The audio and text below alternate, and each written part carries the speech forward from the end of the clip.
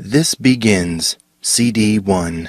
Bismillah ar-Rahman ar-Rahim wa sallallahu ala Sayyidina Muhammad wa ala alihi wa sahbihi wa sallam taslima wa la hawla wa la quwwata illa billahi al-ali al-azim.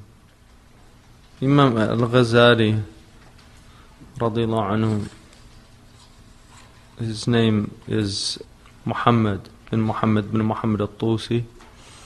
He had the laqab, which is a name that's given usually. People are given a laqab, like Sayyidina Hamza was called Asadullah. And then the kunya is Abu Hamid. But his laqab was Zainuddin, the beauty of the deen. He was born in Tus, in Khurasan, in 450 after Hijrah, which is about 1058. He was born into a very poor family, not poor, extremely poor, but poor. His father was a weaver. And when he died, they were very young, and he put them in charge of a local Shaykh there who was he wasn't an alim by any means, but he was a very righteous man and had some knowledge, and he educated them in their early education. But Imam al-Ghazali, both of them, Ahmad al-Ghazali, who's his brother, became a faqih and also a poet and is noted for his spirituality as well. But Imam al-Ghazali very early on showed his brilliance, and they both entered into the madrasa. That's everything that his father left. He left towards their education. He asked this Shaykh to give them their education, and then he ended up becoming a student. He went to one of the nearby cities and studied, and during that time one of the greatest sheikhs of Islam happened to be in the area. And that's one of the things that you note in Islamic history. In fact, it's really noted in human history. You'll find very often that very brilliant people, they emerge at a time when there are other brilliant people to nurture their brilliance, which is very helpful. So Imam al-Ghazali was very fortunate, and so was Imam al-Juwayni, to have a student like Imam al-Ghazali, because one of the great blessings of a great teacher is to have great students. And Imam al-Ghazali became the student of probably the greatest teacher at the time, who was Imam al-Juwayni, who's called Imam al-Haramain. He was a brilliant Shafi'i faqih. His book in usul is a very important book in usul. And Imam al-Ghazali would go on to actually develop usul and write his own book in usul that surpassed his teacher's book. Imam al-Juwayni was also a great theologian. So Imam al-Ghazali, his genius emerges in fiqh early on, usul al-fiqh, and also in ilm al-kalam. These were the two areas that he was really a master of. And during that time, there was a lot of trouble in the Muslim world for a lot of different reasons, but partly because the period that he was living in was a period in which the creed of Islam was going through some transitions. First of all, the Mu'tazila were still very powerful, and the Mu'tazila, they were rationalists, and they were people that believed that the aql, the intellect, should actually be the criterion by which you judged matters of religion. So you put the Quran under the microscope of the intellect, and the intellect examined the Quran, and then the intellect determined how you viewed everything. And the opposite of that was the traditionist path, which the intellect had very little to do with anything, and we just took revelation. So we took the Quran and we took the Hadith, and we understood them at a literal level, and we don't use the intellect to interfere with that understanding. Imam al-Juwayni was probably in the middle of that, and Fakhruddin al-Razi, a later scholar, said that in the verse that Allah says in Surah An-Nur, in Ayatul Nur, when he says Nurun ala Nur, that this is light upon light, he said it was Wahyun ala al-aqal. It's revelation on the intellect. That revelation illuminates the intellect. So you need both, and there should be a balance in the two. You don't want revelation mujarrad an al-aqal, that doesn't have intellect, but you don't want intellect overriding revelation. Whenever you can't understand revelation by the intellect, you say, oh, it must mean this, because it certainly can't mean that. حتى تعرف الطريق إلى الحضرة الإلهية وتبلغ إلى مشاهدة الجلال والجمال, until you know the road to the divine presence, and you will reach the witnessing of His majesty and His beauty. وتخلص نفسك من قيد الشهوة والغضب, and you free yourself from the constraints of desire and anger. وتعلم أن هذه الصفات لأي شيء ركبت فيك, and so that you will understand why these other qualities were designed in you, why they were placed in you. فما خلقها الله تعالى لتكون أسيرها ولكن خلقها حتى تكون أسراك. So these were not created in you in order for you to be their prisoner, but they were created in you in order to facilitate your journey, to take you on your journey. وتسخرها للسفر, so that you can subjugate it for this journey الذي قدامك, that's in front of you. You have this immense journey in front of you, and that's why you have these. وتجعل إحداها مركبك, so that you can make one of them your vehicle. والأخرى سلاحك, and the other your weapon. حتى تصيد بها سعادتك, in order that you can hunt your joy, your felicity. So one is your beast, and the other is your sword, so that your weapon, so that you can hunt your felicity. That's what you're here in life to do, is to go out and hunt your joy, which is to know Allah subhanahu wa ta'ala and to be in His presence. And that's why you have these things. فَإِذَا بَلَغْتَ غَرَضَكَ فَقَاوَمْ بِهَا تَحْتَ قَدَمَيْكَ. So if you have reached your goal, then struggle with it under your feet. Like when you capture your prey, you have it under your foot. وَارْجِعْ إِلَى مَكَانِ سَعَادَتِكَ, and return to the place of your joy. وَذَلِكَ الْمَكَانِ قَرَارُ خَوَاصِ الْحَضَرَةِ الْإِلَهِيَّةِ, and that place is the place of the elect of this divine presence. وَقَرَارُ الْعَوَامِ دَرَجَاتُ الْجَنَّةِ. So the elect, their final abode is this divine presence, and the common people is the different degrees of paradise.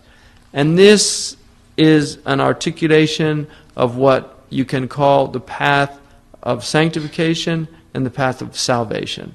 The path of sanctification is the path of the elect, which is to literally struggle in this life for a sanctified soul, so that you actually purify yourself in this world and you're free of the dross of your humanity in this world. And that's the path of the awliya, the path of the khawas, the path of the people, what we call in English the saints. These are the saints. And these are the people that are in the divine presence. They're in the divine presence here. And this is the path that the Prophet ﷺ definitely tread. And this is the path of the majority of his companions. And in fact, all of his companions, if you use the meaning of the companions, which is specific to a certain group of the people, of the Sahaba. But certainly the majority of his companions. It's enough just to have seen the Prophet ﷺ to have arrived. So those who saw him and truly believed in him, they were sanctified just by that, by seeing and being in the company of the Prophet ﷺ, in that presence. So the path of salvation is people that just get into paradise. And there's nothing belittling about that at all. وَمَنْ زَحِزِحَ عَنِ النَّارِ فَقَدْ فَازَ. If you're just وَأُدْخِلَ الْجَنَّةَ فَقَدْ فَازَ. Whoever is removed from the hellfire, entered into paradise, he's had foes, victory. So, but those are the two paths. فَتَحْتَاجُ إِلَى مَعْرِفَةِ هَذِهِ الْمَعَانِ حَتَّى تَعْرِفَ من نفسك شيئا قليلا فكل من لم تعرف هذه المعاني فنصيبه من القشور لأن الحق يكون عنه محجوبا. So you need to have knowledge of these meanings so that you know from yourself a little bit, because whoever does not know these meanings, all they have is the outward, the shells. They have just the shells of this teaching. لأن الحق يكون عنه محجوبا, but they're veiled from the reality, from the truth. So that's the first chapter of كمية السعادة. جزاك الله خيرا.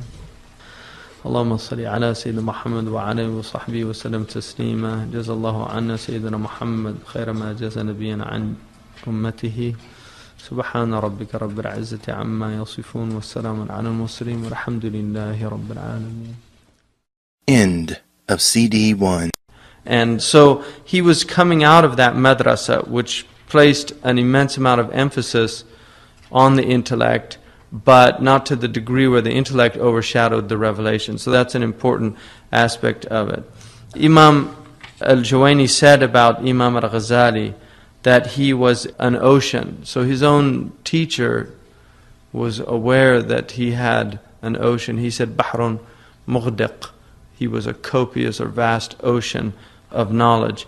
And what's really extraordinary about him, I think, is despite his brilliance, he was somebody who was incredibly introspective and aware of his internal states, which is often very rare in people. You can have the most brilliant person, but they're completely oblivious to their inward state. And you'll see this if you've gone to a university. You have professors that are obviously very brilliant, but they're not aware of their own internal states. They can be arrogant and be completely unaware of it. And he was arrogant. Imam al-Ghazali was somebody he belittled people. His genius was such that he never lost an argument. If he was in any type of debate, he just floored his opponents. And he became very big-headed and aware of his brilliance and aware of his superiority over other people. He was extraordinarily eloquent in both Arabic and Persian. And so when he gave talks, people were just in complete awe of his ability to speak.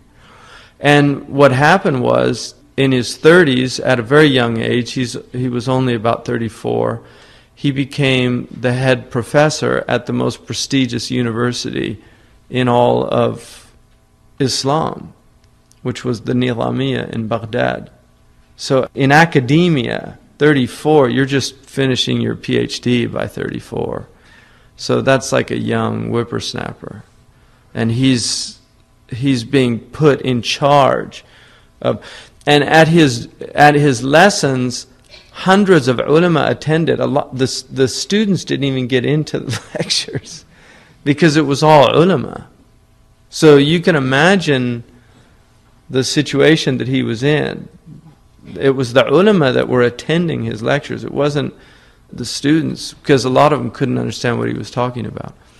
So the thing about Imam al-Ghazali, I mean, this is really an unusual. Every discipline that he learned, he would write a book in it, and that book would become the definitive book of that discipline. In every single subject, he became the authority of that subject during his time. And just to give you an example, he wrote a book called Maqasid al-Falasifa, meaning the intention, the aims or ends of the philosophers. He learned philosophy in 2 years, he said, in his autobiography, in his spare time. When he says he learned philosophy, that meant he learned what philosophy was at that time. In other words, he knew the subject of philosophy, because at that time philosophy was limited.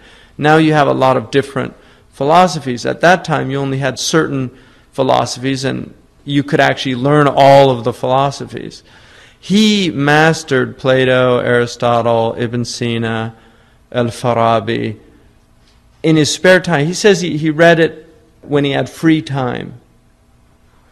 And then he wrote this book called Maqasid al-Falasifa. And the book was like a bestseller because he explained the philosophers better than they could explain themselves. And some of the ulama actually criticized him for making philosophy much more accessible than it had been before him. Because suddenly it was philosophy for dummies. You know, he made it so clear that everybody could understand it. And people suddenly thought, oh, he's a philosopher. He's joined the ranks of Al-Farabi and Ibn Sina, who were not considered to be within the Sunni matrix at that time. So he wrote this book, but he followed the book up with a book called Tahafut al-Falasifa, which is the incoherence of the philosophers. And the reason he did that was he wanted first to make sure everybody knew that he knew philosophy. And then he wanted to deconstruct philosophy. So he put a book out to let everybody know, okay, and so all the philosophers read it and they said, Muhammad, you know, he's quite a philosopher. And then he wrote a book to say, here's what's wrong with philosophy. So he showed them, and people don't realize the service that he did for Islam, because philosophy was threatening Islam. And that's why he did it. He says that he didn't find anybody else amongst the ulama that was doing that. And he felt an obligation to do that. So he did that. And he wrote a book called Tuhafat al-Falasifa. And he also did a great favor because he went through philosophy. He defined 6 branches of philosophy.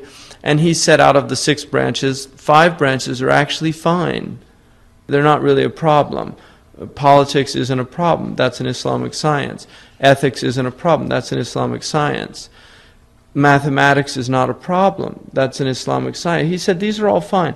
But when we get into what's called metaphysics, we have a problem. And then he identified 20 problems within metaphysics in philosophy. And from those 20 problems, he identified 3 problems in particular. And he wrote that in his Tahafut al-Falasifa, that the philosophers are a problem because they believe in the eternity of the world. They don't believe that the bodies are resurrected. And they don't believe that Allah knows particulars. They believe He knows universals. So he refuted and he did it using logic, because that's also one of the branches of philosophy. He said not only was logic not a problem, he said it was actually a fard kifaya, which was quite radical at the time as well. And that Ibn Taymiyyah took case with Abu Hamid al-Ghazali, because Ibn Taymiyyah said that mantiq, logic, should not be used in kalam, in theology. And he actually makes a brilliant case for it. And he probably preceded a modern understanding of one of the problems with logic that nobody had identified earlier, Ibn Taymiyyah. So actually Ibn Taymiyyah's contribution to the attack of logic is really important too, because Ibn Taymiyyah noted that one of the problems with logic is there's presuppositions in logic that are never challenged. Nobody really noticed that you have to believe certain things within the framework of logic before logic becomes useful. So what he was saying is the first principles of logic are not really being questioned, and that's a problem because they can be questioned. And that's a very modern idea. Imam al-Ghazali said logic was fine. It was basically just a method for reasoning. It was a heuristic tool that somebody could learn and then use in their reasoning. And he said he felt it should be fard kifaya, because if people don't know how to reason, they're susceptible to flaws in their reasoning. And also, the sophistical reasoning, which is logically flawed reasoning, is very common. And if you don't learn the problems that go with reasoning, you can fall into them very easily, like a common flaw that's used in people's arguments is what they call an ad hominem attack, for instance, where you're not really attacking the argument, you're attacking the arguer. So people will reject what somebody says because of who it is. And there are many others that he felt people should learn. And then he wrote a book on logic, which became a very popular book also. So he wrote this Tahafut al-Falasifa, and some people say that he struck philosophy a blow in the Muslim world that it never recovered from. That's been an argument. And some people say that Imam al-Ghazali, it's actually problematic what he did, because philosophy was something that was beneficial, and about 100 years later, one of the great Andalusian scholars, Ibn Rushd, the grandson, not the grandfather, Ibn Rushd of Qurtuba, wrote a book, Tahafut al-Tahafut, The Incoherence of the Incoherence, which was a refutation of Imam al-Ghazali's book. And that book was taken up, oddly enough, in the West. So that became a major, major intellectual landmark in the West. The West did not take Tahafut al-Falasifa, they took Tahafut al-Tahafut.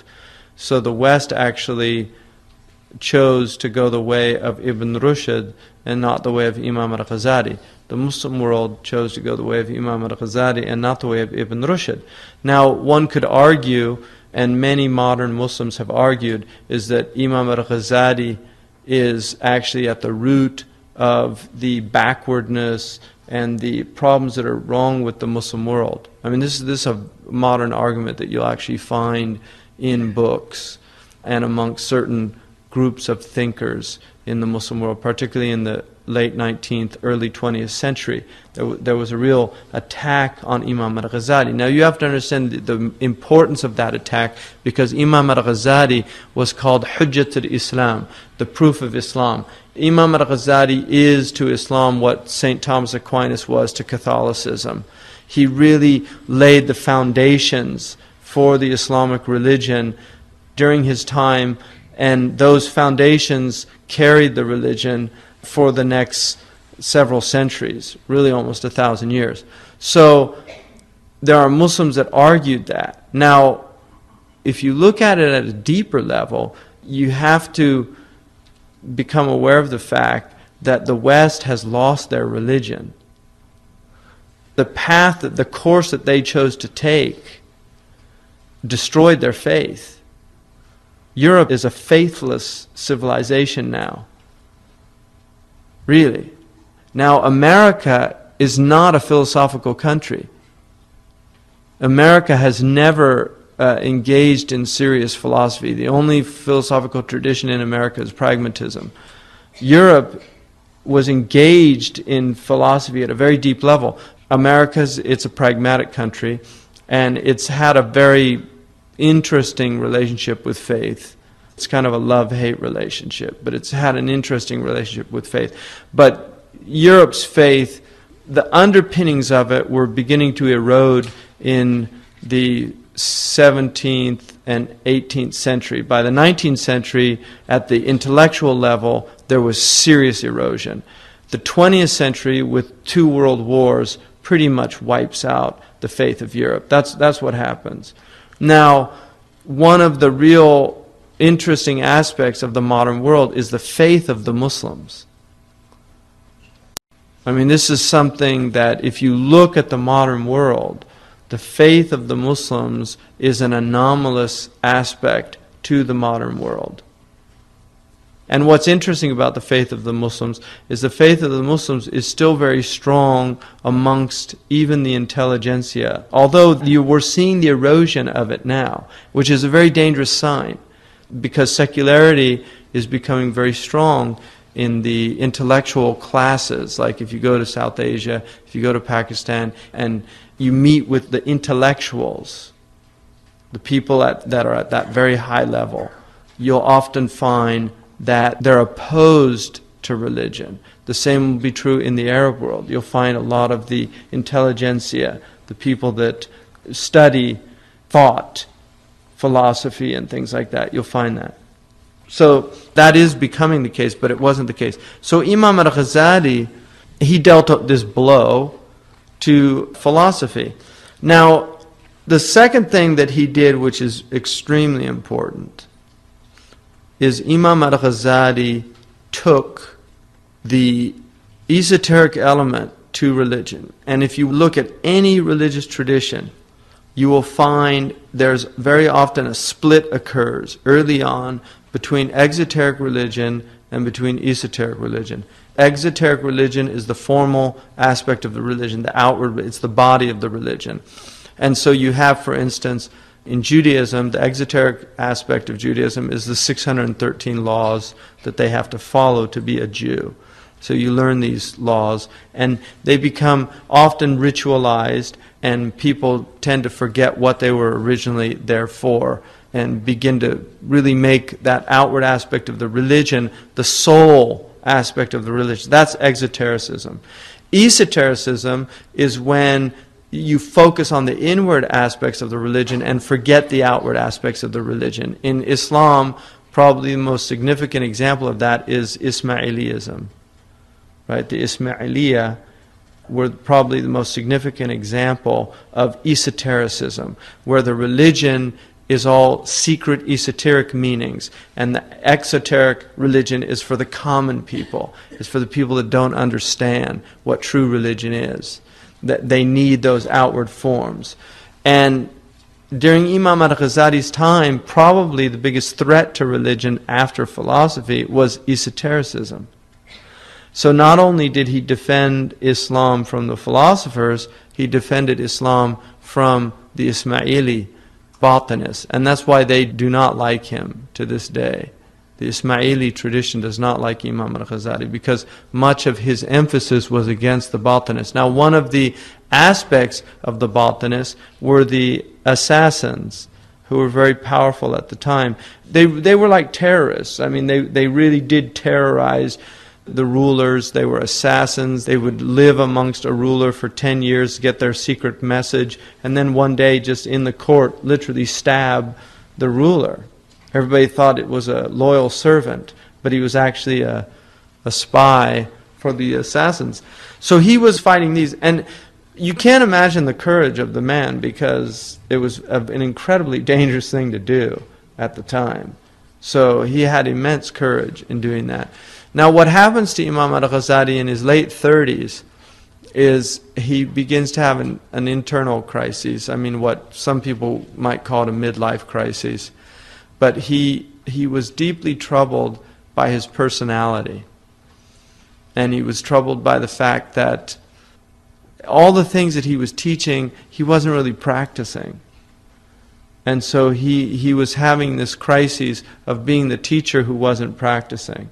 One of the things that he says in the Ihya is he says, the zakat of wa'al, the zakat of being a preacher, is itti'al, is practicing what you preach.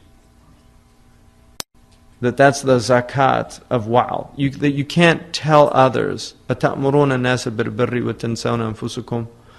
You know, the Quran says, do you command people to righteousness and you forget about yourselves? And he was aware of that he was teaching and he wasn't practicing. And it was really troubling him, and his personality was bothering him. He noticed that kibr, the Quran says that avoid the outward sins and the inward sins, right? ظاهر الإثم وباطنه.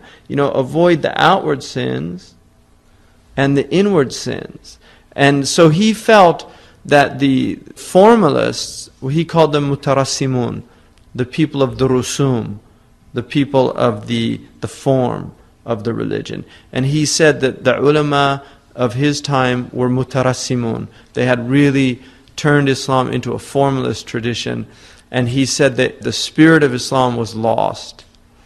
And he said the esoterics, on the other hand, had removed the form and had this esoteric tradition that didn't have the protection of the exoteric tradition. So he saw this crisis in Islam, that the inward and the outward were not unified.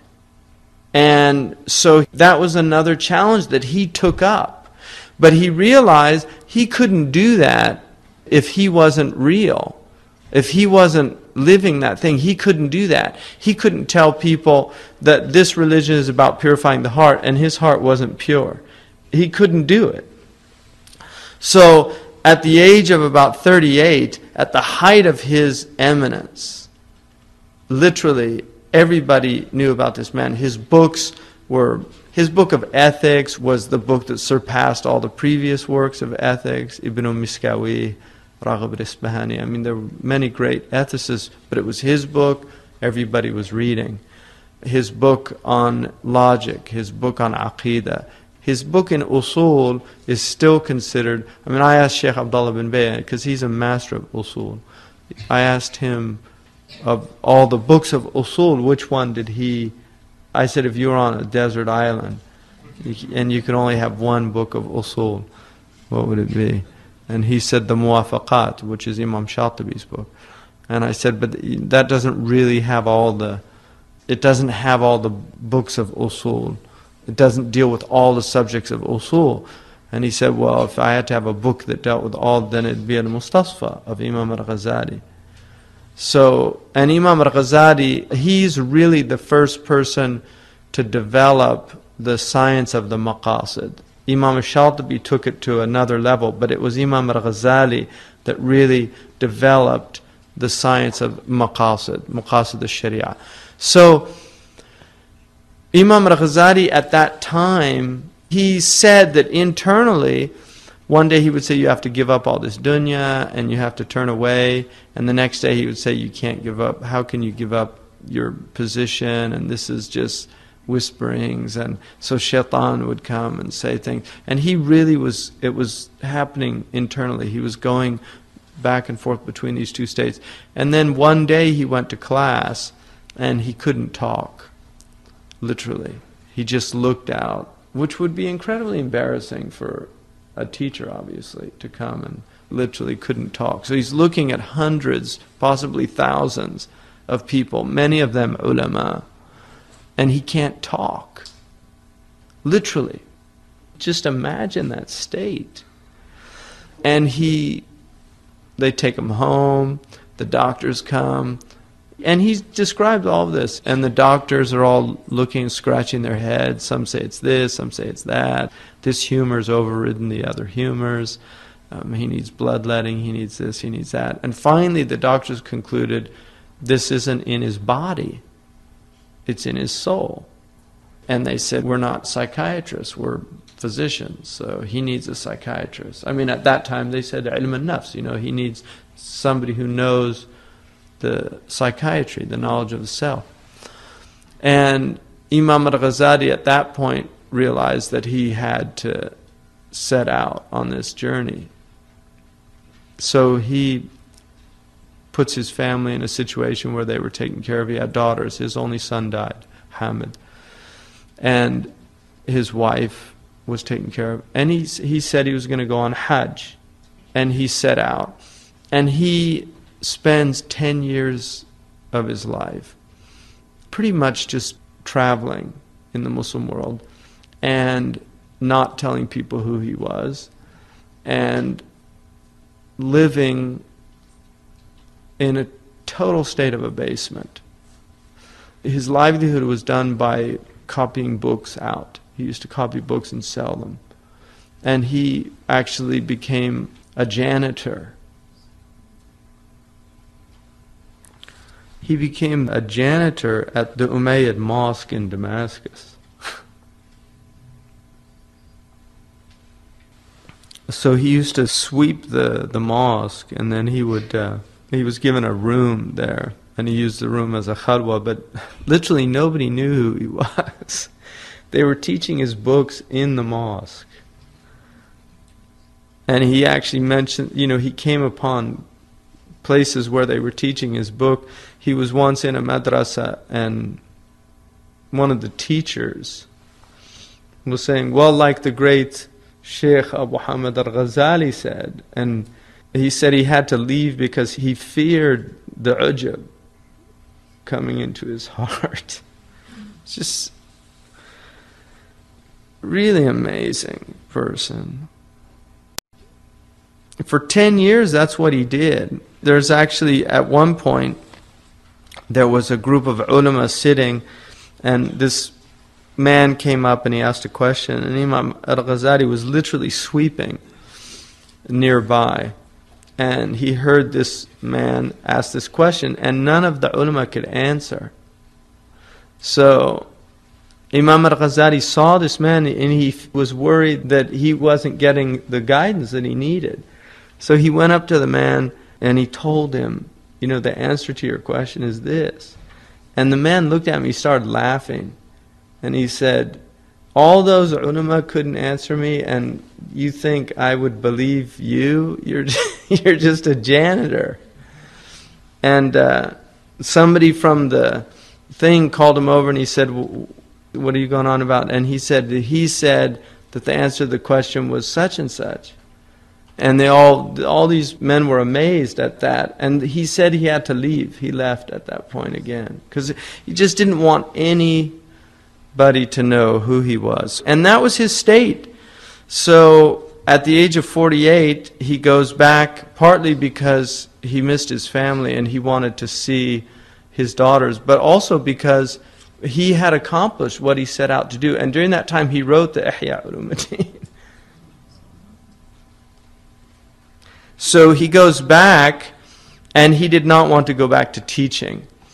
And he actually went back to Nisapur, he went back to Tus, to his city, and he set up a little place. And then because the ruler there imposed upon him to teach, he started giving some public classes. But he basically had just private teaching. And during that time he wrote Ayyuhal Walad, and he wrote a few other books during that time. But one of the scholars at that time who had known him, Abdul Ghafir al-Farisi, said that I remembered what an arrogant and pompous person he was. And I'd heard that his character had completely transformed, and I didn't believe it. So I wanted to go see. And he said that he went, and he watched him, and he said, initially I thought that he was just faking it. كان يتكلف تواضعا, that he was just faking this humility. And he said, as I watched the man, I began to realize that he was completely transformed as a person. And so Imam al-Ghazali wrote this book, Ihya Ulumuddin, and in this book, what he did was he joined the esoteric and the exoteric aspects of Islam. He did something nobody had done before, which is he made a book of fiqh. Like he has Bab al-Tahara, he has Bab al-Zakat, Bab al-Siyam. He made a book of fiqh into a spiritual treatise. So instead of learning the formalistic rules of fasting, he was also teaching the secrets of fasting, why you're fasting.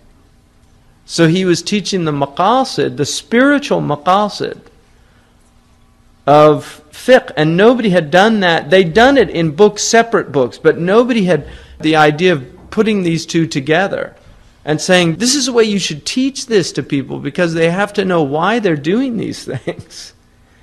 Because if they don't know why they're doing them, you'll turn this religion into this formalistic, meaningless ritual in which people don't know why they're doing these things. They don't know what the purpose of it is. So that's what he did. And it's really this incredible contribution to the Islamic tradition. And for that reason, the Ihya was taught all over the Muslim world and really became one of the most important books. Many scholars said that that was really the only book after the Quran that people needed. Many, many scholars have said that. If you look at the Yemeni tradition, like the way they teach in Tarim, the entire tradition is based on the Ihya. I mean, literally, the entire tradition. Imam al-Haddad, all of his books are based on the Ihya Ulumuddin and on the books of Imam al-Ghazali. So that's his contribution, and people have no idea. I don't think they have any idea of this man's stature in the history of Islam, but also that he has this incredible honor of being literally the man who saved Islam. That is who Imam al-Ghazali is. He's the man who saved Islam. And even though Islam is Allah's religion, He protects it nonetheless through people. And that's the man that Allah subhanahu wa ta'ala used to do that. And the reason, which is very clear, I think, is because of his ikhlas. And that's really the focus of his entire work, is he is saying, if you should do one thing in your life, it's to get ikhlas. That's really the whole point, is to be sound in your heart. And if you do one thing in your life, you should do that. And all of the accolades that go with life, all of the positions that go with life, all the things that people strive after, what he is saying is all of those things are completely irrelevant if you have not worked on your heart. Not only are they irrelevant, they will destroy you. And so he was willing to completely give up all of that out of fear of being destroyed. Because he says very clearly, I was afraid of my soul falling into perdition. I was afraid of being firewood for the hellfire. He states it very clearly that was my fear, and I was willing to do anything to remove myself from that state.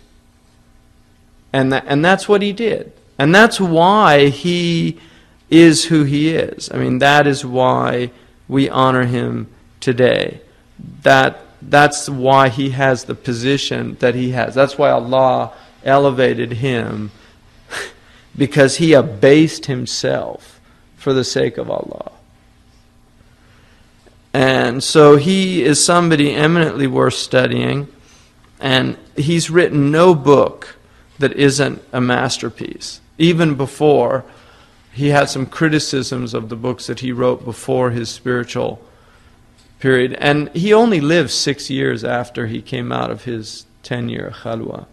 He died the same age as his teacher, Imam Shafi'i. Not his direct teacher, but he did not live to be 80 or 90. I mean, we couldn't even imagine what he would have produced. He wrote over 200 books. So we couldn't even imagine what he would have produced had he had a very long life. But he had a life obviously filled with barakah. So he wrote a book, and this is his Arabic version of it. He wrote a book called Kimya Sa'ada, which means the alchemy of happiness. And he wrote this book, it was in Persian, the initial book, and he wrote it for common people. It's an abridgment of his Ihya. But then he wrote a very small Arabic treatise, which he called Kimya Sa'ada, also, the alchemy of happiness, about the heart. And he begins it, Alhamdulillah, الذي أصعد قوارب الأسفياء بالمجاهدة. Praise be to the one who elevated the bodies of the purified ones with struggle. So بالمجاهدة, he elevated the asfiya, the people. وأسعد قلوب الأولياء بالمشاهدة. He engendered happiness in the hearts of the awliya with witnessing, mushahada, witnessing, divine witnessing. وحل ألسنة المؤمنين بالذكر, and he ornamented the tongues of the believers with remembrance. وجل خواطر العارفين بالفكر, and he cleared the thoughts of the Gnostics, of people who know, with meditation. وحرس سواد العباد عن الفساد, and protected the majority of his servants from corruption.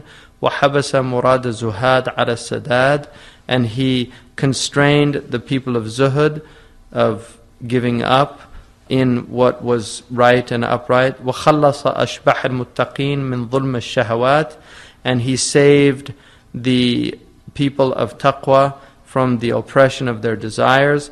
وصف أرواح الموقنين عن ظلم الشبهات, and he purified the spirits of people of certainty from the oppression of doubtful matters.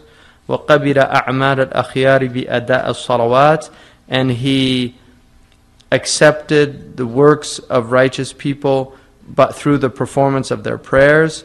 وأيد خصال الأحرار بإسداء الصلات, and he helped the qualities of free people, the virtues of free people, by giving them connection to him. وأيد وأحمده حمد من رأى آيات قدرته وقوته. I praise him the praise of one who sees the signs of his power and his strength. وشاهد شواهد من فردانيته ووحدانيته, and witnessed the witnessing of his uniqueness and his unity. وطرق طوارق سره وبره, and has traversed the paths of his secrets and of his bir, of his righteousness. وقطف ثمار معرفته من شجر مجده وجوده, and has picked the fruits of his knowledge from the tree of his glory and his generosity.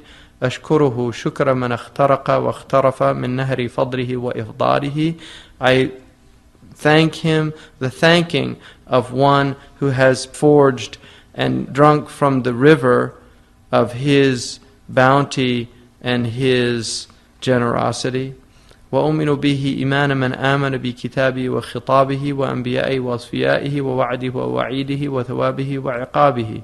And I believe in him the belief of a man, of someone who believes in his book, in everything that he has stated, in his prophets, in his pure ones, in his promise, in his threat, in his reward, and in his punishment. وأشهد أن لا إله إلا الله وحده لا شريك له. And I testify that there's no God but one true God, Allah, the unique, who has no partner. وَأَشْهَدُ أَنَّ مُحَمَّدًا عَبْدُهُ وَرَسُولُهُ. And I testify that Muhammad is his servant and his messenger. بَعَثَهُ لِأَصْلَابِ الْفَسَقَةِ وَالْفَجَرَةِ قَاسِمًا. The one who sent to the children of the wretched and the profligates as one who breaks their back. وَلِعُرَى الْجَاحِدِينَ وَالْمَارِقِينَ فَاصِمًا. And to the handles, or those things that the atheists and the heretics cling to break it. وَلِبَاغِيَ الشَّكِّ وَشِرْكِ قَاهِرًا. And to the transgressor with doubt and shirk, who overwhelms them. وَلِيَتْبَعَ الْحَقِّ وَالْإِحْسَانِ نَاصِرًا. And for those who follow the truth and virtue, he gives victory. فَصَلَوَاتُ اللَّهِ عَلَيْهِ وَعَلَى آلِهِ وَأَصْحَابِهِ أَجْمَعِينَ. And then he says, in the beginning of this book, فَصْلٌ فِي مَعْرِفَةِ النَّفْسِ, the chapter on knowledge of the self. اعلم أن مفتاح معرفة الله تعالى هو معرفة النفس كما قال سبحانه وتعالى سنريهم آياتنا في الآفاق وفي أنفسهم حتى يتبين لهم أنه الحق. Know that the key to knowledge of Allah, the Exalted, is knowledge of yourself. Allah says, glory be to Him, we will show them our signs in the horizon and in themselves, on the horizon and in themselves, until this becomes clear to them that it's true. وَقَالَ النَّبِيُّ صَلَّى اللَّهُ عَلَيْهِ وَسَلَّمَ مَنْ عَرَفَ نَفْسَهُ فَقَدْ عَرَفَ رَبَّهُ. Whoever knows, and the Prophet ﷺ said, it's generally not considered a hadith. Some of the ulama do consider it a hadith, but it's generally not considered a hadith, but it is a sound statement. Whoever knows his self certainly knows his Lord. And it's said that it's a statement of Yahya ibn Ma'ad al-Razi. And Imam al-Nawawi said it's not thabit. This is not a confirmed hadith. And some of them said it means whoever knows his self, man arafa nafsuhu bil-huduthi, arafa rabbahu bil-qidam. If you know that you're finite, you know your Lord's infinite. If you know that you're created, you know your Lord's uncreated. There are many interpretations of that statement, but generally some of the ulama actually wrote entire books just explaining that statement. So Imam al-Ghazali, if there was one area that he was not considered a master in, it's the science of a hadith. But I will say that by today's standards, he would probably be the greatest muhaddith alive. So when he says he wasn't a master of hadith, and he says that himself, it doesn't mean in any way that he didn't know. He knew hadith very well, but he was at a time when the great collections of hadith had already been gathered. So a lot of people tended to focus on fiqh, particularly usul, and on kalam. So that was his environment. But towards the end of his life, he did begin to seriously study ilm al-hadith. That was one of the things that he was doing at the last portion of his life. So those who criticize his knowledge of hadith are ignorant. And another thing that's important to remember, many of these ulama had their own chains. They had studied, they'd taken hadith. There are many, many hadiths. This is why Hafid al-Iraqi, who did a critical edition of the Ihya and looked at all the hadiths in the Ihya, will often say, "Lam ajid lahu asla." I didn't find a source for this hadith. They don't say "la asla lahu," which is a very common thing. Modern hadith writers who criticize hadith will say "la asla lahu." There's no origin for this hadith. Whereas these people knew that there are hadiths, we might not know the chain. So they would say, I didn't find a source for this hadith. Or if they knew it was fabricated, I mean, there are hadiths that are fabricated, and we know they're fabricated, and who fabricated them, then they would say it's mawdu'. So he does have weak hadiths in his collection. But again, like many of the scholars have pointed out, he was not doing anything that people did not do at his time. Weak hadiths were used in Fadail al-Amal, and most of the books of exhortation were filled with weak hadiths. Even the greatest of ulama have books with even the people that accused him of having weak hadiths have books with weak hadiths in them.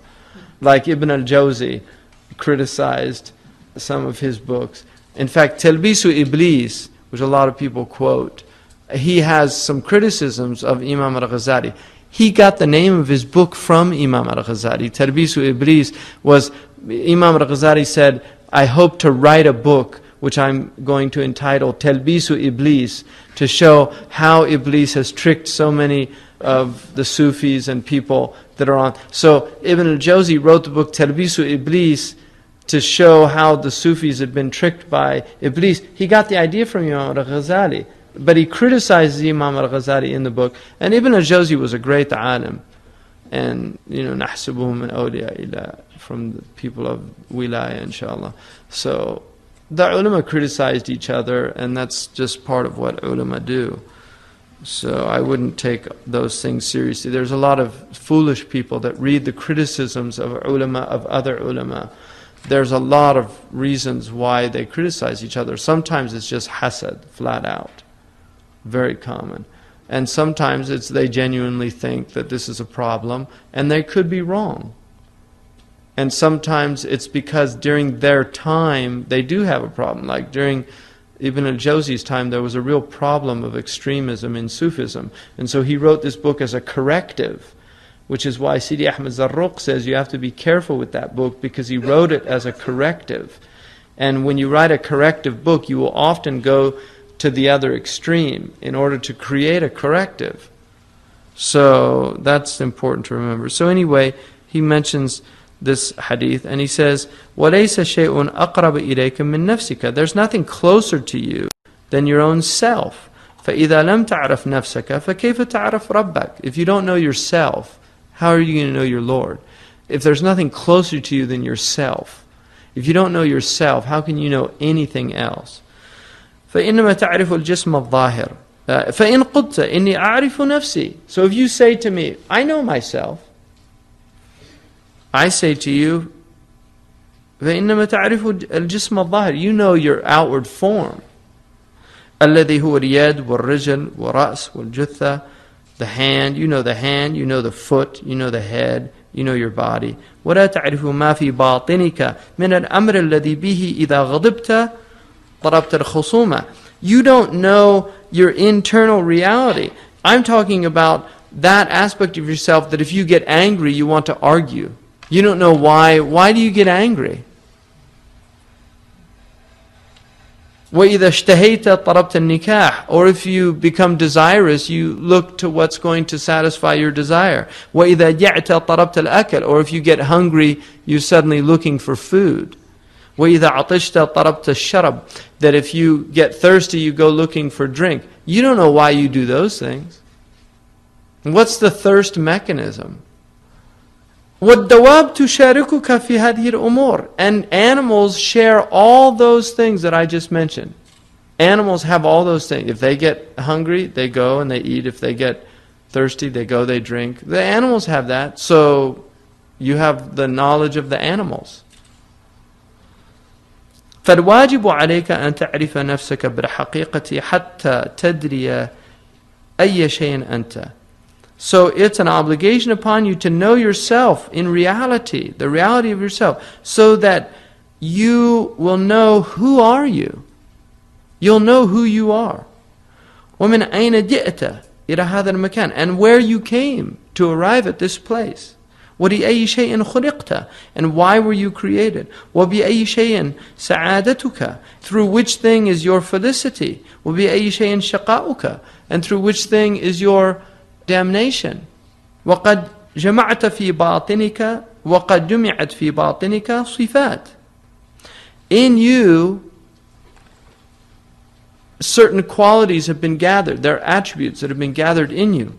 مِنْهَا صِفَاتَ الْبَهَائِمِ, amongst them the qualities of ruminants, like goats and cows and sheep.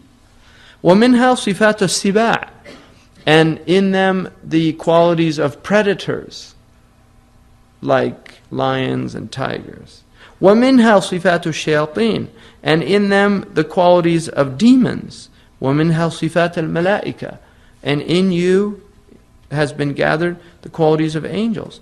فَالرُّوحِ حَقِيقَةُ جَوْهَرِكَ وَغَيْرُهَا غَرِيبٌ مِنْكَ وَعَارِيَةٌ عِنْدَكَ. The ruh is the reality of your essence, the spirit. That's the reality of your essence. You're not a body. The reality of your essence is the ruh, and everything other than that is alienated from you. It's a stranger, and it's only borrowed. It's on loan. It's عارية. That's all it is. It's a loan. فَالْوَاجِبُ عَلَيْكَ أَن تَعْرِفَ هَذَا. So it's absolutely necessary that you know this. وَتَعْرِفُ أَنَّ لِكُلِّ وَاحِدٍ مِّنْ هَؤُلَاءِ غِذَاءٌ وَسَعَادَةٌ. And to know that each one of these qualities that are there, the ruminants, the predators, the demons and the angels, they have nourishment and they have joy. So each one of them has something that nourishes them, strengthens them, and also makes them happy. فإن سعادة البهائم في الأكل والشرب والنوم والنكاح فإن كنت منهم فاجتهد في أعمال الجوف والفرج. So the joy of the ruminants is eating, drinking, sleeping, and copulation. That's the joy of the ruminants. So if you're one of those, then exert all your effort in the works of your stomach and your genitals, if that's who you are. وَالسَّعَادَةُ السِّبَاعِ فِي الضَّرْبِ وَالْفَتْكِ. And the joy of the predators is in attacking and ripping the flesh. وَسَعَادَةُ الشَّيَاطِينِ فِي الْمَكْرِ وَالشَّرِّ وَالْحِيَلِ فَإِن كُنْتَ مِنْهُمْ فَاشْتَغَلْ بِاشْتِغَالِهِمْ. And the joy of the demons is in trickery and evil and strategies and machinations. So if you're one of them, then occupy yourself in what they're occupied in. وَالسَّعَادَةُ الْمَلَائِكَةِ فِي مُشَاهَدَةِ جَمَالِ الْحَضَرَةِ الرُّبُوبِيَّةِ وَلَيْسَ لِلْغَضَبِ وَالشَّهْوَةِ إِلَيْهِمْ طَرِيقٌ. And the joy of the angels is in witnessing the beauty of the divine presence. And there's no room for anger or for lust or desire. They have no inroad into these. فَإِن كُنْتَ مِنْ جَوْهَرَ الْمَلَائِكَةِ فَاشْتَهِدْ فِي مَعْرِفَةِ أَصْلِكَ. So if you are from an angelic essence, then struggle to know your source.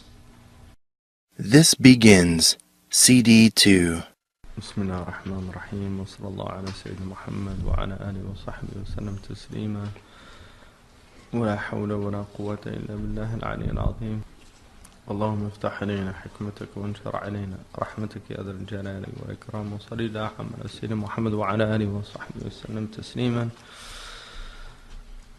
اللهم علمنا ما ينفعنا. So yesterday we looked at the section on Ma'rifatun Nafs, knowledge of the self, and why it was important. And then he talked about the different types of attributes that are in people, the ruminant attribute, the predatory attribute, the demonic and the angelic. And then this section he begins by saying, Bismillah ar-Rahman ar-Rahim, إِذَا شَئْتَ أَن تَعْرِفَ نَفْسَكَ فَاعْلَمْ أَنَّكَ مِنْ شَيْئَيْنِ. If you want to know yourself, know that you're composed of two things. الأول هذا القلب. The first is the heart. والثاني يسمى النفس والروح. And the second is called the nafs or the ruh. والنفس هو القلب الذي تعرفه بعين الباطن. And the nafs is the heart that you know through the inward eye. So the nafs and the heart really are the synonyms for the same thing. وحقيقتك الباطن. Your reality is the internal reality. لأن الجسد أول وهو الآخر. Because the body is the first, but the heart is the end. It's the last. والنفس آخر وهو الأول. And the self is the end, and it is the first, meaning the heart. So the body is the beginning of this world, this experience, but the heart precedes it. And in the end, it's the heart that you take with you into the next world. So the heart is the first and the last in reality. وليس القلب هذه القطعة اللحمية التي في الصدر من الجانب الأيسر. And the heart is not this lump of flesh that's in your breast inclining towards the left side. لأنه يكون في الدواب والموتى. Because this is shared by animals and dead things. وكل شيء تبصره بعين الظاهر فهو من هذا العالم الذي يسمى عالم الشهادة. And everything that you can see with the outward eye is from this world, and this world is called the عالم الشهادة. So you have عالم الغيب and you have عالم الشهادة, and Allah subhanahu wa ta'ala says that He created both. So everything that you can see, He's saying, is from عالم الشهادة, the world that's witnessed or experienced. Now, that includes things that we can see through machinery. I mean, you had in the 19th century, you had some of these rationalists who attempted to say, for instance, that the shayateen were microbes and that the unseen was really all of this microscopic world and things that we can't see anymore. So you had a trend among some of the scholars to try to do that. But all of that is part of the mulk. Everything that we can see or even understand through material means. So modern physics, all of these type of things that enable us to know about subatomic particles, about all of this mulk, which is the dominion here, it's material world. So he says, وَأَمَّا حَقِيقَةَ الْقَلْبِ فَلَيْسَ مِنْ هَذَا الْعَالَمِ. But the reality of the heart, which is consciousness really, what he's talking about is consciousness. And in the West, you have a trend for some time now that has been trying to prove the biochemical foundations of consciousness. They want to prove that consciousness is actually material. This is the idea of mind and matter. And part of the reason they want to do that is because consciousness is a problem. It's a metaphysical problem. I mean, I was at a martial arts studio where one of my sons was taking a class. And I started talking with one of the other parents, and he was a biochemist, PhD from Berkeley. He was teaching biochemistry. And he asked me what I did. I said I taught religion and ethics, and I said I'm on the other side of the coin. And he said, well, maybe less so than you think. And I said, what do you mean? And he said, well, consciousness, we can't really explain that, can we? So he was a biochemist recognizing that problem of consciousness. It's a problem in science. Where does our consciousness come from? How do we know anything? Where does infinity come from? Where does that concept come from? Animals don't have that. Why can we even think of something like infinity? Infinity is not, we don't see it anywhere. We're temporal, we're in the world. But we can come up with concepts like that. That's consciousness. How can we even think about God? Just the idea of being able to contemplate God is an extraordinary thing. One of my favorite quotes is Einstein said, "The only incomprehensible thing to me about the universe is its comprehensibility." That is an amazing statement. The only thing incomprehensible to me about the universe is its comprehensibility. How are we able to know the universal law of gravity? I mean, how is the human consciousness capable of something that extraordinary to understand the universal law of gravity? How do we know about strong and weak nuclear forces? How do we know about electromagnetism? How are those concepts even comprehensible to the human intellect? Because the intellect was designed to know them. اعلم أن الشهوة والغضب خادمان للنفس جاذبان يحفظان أمر الطعام والشراب والنكاح لعمل الحواس. Know that the desire and the ghadab, the irascible and the concupiscent souls, are fetching servants of the nafs. They're fetching servants. They're the ones that get what you need. They protect you in matters of food, drink, copulation, for the labor of the senses. Because you need those things in order for you to be well. ثُمَّ النَّفْسِ خَادِمَ الْحَوَاسِ. And then the soul is the servant of the senses. شَبَكَةَ الْعَقَلِ, which is the net of the intellect. وَجَوَاسِيسِهِ. So the senses are the hunting net of the intellect. It's how the intellect knows.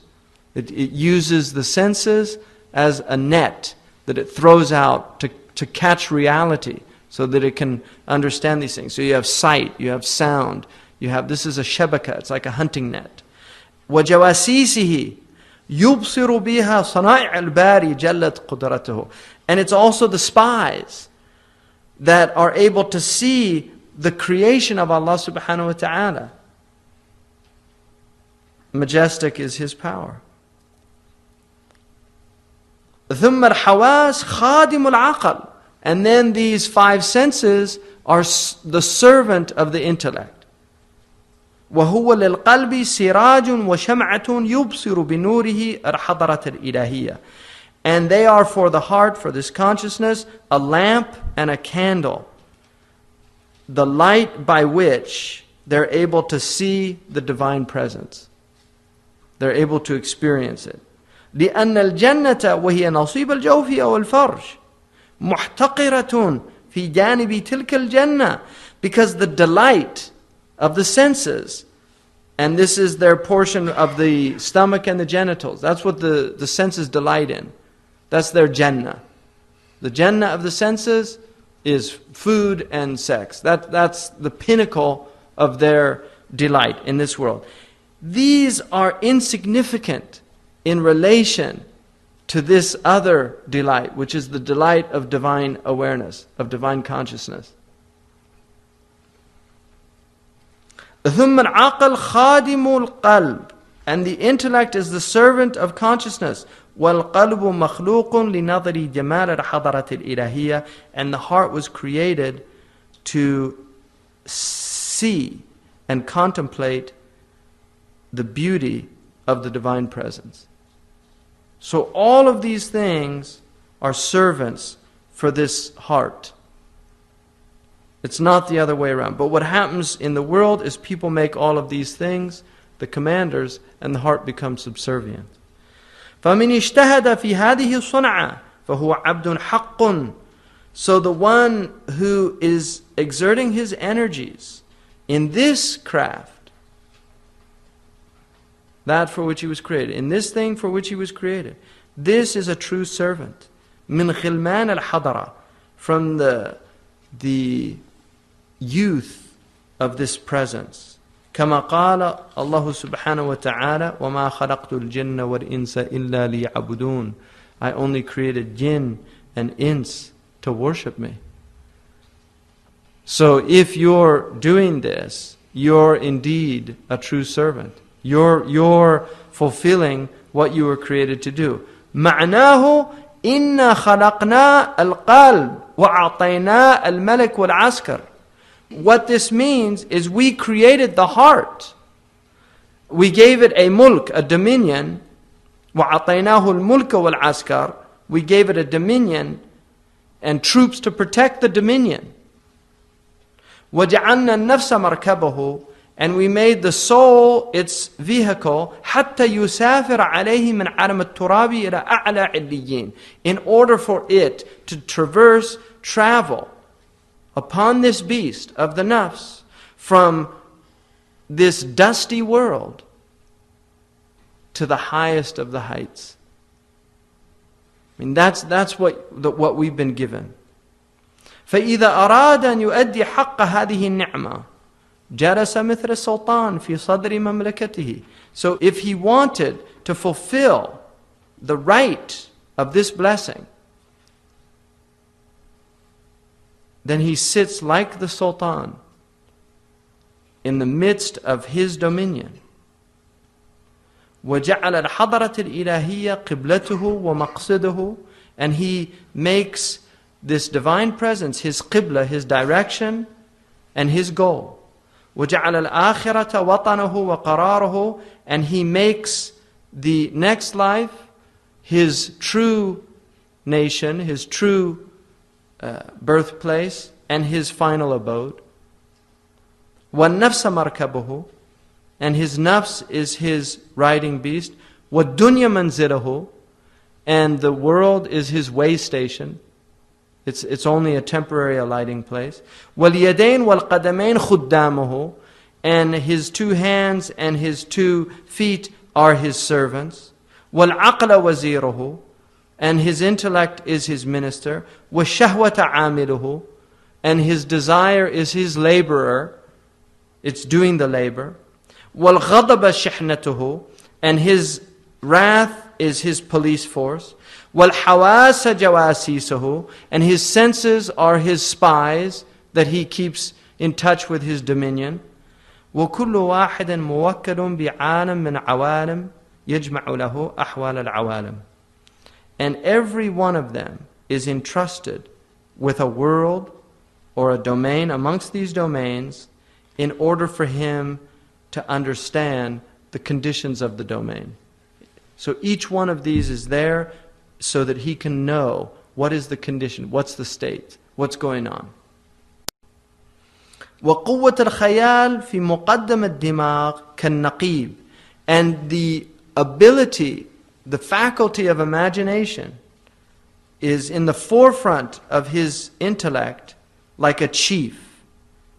يَجْمَعُ عِنْدَهُ أَخْبَارَ الْجَوَاسِيسِ. It's able to gather the information of the jawasis. So what he's saying is your neocortex it's in the front, this quwwa al-khayal, this incredible ability that is unique in the human being.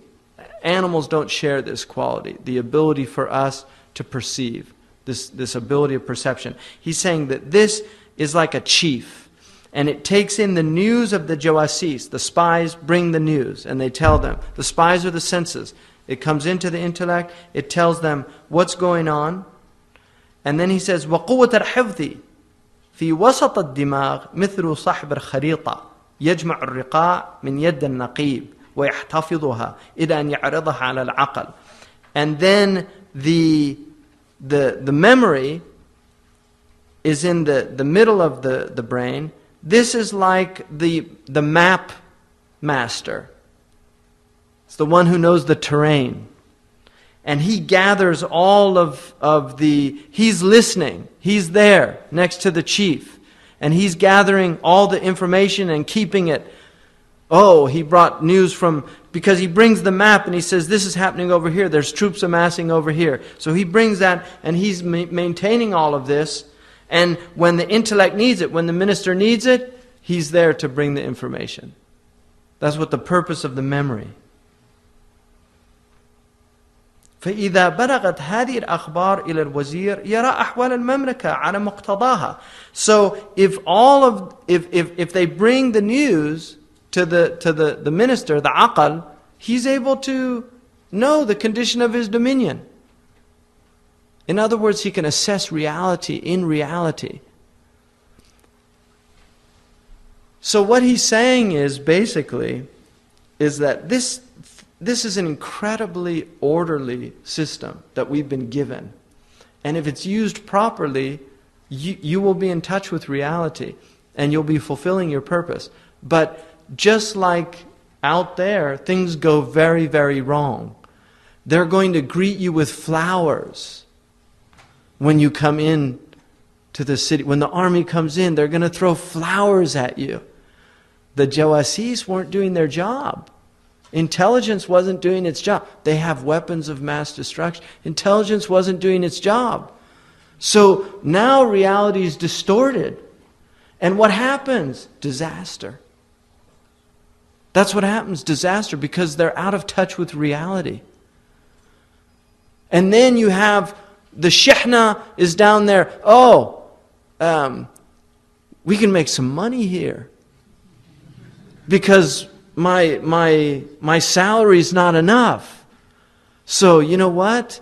I know the minister. We can get I can get a contract with you. The police force needs new guns. It doesn't need new guns, but I'm going to say that it needs new guns because I'll get my 10% when we buy the new guns from such and such corporation that's making the guns. So now it's all out of control. That's what happens. That happens inside the cell. So you're looking outside and you're thinking, oh, look at all these problems in the world. It's all messed up. No, you're messed up. Seriously, you're a reflection. All of that is reflecting to us our inner states. The same confusion that reigns outside is reigning inside. And that's why the reality outside is just expressing the reality inside of the human condition. This is the state that human beings are in. Because they're not following this incredible order that was given to them. In fact, worse than that, they're even denying it. Just deny it flat out. That there's an order here. So if you want to understand why there's chaos outside, you just need to understand the chaos inside.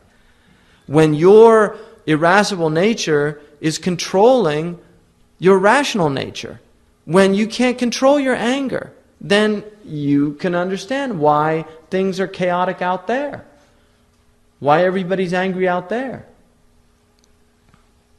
فإذا رأيت واحدا منهم قد عصى عليك مثل الشهوة والغضب فعليك بالمجاهدة.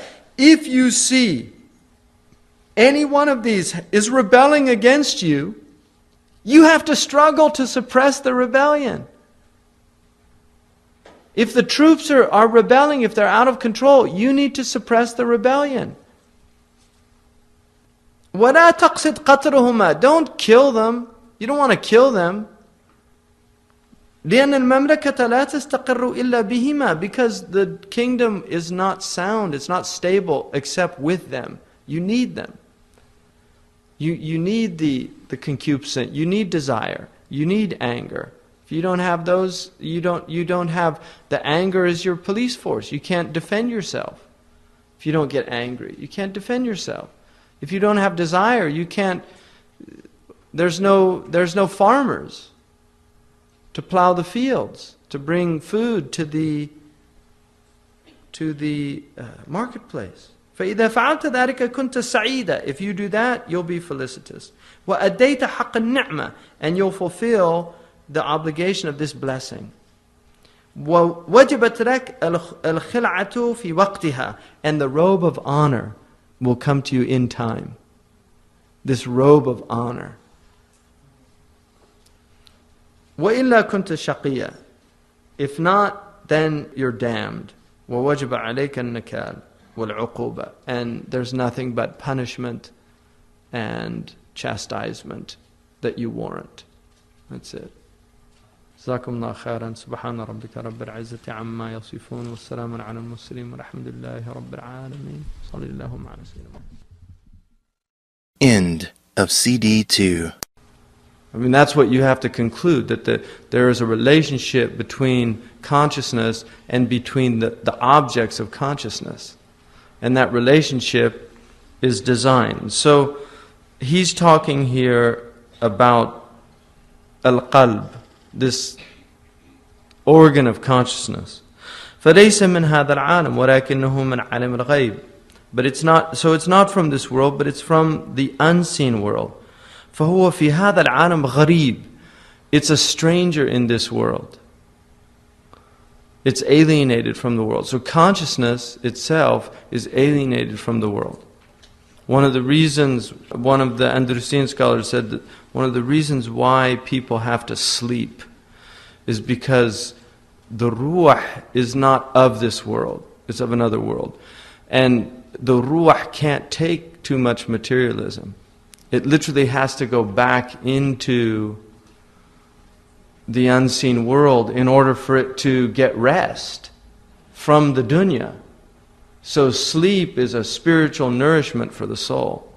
And that's why people that are sleep deprived become, like me, become really agitated and have a really hard time. So, وَتِلْكِ الْقِطْعَةُ اللَّحْمِيَّةُ مَرْكَبُهُ. So this piece, this lump of flesh, is the vehicle for consciousness. That's what it is. It's the vehicle for consciousness. وَكُلُّ أَعْضَاءِ الْجَسَدِ عَسَاكِرُهُ وَهُوَ الْمَلِكُ. And all of the limbs of the body are its soldiers. And it is the king. وَمَعْرِفَةُ اللَّهِ وَمُشَاهَدَةُ جَمَالِ الْحَضْرَةِ صِفَاتُهُ. And the knowledge of God and the witnessing of the beautiful presence, this divine presence, these are the attributes of this heart. وَالتَّكْلِيفُ عَلَيْهِ. And all of responsibility is upon the heart. If you're not conscious, you can't. There's no رُفِعَ الْقَلَمْ عَنِ النَّائِمِ. The qalam, the pen has been lifted for the sleeper. If you're in a state of sleep, there's no responsibility because there's no consciousness. So, which is why alcohol is prohibited, because you lose your consciousness, you lose your ability to think. وَالْخِطَابُ مَعَهُ. And this lordly speech that is being articulated to us is to the consciousness. Quran is speaking to your consciousness. It's not speaking to your body. It's speaking to your heart, your ability to perceive. وَلَهُ الثَّوَابُ وَعَلَيْهِ الْعِقَابُ. And in accordance, إِنَّمَا الْعَمَلُ بِالنِّيَّاتِ. Actions are by intentions. مَحَلُ النِّيَّةِ الْقَلْبِ. The place of the intention is the heart. So all of your reward and your punishment is based on what happens in the heart. The whole thing. It's all in the heart. وَالسَّعَادَةُ وَالشَّقَاءُ تَلْحَقَانِهِ وَالرُّوحُ الْحَيَوَانِ فِي كُلِّ شَيْءٍ تَبَعُهُ وَمَعَهُ. And felicity and damnation, the salvation in the akhirah and also damnation, they follow it. They follow the heart. And this animal spirit, what they used to call the vital force, it's what the Chinese call qi. The vital force is something that is in the body, but it's not really of the body, and it's what animates the body. The Arabs called it ar-ruh al-hayawani, the living spirit. 20th century medicine really denied that aspect. They don't really put a lot of credence in that. But he's saying that this vital spirit or vital force is in everything subservient to it and with it. So you need this. And that's why there's a massive difference between the living and the dead. If you see a dead body, if you see somebody you know, it's really amazing to see a dead body of somebody who you knew, because they're gone and it's very clear they're gone. What animated the body is gone. The animus, the spirit, the animal. So it's the same animus, the ruh al-hayawani, same as the Latin meaning. وَمَعْرِفَةُ حَقِيقَتِهِ وَمَعْرِفَةُ صِفَاتِهِ مِفْتَاحُ مَعْرِفَةِ اللَّهِ سُبْحَانَهُ وَتَعَالَى. So knowledge of its reality and knowledge of its attributes is the key to knowledge of Allah subhanahu wa ta'ala. فَعَلَيْكَ بِالْمُجَاهَدَةِ حَتَّى تَعْرِفَهُ. So you must struggle until you come to know it. لأنه جوهر عزيز من جنس جوهر الملائكة, because it is an inestimably precious essence from the nature, the essential nature of the angels. Because angels are pure, the angels are light. Angels are, they don't have the dross of the body. Angels are pure consciousness. They're conscious creatures. They're aware of only their Lord. So they have that consciousness. And that's what he's saying. That's your essential nature. وَأَصْلُ مَعْدِنِهِ. And the source of its origin, مِنَ الْحَضْرَةِ الْإِلَهِيَّةِ وَأَصْلُ مَعْدِنِهِ. And the source of its origin is from the divine presence. The soul was in the divine presence. أَلَسْتُ بِرَبِّكُمْ. We were all there in the divine presence. And the pain and the alienation of the dunya is the recollection of that presence. So that's why people are in the states they're in. Because they're alienated. That's why the only people that have itmi'nan in the dunya are the people of dhikr. Everybody else is a mess. مِنْ ذَلِكَ الْمَكَانِ جَاءَ وَإِلَى ذَلِكَ الْمَكَانِ يَعُودُ. From that place, the consciousness came, and to that place it goes back. That's where we came from, and that's where we go back to. So he says, مَا حَقِيقَةُ الْقَلْبِ. What is the reality of the heart? أَمَّا سُؤَالُكَ مَا حَقِيقَةُ الْقَلْبِ. As for your question, what is the reality of the heart? فَلَمْ يَجِي فِي الشَّرِيعَةِ أَكْثَرَ مِنْ قَوْلِ اللَّهِ تَعَالَى وَيَسْأَلُونَكَ عَنِ الرُّوحِ قُلِ الرُّوحُ مِنْ أَمْرِ رَبِّي. They ask you about the ruh. Say, the ruh is from the command of my Lord. لأن الروح من جملة القدرة الإلهية. Because the ruh is from the collection, the summation of the divine power. Allah subhanahu wa ta'ala is omnipotent. So the ruh is basically the greatest expression of the divine power. Because obviously if you can make life, inanimate things is one thing. We can make forms and do things with inanimate things. Humans can do that. But to put life in, that's why the musawwir, أَشَدُّ النَّاسِ مُعَذَّبِينَ يَوْمَ الْقِيَامَةِ الْمُصَوِّرُونَ. People that have the greatest punishment are the form makers. Because Allah subhanahu wa ta'ala says, blow life into it now. Put life into it. Because that's, only Allah can do that. So that ability to give life is the greatest expression of divine power.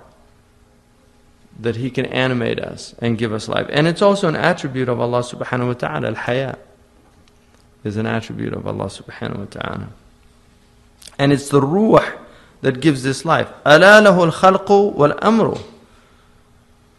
Doesn't He have the khalq and the amr? So creation and the command. So the command, the ruh is from the command of Allah subhanahu wa ta'ala. And the command precedes creation. So Allah creates, but He creates by the command. إِذَا أَرَادَ شَيْئًا أَنْ يَقُلْ لَهُ كُنْ فَيَكُنْ. When He wants a thing, He just commands it to be, and it is. So that's the command of Allah subhanahu wa ta'ala. فَالْإِنسَانُ مِنْ عَلَمَ الْخَلْقِ مِنْ جَانِبٍ وَمِنْ عَلَمَ الْأَمْرِ مِنْ جَانِبٍ. So the human being is from the created world from one aspect, but he's from the world of the command from another aspect. Because he has a ruh. So you have a body and a ruh. فَكُلُّ شَيْءٍ يَجُوزُ عَلَيْهِ الْمَسَاحَةُ وَالْمِقْدَارُ وَالْكَيْفِيَّةُ فَهُوَ مِنْ عَالَمِ الْخَلْقِ. Everything that can be measured, that has place, that has quality, a howness, all of that is from the created world. وَلَيْسَ لِلْقَلْبِ مَسَاحَةٌ وَلَا مِقْدَارٌ وَلِهَذَا لَا يَقْبَلَ الْقِسْمَةِ. But the heart does not have a space like that, nor does it have measurements, consciousness. And that's what the scientists know. They don't know how to, they can't measure it. And if they can't measure it, they don't know how to give it a reality because they're materialists, generally. That's what they're working in. They're working in the world of material, and so consciousness becomes the great problem. Because it doesn't have masaha, it doesn't have miqdar, so they can't place it like they can other things. Nor is it amenable to allotment. You can't apportion it. You can't say, oh, this part is here, this part is here. You can't split it up. You can't dissect it. So it's not dissectable. وَلَوْ قَبِلَ الْقِسْمَ لَكَانَ مِنْ عَالَمِ الْخَلْقِ. If you could dissect it, then it would be from the created world. وَكَانَ مِنْ جَانِبِ الْجَهْلِ جَاهِدًا وَمِنْ جَانِبِ الْعِلْمِ عَالِمًا. It would be from the aspect of ignorance, ignorant, and from the aspect of knowledge, knowledgeable. وَكُلُّ شَيْءٍ يَكُونُ فِيهِ عِلْمٌ وَجَهْلٌ فَهُوَ مُحَالٌ. Everything that has knowledge and ignorance, it's as the same attributes, it's impossible. جَمْعُ نَقِضَيْنِ. You can't join two opposites. وَفِي مَعْنٍ آخَرْ هُوَ مِنْ عَالَمِ الْأَمْرِ. So, another meaning here is that it's from the world of the command. لِأَنَّ عَالَمَ الْأَمْرِ عبارة عن شيء من الأشياء لا يكون للمساحة والتقدير طريق إليه. So the عالم الأمر is a way of expressing something among created things that does not have masaha and taqdir. It doesn't have measurements. You cannot measure it. There's no way to measure it.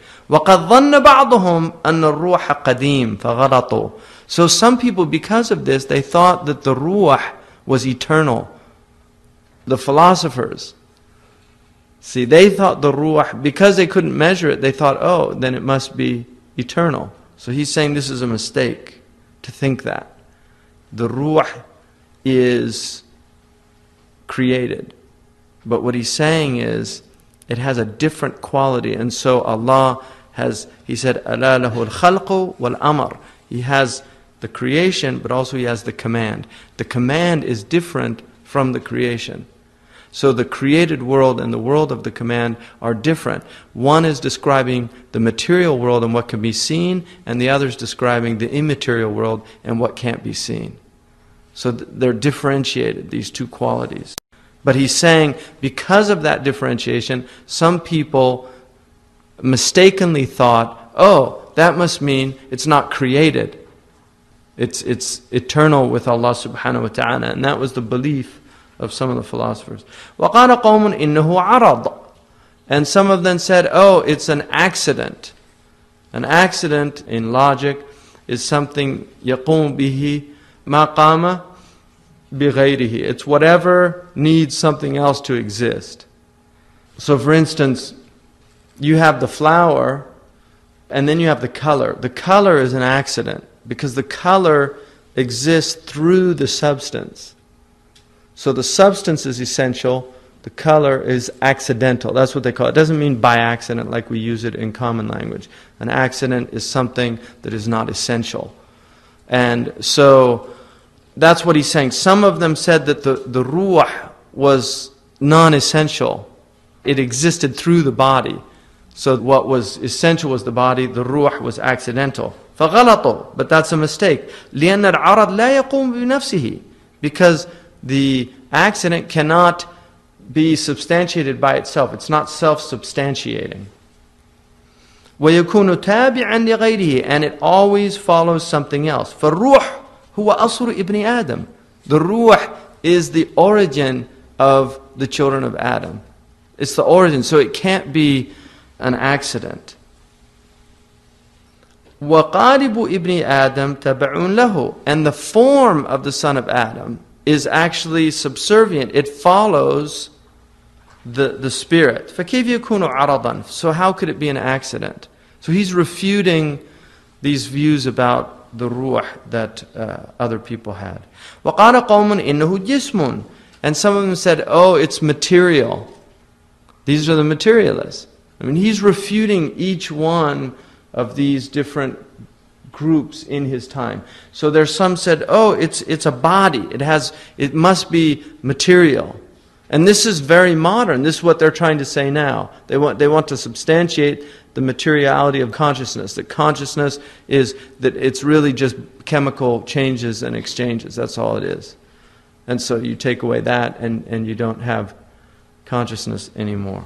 Which is why, from our point of view, if you have somebody in a coma, you're just assuming they're not conscious. That's an assumption. If you go to a hospital and there's somebody there, you know how people talk to people in a coma, and the doctors are kind of scratching their heads and This guy's in a vegetative state. You're just wasting your time. Well, it makes him feel better, something like that. Those are all assumptions, because there's animation in the body. We're just saying, oh, they can't have consciousness because the material basis for consciousness is no longer there. Therefore, there's no consciousness. We don't believe that. We don't believe that. Because consciousness is something that transcends any material basis. And that's why even when you die, your consciousness is elevated slightly above your body. That's what happens when you die. And the people in the grave hear the people's patter of their footsteps above the grave. We know that. It's in the hadith. So there's consciousness. And people who have had what they call near-death experiences, who have had those experiences where they separate from the body, people have tried to explain that material. It's just this massive release, endorphic release, etc., etc. You can do that till the end of time. Try to explain away the experience of consciousness. But in the end, it's a mystery. It's a great mystery, consciousness. And that's what he's saying. Don't try to explain this away. It's an accident. It's a body. It's material. It's this or it's that. لأن الجسم يقبل القسمة, because you can dissect the body. But where is the ruh? Where is it? Where can you put your scalpel into it? So how can you call it a body? فالروح الذي سميناه قلبا وهو محل معرفة الله تعالى ليس بجسم. So this ruh that we are naming the heart, and it is the place in which consciousness, awareness of God, knowledge of God dwells, is not a material substance. It's not a body. It's not an accident. بل هو من جنس الملائكة. It is of an angelic nature. It's of an angelic nature. وَمَعْرِفَةُ الرُّوحِ صَعْبَةٌ جِدًّا. Knowledge of this ruh is extremely difficult. لأنه لم يرد في الدين طريق إلى معرفته لأنه لا حاجة في الدين إلى معرفته. Because there's nothing in the religion that has come to us that will give us this knowledge. When they asked him about the ruh, Allah said, say the ruh is from the command of my Lord. That's the extent of the knowledge. So he's saying we can't have knowledge of its reality, but this is what we can know about it. لأن الدين هو المجاهدة, because the religion is struggle. That's the essence of the religion. If you want to understand the religion is not a metaphysical teaching. The religion is a struggle in the world. That's what the deen is. It's a struggle in the world. It's mujahada. وَالْمَعْرِفَةُ عَلَامَةُ الْهِدَايَةِ. And all knowledge is it's a sign that you're guided. That's what knowledge is. It's a sign that you're guided. كما قال سبحانه وتعالى وَالَّذِينَ جَاهَدُوا فِينَا لَنَهْدِيَنَّهُمْ سُبَلَنَا. Those who struggle for our sake, we will guide them to our pathways. We'll guide them to our pathways.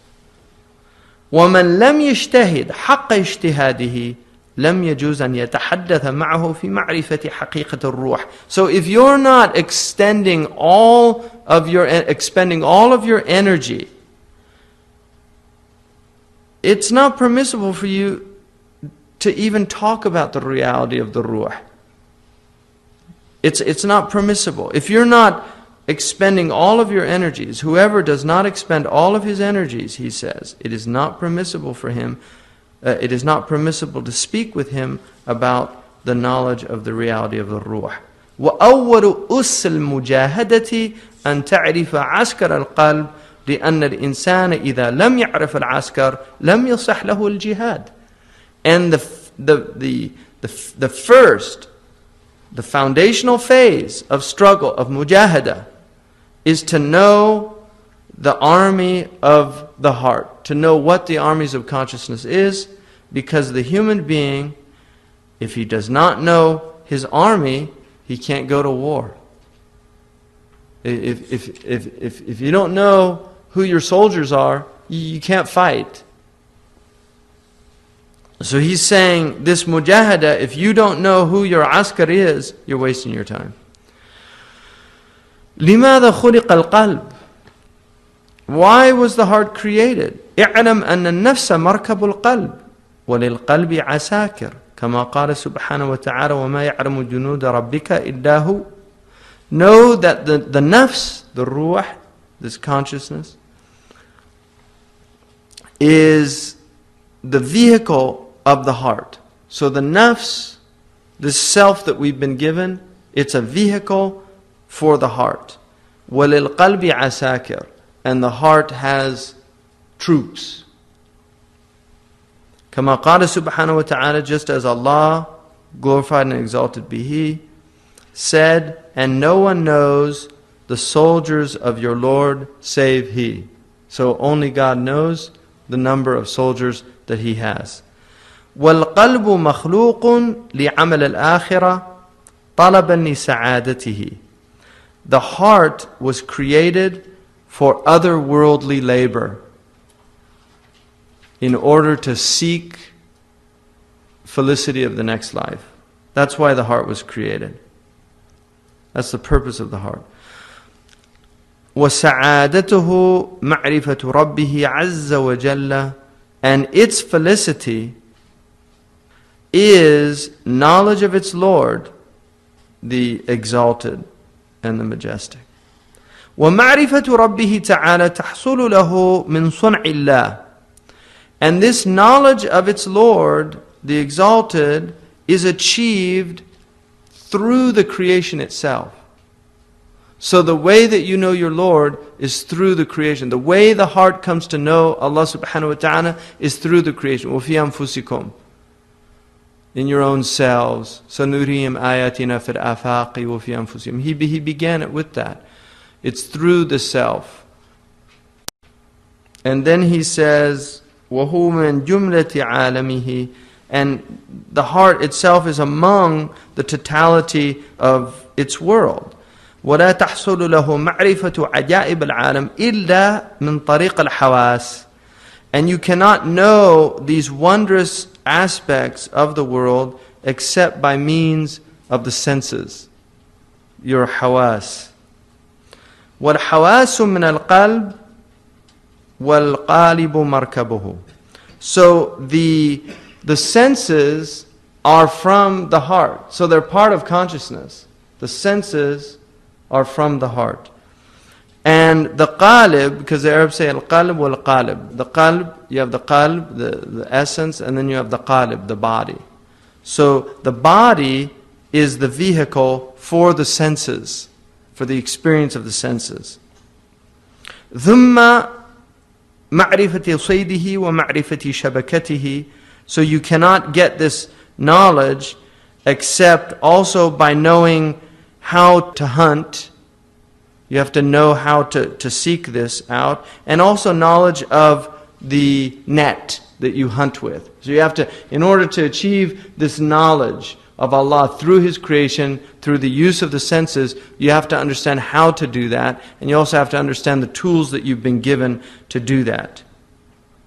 وَالْقَارِبُ لا يقوم إلا بالطعام والشراب والحرارة والرطوبة وهو ضعيف على خطر من الجوع والعطش في الباطن وعلى خطر من الماء والنار في الظاهر وهو مقابل أعداء كثيرة. So he says, والقالب لا يقوم إلا بالطعام. The body, which is the vehicle for the senses, the vehicle for this knowledge, it's only substantiated, it's only maintained through food, through drink, through this heat having caloric content, rutuba, through the moisture of life, and it is extremely weak. It's constantly exposed to hunger, to thirst inwardly, and it has the danger of water and fire outwardly. It can drown, it can be burnt, and then it is constantly facing many enemies. So, ma'rifatu asakir al-qalb. How do we know then the troops of the heart. تحتاج أن تعرف العسكرين. You need to know two troops. وذلك أن العسكر الظاهر هو الشهوة والغضب. The outward troop is shahwa and ghadab. It's desire and anger. Those are actually troops. So those are there for the heart. Shahwa and anger, what's called the concupiscent and the irascible soul.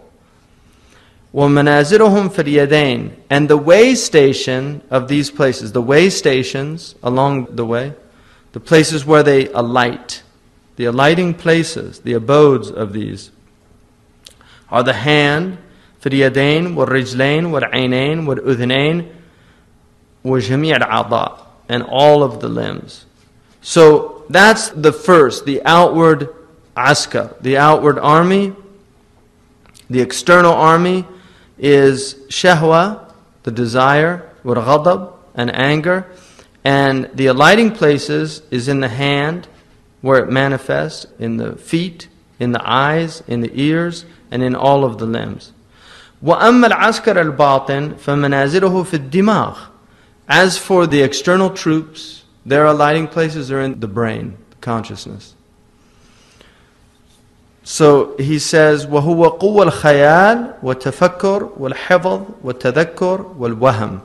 And these are the powers of imagination, of reflection, of memory, of recollection, and of supposition. So these are all powers that you've been given in the heart. So you have the external and the internal. And these were created for you in order for you to achieve the goal of the heart. وَلِكُلِّ قُوَّةٍ مِّنْ هَذِهِ الْقُوَّةِ عَمَلٌ خَاصٌ. Every one of these faculties has a specific function. فَإِنْ ضَعُفَ وَاحِدٌ مِّنْهُمْ ضَعُفُ حَالُ ابْنِ آدَمَ فِي الدَّارَيْنِ.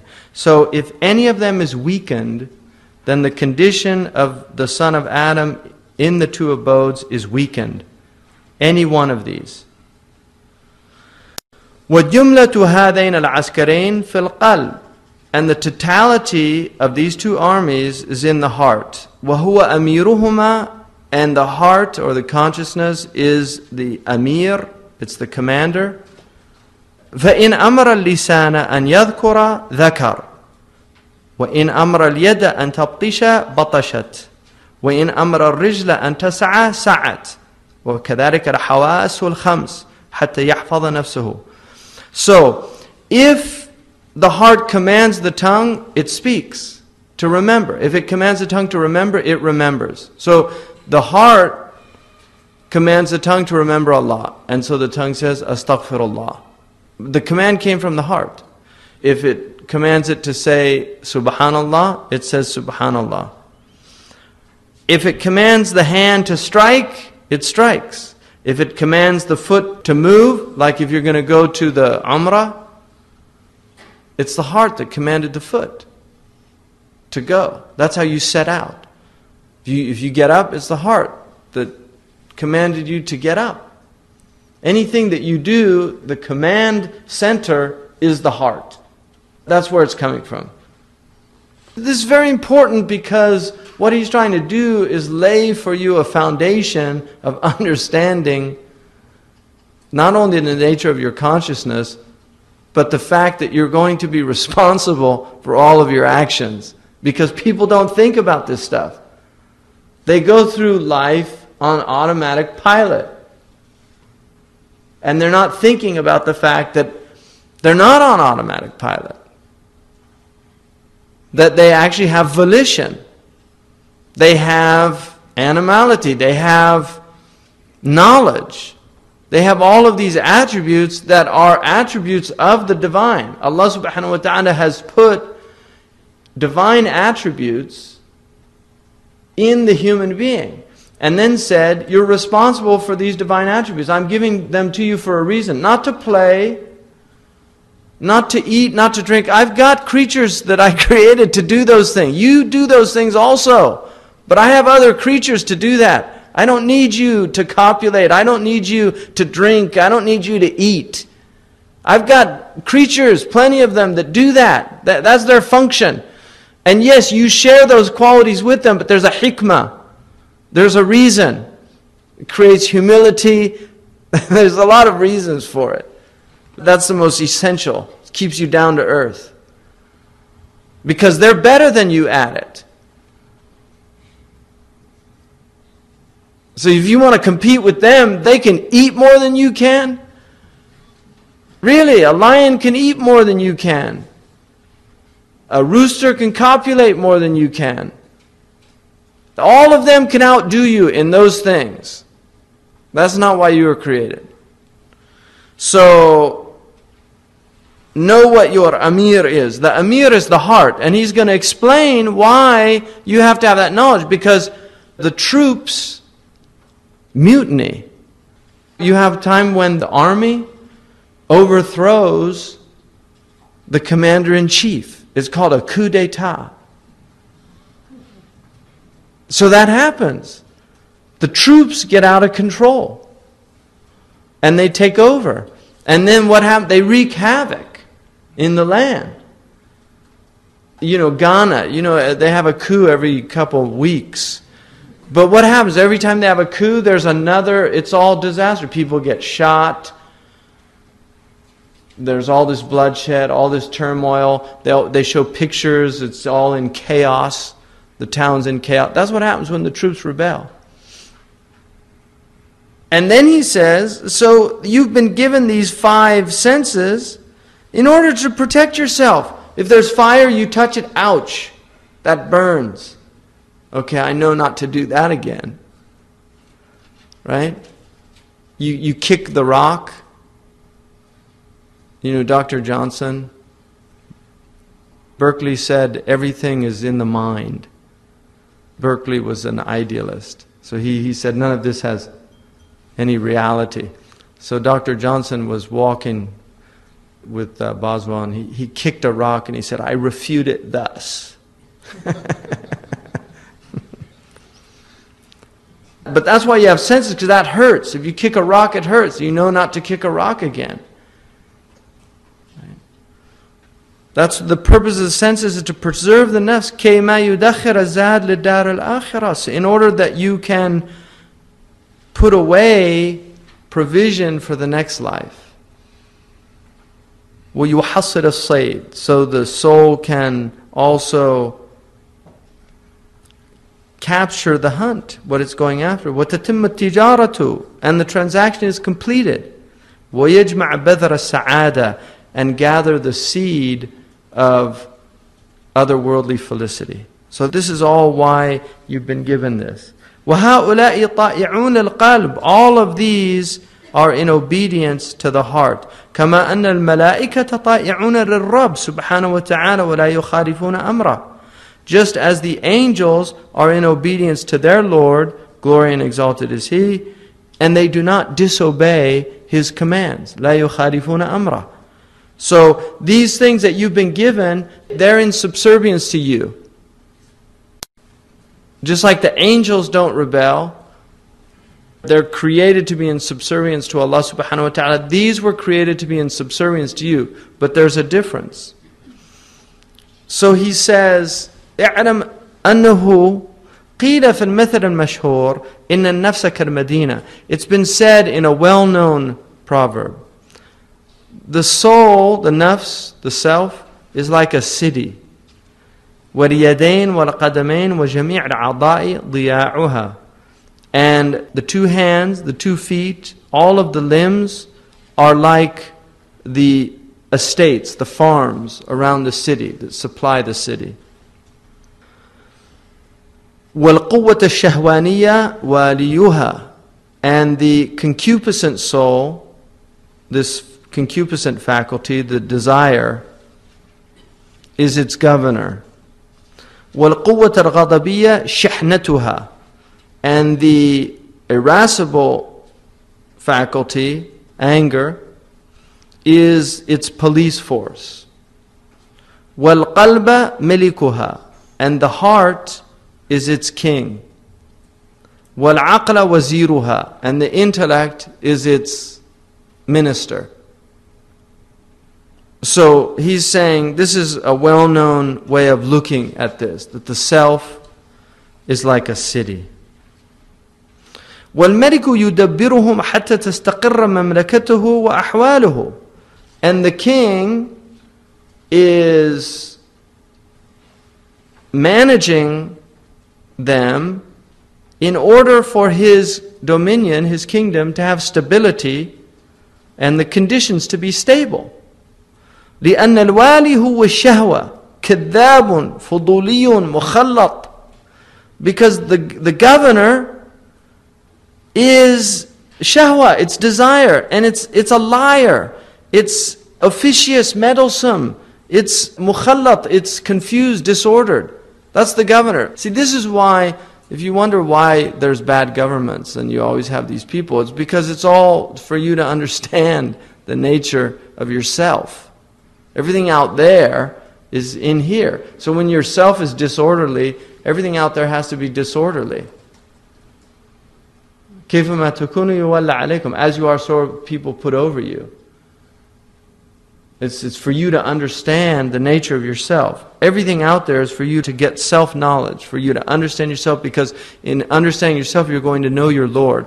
So if you look out there, he's saying the governor is a disaster. He's out of control.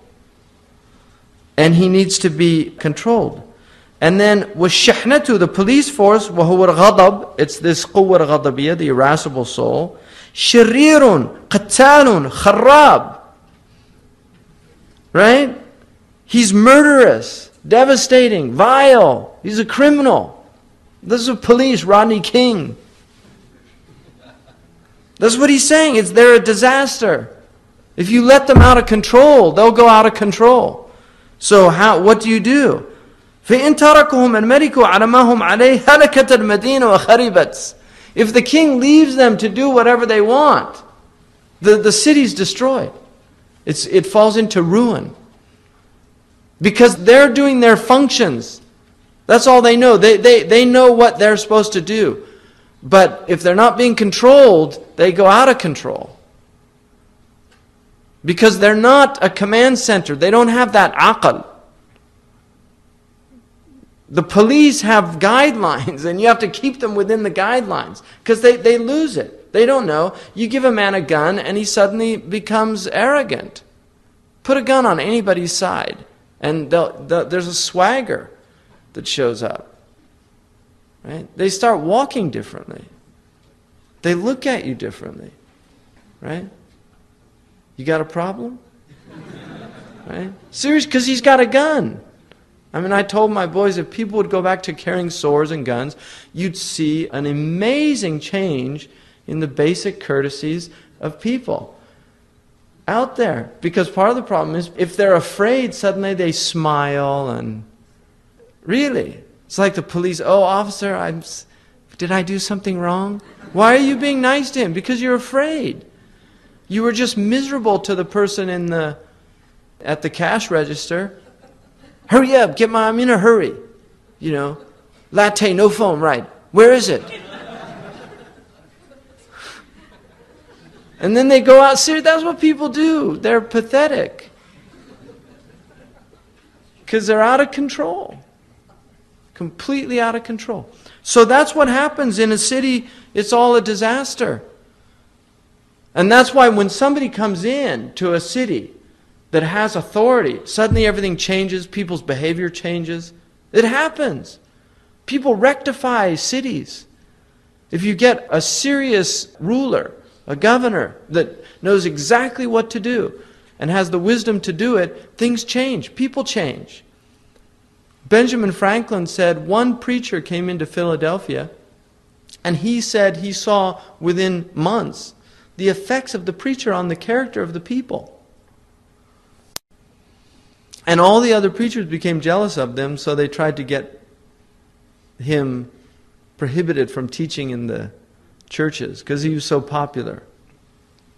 So Benjamin Franklin actually built, it's in his autobiography, he built a non-denominational center. And he said, I built this so anybody who has something good to say to the people of this city can come and say it. Even if the Mufti of Constantinople wanted to come and teach us Islam, he'd find a pulpit in my city. So he says, فَيَجِبُ أَن يُشَاوِرَ الْمَلِكُ الْوَزِيرُ. So the king has to take counsel with the minister. He has to know what's going on when the king's out of touch, which is what happens. This is what happened to the Shah of Iran. He's completely out of touch. Kings get out of touch with reality. The Shah wasn't, he wasn't aware of people being tortured in the things with electrodes and things like that. They get out of touch. And then everybody's afraid to bother them with the details. And then suddenly they're overthrown. So he's saying, no, the king has a job. A minister once came to visit Imam al-Ghazali, and he said, وَقْتُكَ مَحْسُوبٌ عَلَيْكَ. Your time is all taken into account for. What are you doing visiting me? Go do your job. It's much better for you than to come and visit me. Because these people have immense responsibility. I mean, these people are going to have the biggest hisab on the Day of Judgment. The people that had authority over other people. The people that were responsible for the well-being of people. And how they betray them. They betray their trust. If you have an army, what's an army for? An army is for defense. That's what an army is for. An army is for defense. It's to defend a people from threats of aggression. If you use that army to aggress, they're not aggressors. The army's not aggressors. They just follow orders. But if you use that army to aggress and you kill people doing that, you're responsible for every single one of those lives that you wasted on the Day of Judgment. No, people have no idea the immensity of it. If they did, they wouldn't do it. If they did, they wouldn't run for office. It's only a fool runs for office. Which is why the Prophet ﷺ said, we don't give this affair to anyone who seeks it. Why? Because the very fact that they're seeking it means they don't understand what it is. If they knew what it was, they'd flee from it. So we're not going to give you that authority. Why? Because you want it. And which means that is the indication that you don't know what it is. It's an immense responsibility. It's a burden. And that's why he said, a man who leaves this world and has never been an emir over anyone is successful. People want authority. Everybody wants authority. Because they don't know what it is. Even a man in the house. The responsibility, كُلُّكُمْ رَاعٍ وَكُلُّ رَاعٍ مَسْئُولٌ عَنْ رَعِيَّتِهِ. Everyone is a shepherd, and every shepherd is responsible for his flock. You're going to be asked about every single one of the people you were responsible for. So, the king has to take counsel with the wazir, the aqal. وَيَجْعَلَ الْوَالِي وَالشِّحْنَ تَحْتَ يَدَ الْوَزِيرِ. And he has to put the governor and the police under the authority of the minister. So there's hierarchy. So the police aren't out of control. فَإِذَا فَعَلَ ذَلِكَ اسْتَقَرَّتْ أَحْوَالَ الْمَمْلَكَةِ وَتَعَمَّرَتْ الْمَدِينَةِ. If he does that, then the conditions of the kingdom are stabilized. You have a stable kingdom, and the city flourishes. وَكَذَلِكَ الْقَلْبُ يُشَاوِرُ الْعَقْلِ. And like that, the heart must take counsel with the intellect. Because if you follow your heart without the intellect, you have to listen. The minister, the king can't do it on his own, because the minister is the one that's in touch with reality. Do you see? The king is not in touch with reality. Where does he get his reality from? The minister. Where does the heart get its reality from? The intellect. Because the intellect's in touch with reality. So the intellect, he needs to take counsel with the intellect. Counsel, not be controlled by the intellect, not be dominated by the intellect, but he needs to take counsel from the intellect. وَيَجْعَلَ الشَّهْوَةَ وَالْغَضَبَ تَحْتَ حُكْمِهِ. And he has to place the desire and the anger under its authority. So these troops have to be under the authority of the intellect. Your ghadab and your desire, the intellect is the minister, the desire is, that's the governor, and then the anger is the police. So that's, he's using this as a metaphor so you can understand it. You can see it in the big one, you can see it in the little one. حتى تستقر أحوال النفس, so that the psychological condition is stabilized. People don't lose it. So the psychological condition is stabilized. ويصل إلى سبب السعادة من معرفة الحضرة الإلهية. And so you arrive at the means of felicity from knowledge of the divine presence. That's the whole point. ولو جعل العقل تحت يد الغضب والشهوة هلكت نفسه وكان قلبه شقيا في الآخرة. But if you place the intellect under the authority of the desire and anger, the soul is destroyed. And the heart is wretched in the next life. That's what happens. This begins CD 3. Bismillah ar-Rahman ar-Rahim. Wassalatu wassalamu ala Sayyidina Muhammad wa ala alihi wa sahbihi wa sallam taslima. Wa la hawla wa la quwwata illa billahi al-'ali al-'azim. Allahumma la ilma lana illa ma 'allamtana innaka antal 'alim al-hakim. Allahumma 'allimna ma yanfa'una wanfa'na bima 'allamtana wa zidna 'ilma.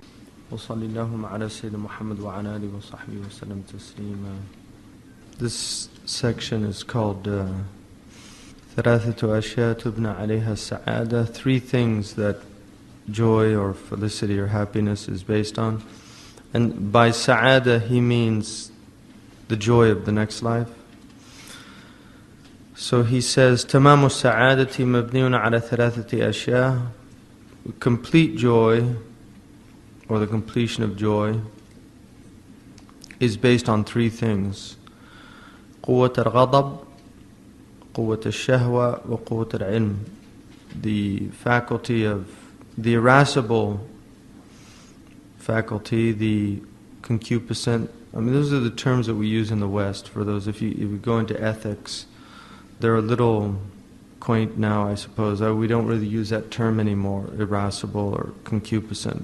So قوة الغضب is the irascible soul, from ira, which is a Latin word for anger. We still use the word irate. Somebody's irate if they get very angry. And then the concupiscent soul, or the concupiscible, which is the lustful soul, or the soul of the appetites of the stomach and the genitals. And then قوة العلم, which is also the rational component, or the faculty of knowledge. فيحتاج أن يكون أمرها متوسطا لئلا تزيد قوة الشهوة فتخرجه إلى الرخص فيهلك، أو تزيد قوة الغضب فتخرجه إلى الجموح فيهلك. So he says it's necessary for these matters, the ghadab and the shahwa, to be balanced and moderate, in order that the concupiscent soul not increase and cause someone to deviate and fall into the rukhas, meaning lenient matters, where they're just not working on themselves at all. فَيَهْلِكْ, and so it destroys them. أو تزيد قوة الغضب فتخرجه إلى الجموح فيهلك, or the irascible nature increases, and that causes him to incline towards unruliness, jumuh, ungovernable. Somebody who is jamuh is defiant and recalcitrant. They're not following the rules or orders. So this is the problem. He's saying that the self gets imbalanced in these 2 ways. فإذا توسطت القوتان بإشارة قوة العلم دل على طريق الهداية. So if these two strengths are balanced by the guidance of the rational soul, then they will follow the path of guidance. وكذلك الغضب إذا زاد سهل عليه الضرب والقتل. Anger, if it increases, then it becomes very easy to strike or to even kill.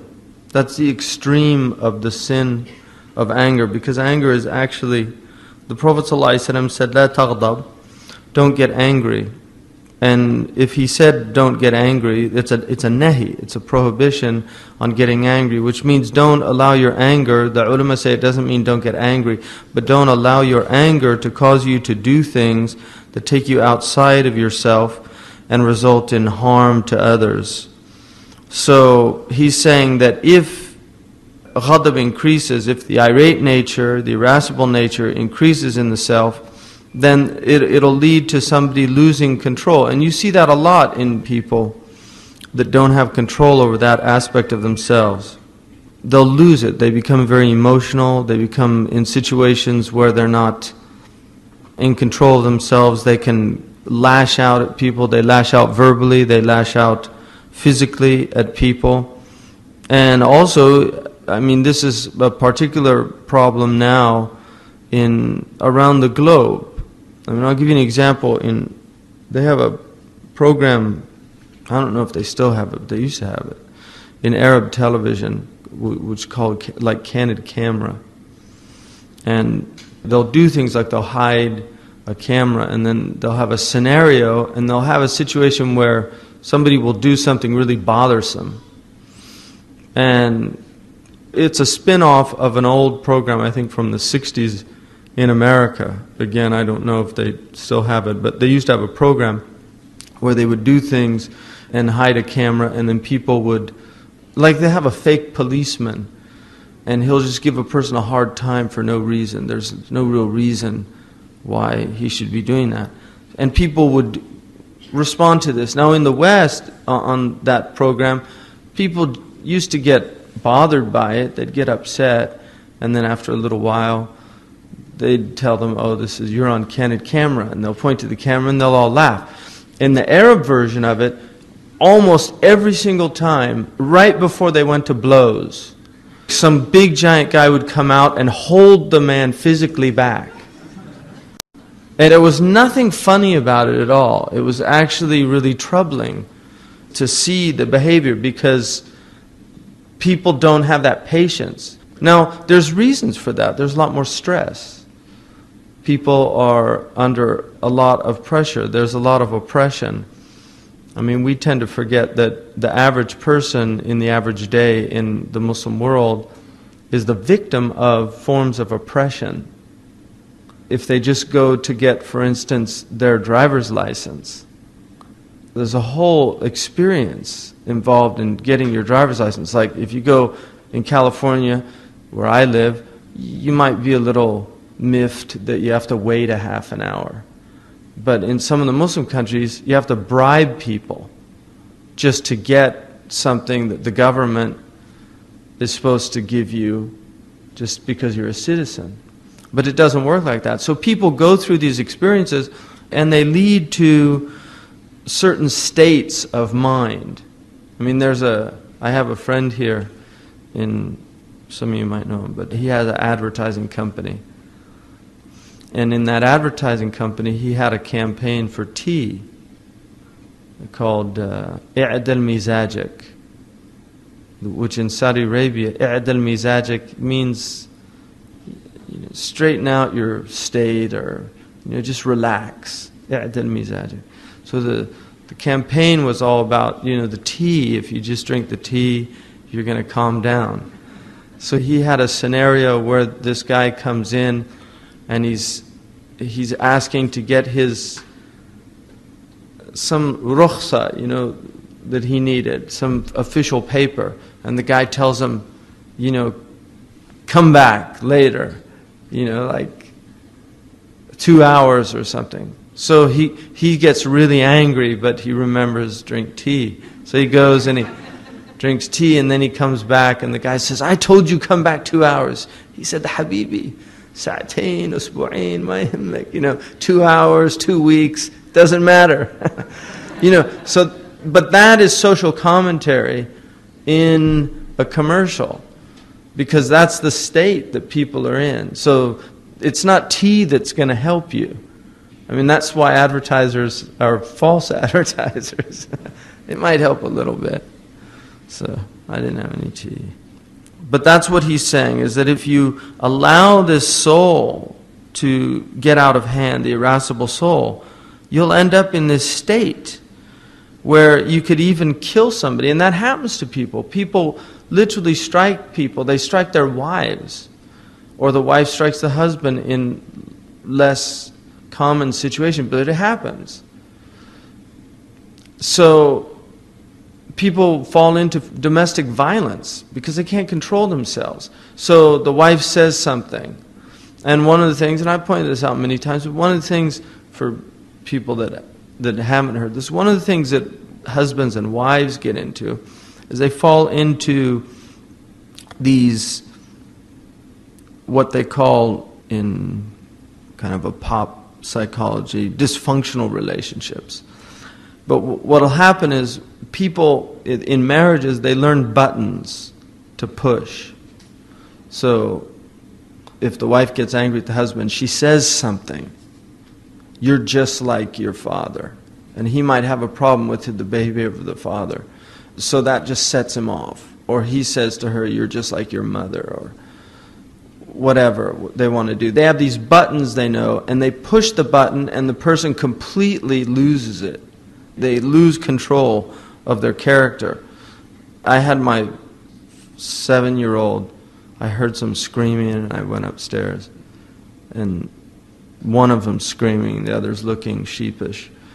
And I said, what's going on here? And he said, I pushed his buttons. So I was pleased that he understood what he was doing, because children learn that also. They know buttons to push. So these are automatic behaviors that people get into.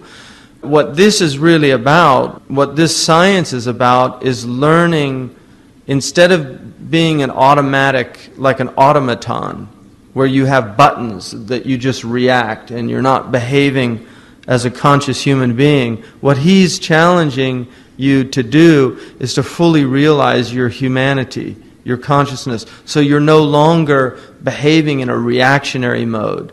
Because that's what the concupiscent and the irascible soul are, reactionary souls. They're souls that are just reacting to events. You see something you desire and you can't control yourself. You go on an automatic pilot. You get into a certain situation and you can't control yourself. You react and become angry. And people do it all the time. They do the same thing. A good example of the irascible soul, there's people that just argue. That's all they do. Every conversation they get into, they have to argue. Every single conversation, they can't control themselves because they're on this automatic pilot. So he's saying if these aren't balanced in the self, then this is the situation that you have. وَإِذَا نَقَصَ ذَهَبَتِ الْغَيْرَةُ وَالْحَمِيَّةُ. If the irascible soul is deficient, there's no jealousy, and there's no hamiyya, there's no zeal to protect what needs to be protected, honor. So, on the other hand, it can be deficient. So somebody that, for instance, if you see the situation in Lebanon, that should get your blood boiling. It shouldn't be just something that you watch and then you go and have your dinner, which is what a lot of people do. It just doesn't mean a whole lot to them, because that aspect of their soul is diminished. And also you can have, it's diminished in the right things, but it's excessive in the wrong things. So that's also another type of imbalance that occurs. So he says, في الدين والدنيا, in both religion and worldly matters. وإذا توسطت إذا توسط كان الصبر والشجاعة والحكمة.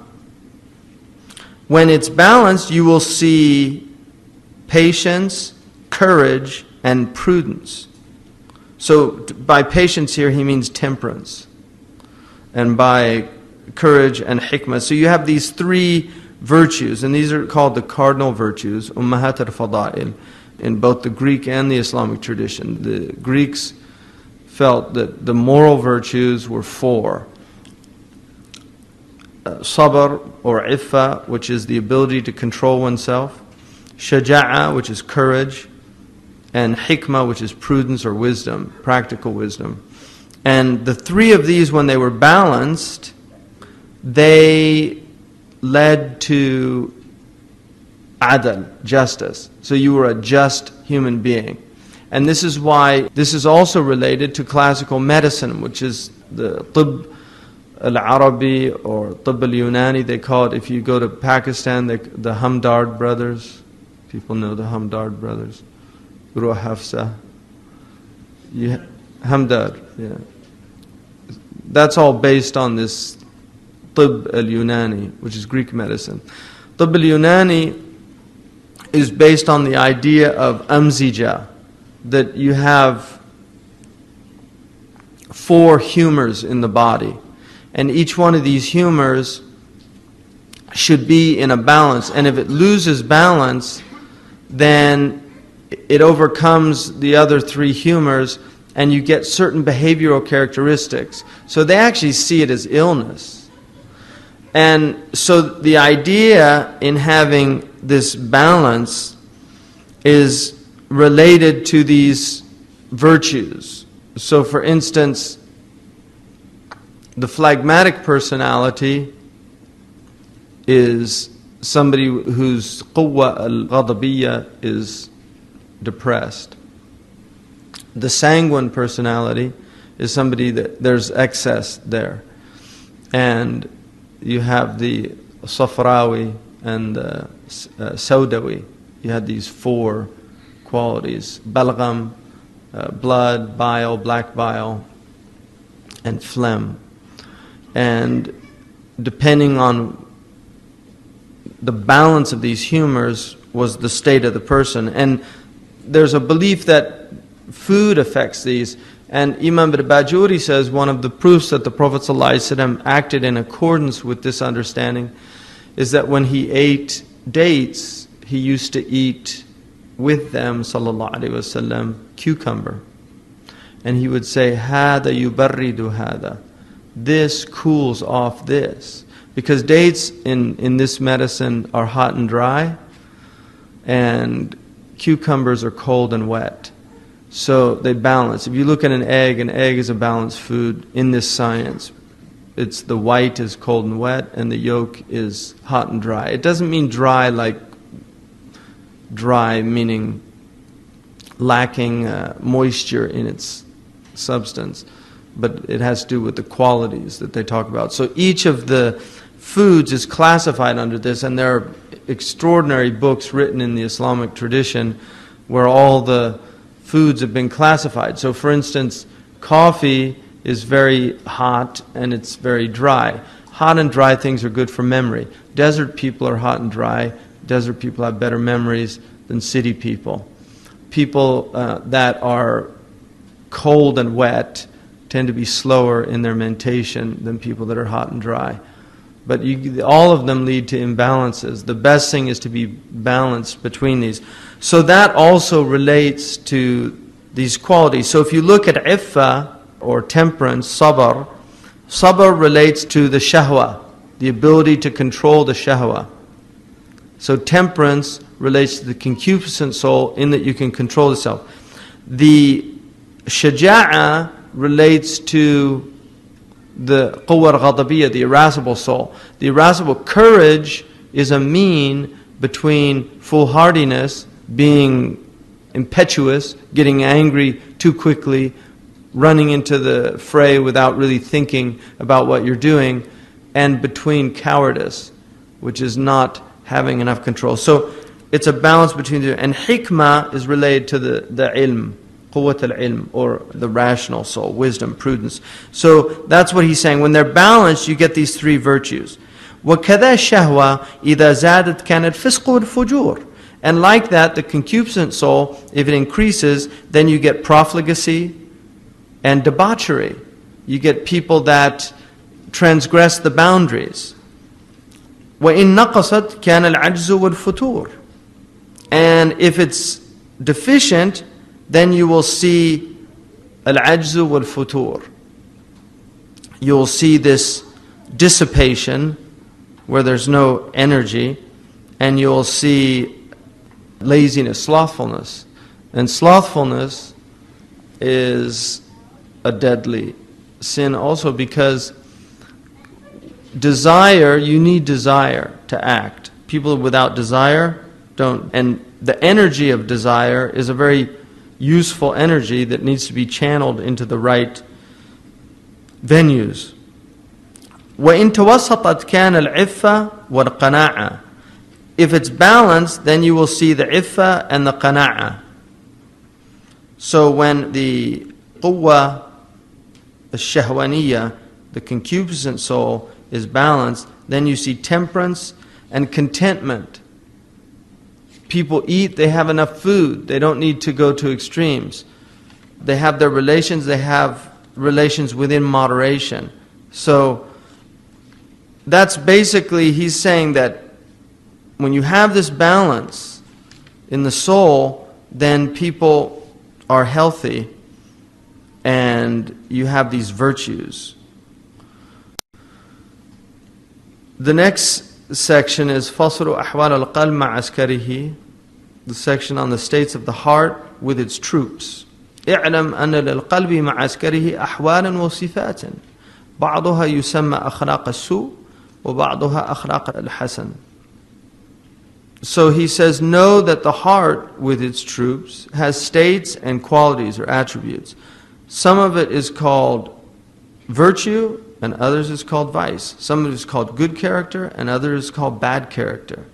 فبالأخلاق الحسنة يبلغ درجة السعادة وبالأخلاق السيئة هلاكه وخروجه للشقاء.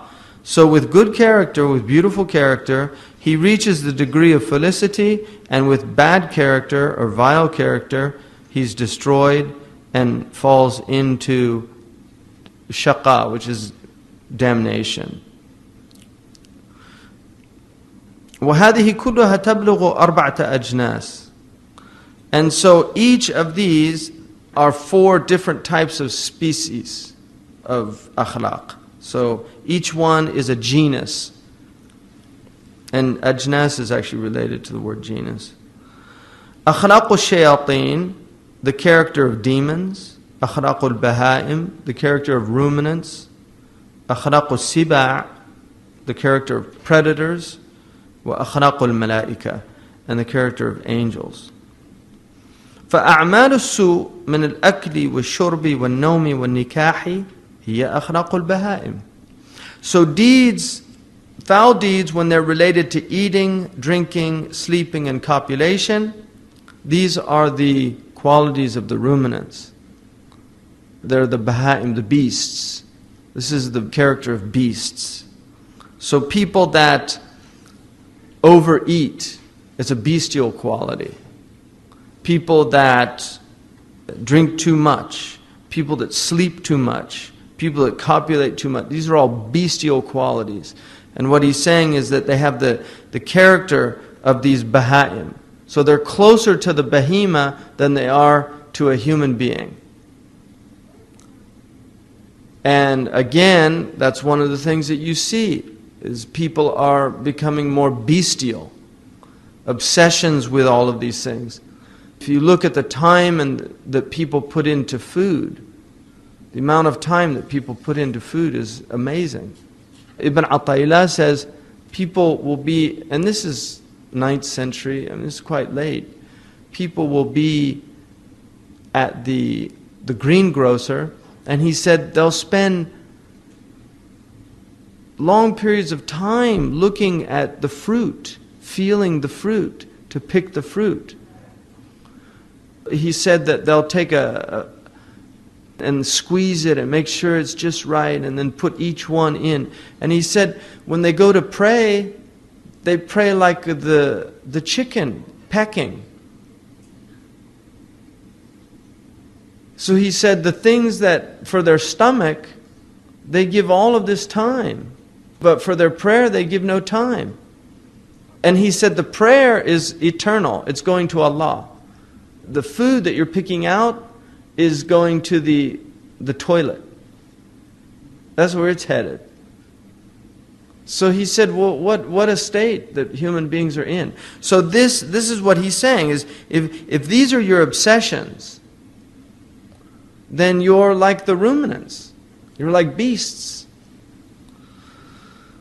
وكذلك أعمال الغضب من الضرب والقتل والخصومة هي أخلاق السباع. And also deeds that are related to anger, striking, killing, argumentation. These are the characteristics of predators. Aggressiveness. That's what the predators have. So your character is closer to the lions and the leopards. It's not human. وَكَذَلِكَ أَعْمَالُ النَّفْسِ. And also those qualities of the ego, of the nafs. وَهِيَ الْمَكْرُ وَالْحِيلَةِ وَالْغِشِ وَغَيْرُ ذَلِكَ. Things like subterfuge, faithlessness, disloyalty, deception, strategies, plotting and planning. Those are all qualities of the demons. So when that's your focus, you've become a demonic character. And people, if you don't think people don't plot, people are plotting. People plot. People plot. People plot in the most petty of matters. People will plot your downfall at the office, a place where you work. There's people that are literally plotting to make sure you don't get the promotion. I mean, this is a state of people. This is going on all the time, all around us. These are the states. There's ruminants out there, predators, and demons. And some people are an admixture of all three. And then he says, وَكَذَلِكَ أَعْمَالَ الْعَقْلِ. And also the actions or the deeds of the intellect. And intellect, unfortunately, he's using intellect as a very specific meaning. Now we use intellect to refer more to cognitive processes, mathematics and things like that. The aql, the real aql, is a light. And يعقل النفس عن هواها. يعقل النفس عن هواها. It restrains the soul from its caprice. That's the real role of the aql, the hijab, the nuha. It's there to do that. التي هي الرحمة. I mean, the deeds of the intellect are mercy. Why? Because يرحم من في الأرض يرحمكم من في السماء. Have mercy on those on the earth, and the one in the heaven will have mercy on you. That's revelation. Revelation illuminates the intellect. So once you know that rahmah is a reason for which rahmah is bestowed upon you, you become a more merciful person. So that's the intellect. When it's functioning properly, it's directing the soul to those things that are beneficial to the soul in the next life. Because that's the purpose of the intellect, is to benefit you not here but in the next life. As well as here. But more importantly is the next life, because it's eternal. So your temporal existence is going to determine the nature of your eternal existence. So if you're a person of intellect, then the intellect is going to be guiding you in that way. وَالْعِلْمِ, knowledge, increasing one's knowledge, striving to be a person of knowledge. Jahiliyyah is ignorance. The Shaykh talked in the class on Sirah about the age of ignorance. Like the man who said, I'm from Ghazali. I'm from the tribe of Ghazali. If they go astray, I go astray. If they're guided, I'm guided. That's the age of ignorance. I just follow my tribe. My tribe right or wrong. My country right or wrong. We're number one. That's all ignorance. Somebody who's knowledgeable transcends those types of the limitations of ignorance. Because that's what ignorance is, it limits people. And then also, wal khayr, charitable actions, actions that are beneficial and good. وَهِيَ أَخْلَاقُ الْمَلَائِكَةِ, and these are the characteristics or the virtues of the angels. These are the angels. So now you're moving into the angelic realm. The people that are preoccupied with these are in the angelic realm. And then he says that أخلاق الحسنة وأخلاق القبيحة. وَاعْلَمْ أَنَّ فِي جِلْدِ ابْنِ آدَمْ أَرْبَعَةَ أَشْيَاء. Know that within the shell of the son of Adam are 4 things. Al-Kalb, the dog. Al-Khinzir, the pig. Al-Shaitan, the demon. And Al-Malak, the angel. So in each person are these 4 qualities. The quality of the dog, the quality of the pig, the quality of the demon, and the quality of the angel. وَالْكَلْبُ مَذْمُومٌ فِي صِفَاتِهِ. The dog is blameworthy in its qualities. وَلَيْسَ بِمَذْمُومٍ فِي صُورَتِهِ. But it's not blameworthy in its form. Its form is not blameworthy, the way it looks. There's nothing wrong with the way it looks. But it's blameworthy in its behavior. So if you train a dog actually can become a praiseworthy creature. But if he's not trained, he's blameworthy. He's jumping all over. He's spilling things. He is aggressive. If he sees something he doesn't know, he just starts growling. He doesn't know why he's growling. It could be a friend, not a foe, but he doesn't distinguish between friend or foe. He's just in that aggressive mode. So the dog, that's the state of the dog. وَكَذَلِكَ الشَّيْطَانِ وَالْمَلَائِكَةِ ذَمُّهُمْ وَمَدْحُهُمْ فِي صِفَاتِهِمْ. And like that, the demon and the angel. The blame and the praise of these 2 creatures is in their qualities. It's not in their forms. إِنَّ اللَّهَ لَا يَنْظُرُ إِلَى صُورِكُمْ. The Prophet ﷺ said, God doesn't look at your forms. وَلَكِنْ إِلَى أَعْمَالِكُمْ وَقُلُوبِكُمْ. But at your deeds and what's the state of your heart, your intentions. That's what Allah looks at. He doesn't look at your outward forms. وَلَيْسَ ذَلِكَ فِي صُوَرِهِمْ وَخَلْقِهِمْ. It's not in their form or how they've been created. وَكَذَلِكَ الْخِنْزِيرُ مَذْمُومٌ فِي صِفَاتِهِ وَلَيْسَ بِمَذْمُومٍ فِي خِلْقَتِهِ. And like that, the pig is blameworthy in his qualities, in his characteristics, and he's not blameworthy in his external appearance. You can't blame a pig for the way it looks. Right? But the way it behaves, that's another thing. وَقَدْ أُمِرَ ابْنُ آدَمْ بِأَنْ يَكْشِفَ ظُلْمَ الْجَهْلِ بِنُورِ الْعَقْلِ خَوْفًا مِنَ الْفِتْنَةِ. And the son of Adam was commanded to expose the darkness of ignorance with the light of knowledge, with the light of intellect. That's what human beings were commanded by Allah subhanahu wa ta'ala to do. To expose the darkness of ignorance with the light of the intellect. And the light of the intellect is guided by revelation. So you've been given an intellect, and if it's illuminated by revelation, then it can dispel the darkness of ignorance. But if it's not, it can't. Because no matter how intelligent a person is, if they don't have a knowledge to balance these things out, if they don't have a knowledge that tells them, in this situation you should behave thus, in this situation you should behave thus, you won't know. You won't see your own behavior. You won't challenge yourself. You won't look at your intentions.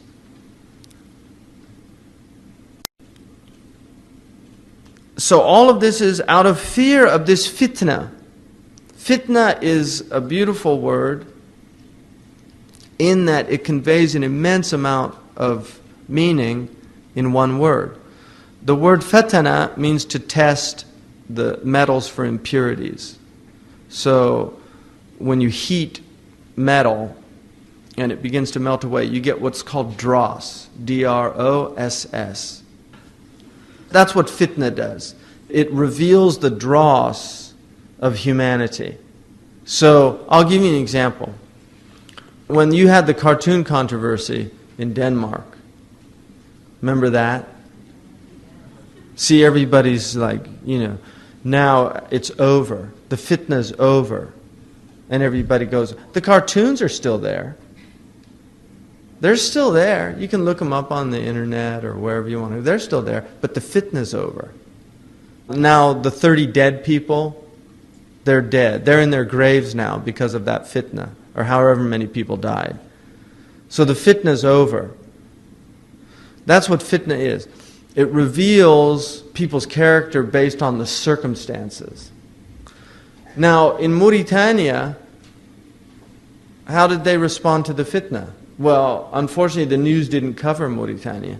The ulama had an evening where they all got together in a huge auditorium and people came and they recited qasidas against Denmark. So they had a poetry protest where they had these Danimark, Markun Deniyun, Denmark, a low mark in history. And then the next day they had a demonstration, but before the demonstration they handed out flyers, adab and mudahara, the adab of protest. And amongst the things that they guided the people to was not to do anything inappropriate, not to break the law, not to throw anything, not to attack or harm the Danish embassy, because it was an embassy that was legitimately there, and so it had the aman of the Muslims. So that's how they dealt with it, the fitna. They dealt with it like Muslims. But other people, they didn't. They dealt with it like the dog, the irascible soul. They completely lost it. They went crazy and threw things. And a lot of it is that it's an opportunity to do that. Because there's just a lot of pressure. A lot of those people, they're not religious people. They're just, a riot. Seriously. They just go to be in part of it's what's happening. Something's happening. I mean, there's some places I know, there's some in South Asia, any excuse for a good riot. Right? In Karachi, it's a riot today. It's true or not true, people, that's what they want to go out and just riot. Because they're in a state. And so the circumstance provides the excuse to behave accordingly. That's what fitna is. So out of fear of fitna, we've been commanded to dispel ignorance with intellect. In every situation. Because in every situation, if it's an ethical situation, there's either jahl or aql. Now one of the meanings of jahl is also to act with zealousness. It's to act without hilm. Hilm is forbearance. Kana ahlam an-nas. He was the most forbearing of men. He never lost it. If you study his seerah, you will not see that the Prophet ﷺ ever lost control of his nature. It didn't happen because he was always in possession of his aql. And the aql ya'qilu, it restrains. And so even when he was angry, his anger was measured. It was measured. It was appropriate. Because there's a time for anger. It's not just accept everything and don't get angry. No, you should get angry. And things should make you angry that are unjust, that are improper. But how does that anger manifest? That's the difference. So the Prophet ﷺ, كما قال النبي صلى الله عليه وآله وسلم, ما من أحد إلا وله شيطان ولي شيطان وإن الله قد أعانني على الشيطان حتى أسلم. There's none of you except that he has a demon. Even I have a demon. The Prophet ﷺ, even I have a demon. But Allah has helped me with my demon and he became a Muslim. So he's telling us there, you have a demon. When Aisha got very angry, what the Prophet ﷺ said, "Ataki shaytanuki?" Did your shaitan give you a visit? And he said, "Awali shaitan ya Rasulullah, do I have a demon?" Everybody has a demon. So now you know. So what's going on? Are you behaving as a human being, or are you under the influence of a demon in your behavior? That's the question. Is this from your demon? The Greeks believed that too also. They called it the daemon. That there was a spirit that influenced people. And it was either negative or positive.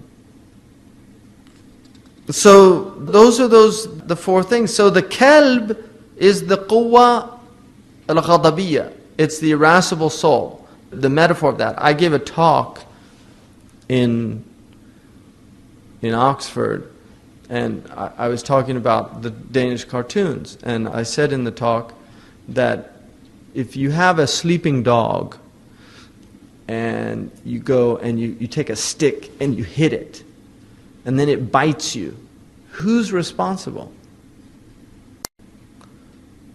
Morally, who's responsible? Is the dog responsible for biting you, or are you responsible for eliciting that response from the dog? And that's an ethical question. And one of the Muslims got really upset that I was like comparing Muslims to dogs.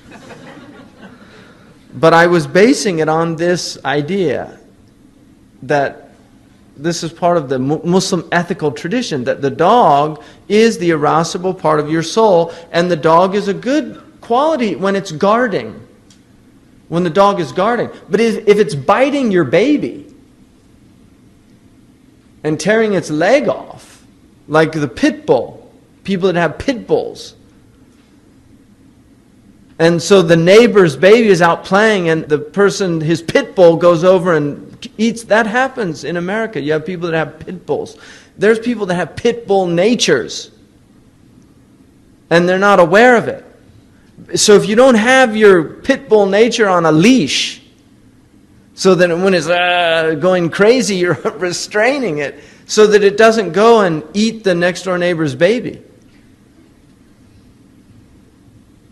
So that's the dog nature. And then you have the khinzir nature. People have the khinzir nature, the pig nature. The pig eats all day long. It lives in its own filth. If it gets too hungry, it will eat its own children. That's the pig.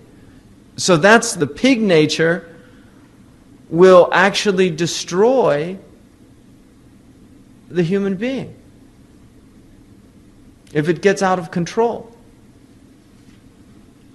But if you can control it, then it becomes beneficial for you. And then shaitan, the demon, and then the malak. He also calls it the Shaykh, which is the sage as well.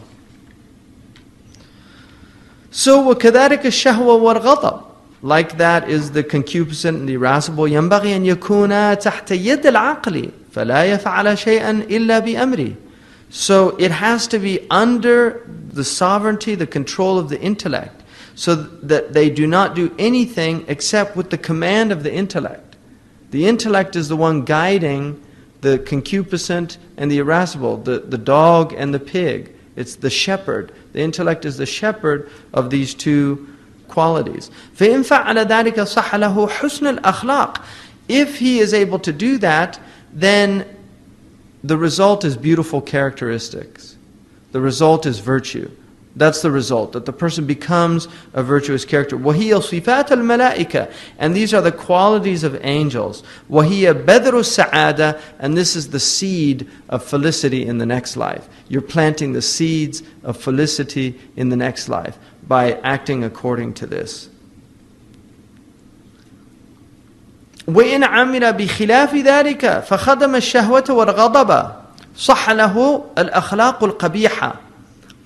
But if they act in contradiction to that, and serve the concupiscent and the irascible soul, the result is vile qualities. The result is vicious character. وَهِيَ صِفَاتُ الشَّيَاطِينَ, and these are the qualities of demons. وَهِيَ بَذْرُ الشَّقَاء, and these are the seeds of wretchedness in the next life. فَيَتَبَيَّنْ لَهُ فِي نَوْمِهِ كَأَنَّهُ قَائِمٌ مَشْدُودَ الْوَسَطِ يَخْدُمُ الْكَلْبَ وَالْخِنْزِيرِ.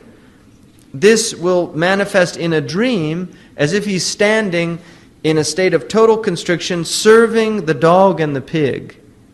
So if somebody sees in their dream that they're serving a dog or a pig, and they're in a state of constriction, this is what it means. That's what he's saying, that in the science of dreams, that's what that means.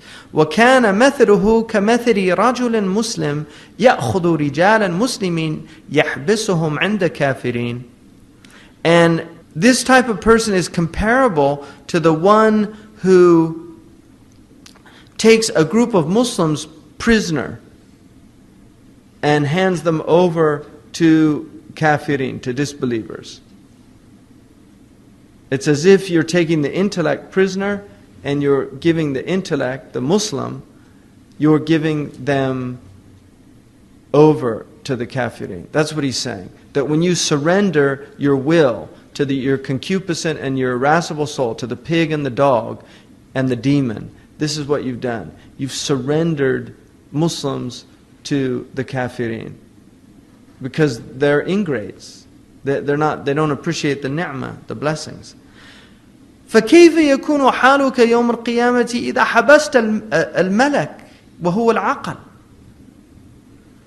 So how will you be on the day of judgment if you have jailed the angel, your intellect, or jailed the king? It could be either one. تحت يد الشهوة والغضب, under the sovereignty of desire and anger. You've taken the king and put the king under the sovereignty of desire and anger. How will your state be? وَهُمَ الْكَلْبُ وَالْخِنْزِيرُ. So you've put the king into the hands of the dog and the pig.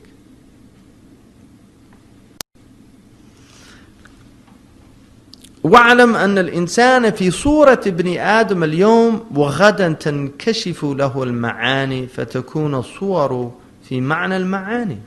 And know today that the human being is in the form of an Adamic creature. But tomorrow, the realities will be revealed, and the true state will be shown. So, what he's saying is that you might have the form of a human being, but your meaning is a dog or a pig or a demon. And that meaning is going to manifest. And that's why one of the blessings of this ummah is the Prophet ﷺ said it does not have maskh al-zahir. It will not have transmogrification externally. The external form will not be transformed into a pig or a donkey or a rat. That won't happen to this ummah. Any of the ummah, which includes the ummah ad-da'wah wa ummah istijabah, because the ummah of the Prophet ﷺ, and we forget this, the Europeans, the Asians, the Americans, they're all from, in our belief, they're all from the ummah of the Prophet ﷺ. We forget that. They're his ummah.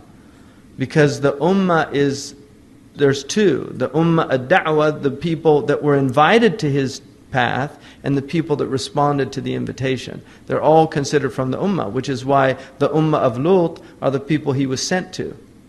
They're called Qawm Lut, the people of Lut. They didn't believe in him, but they're still his people. So even the people that disbelieve in the Prophet are from his ummah. So from the blessings of the Prophet ﷺ, there is no outward transformation.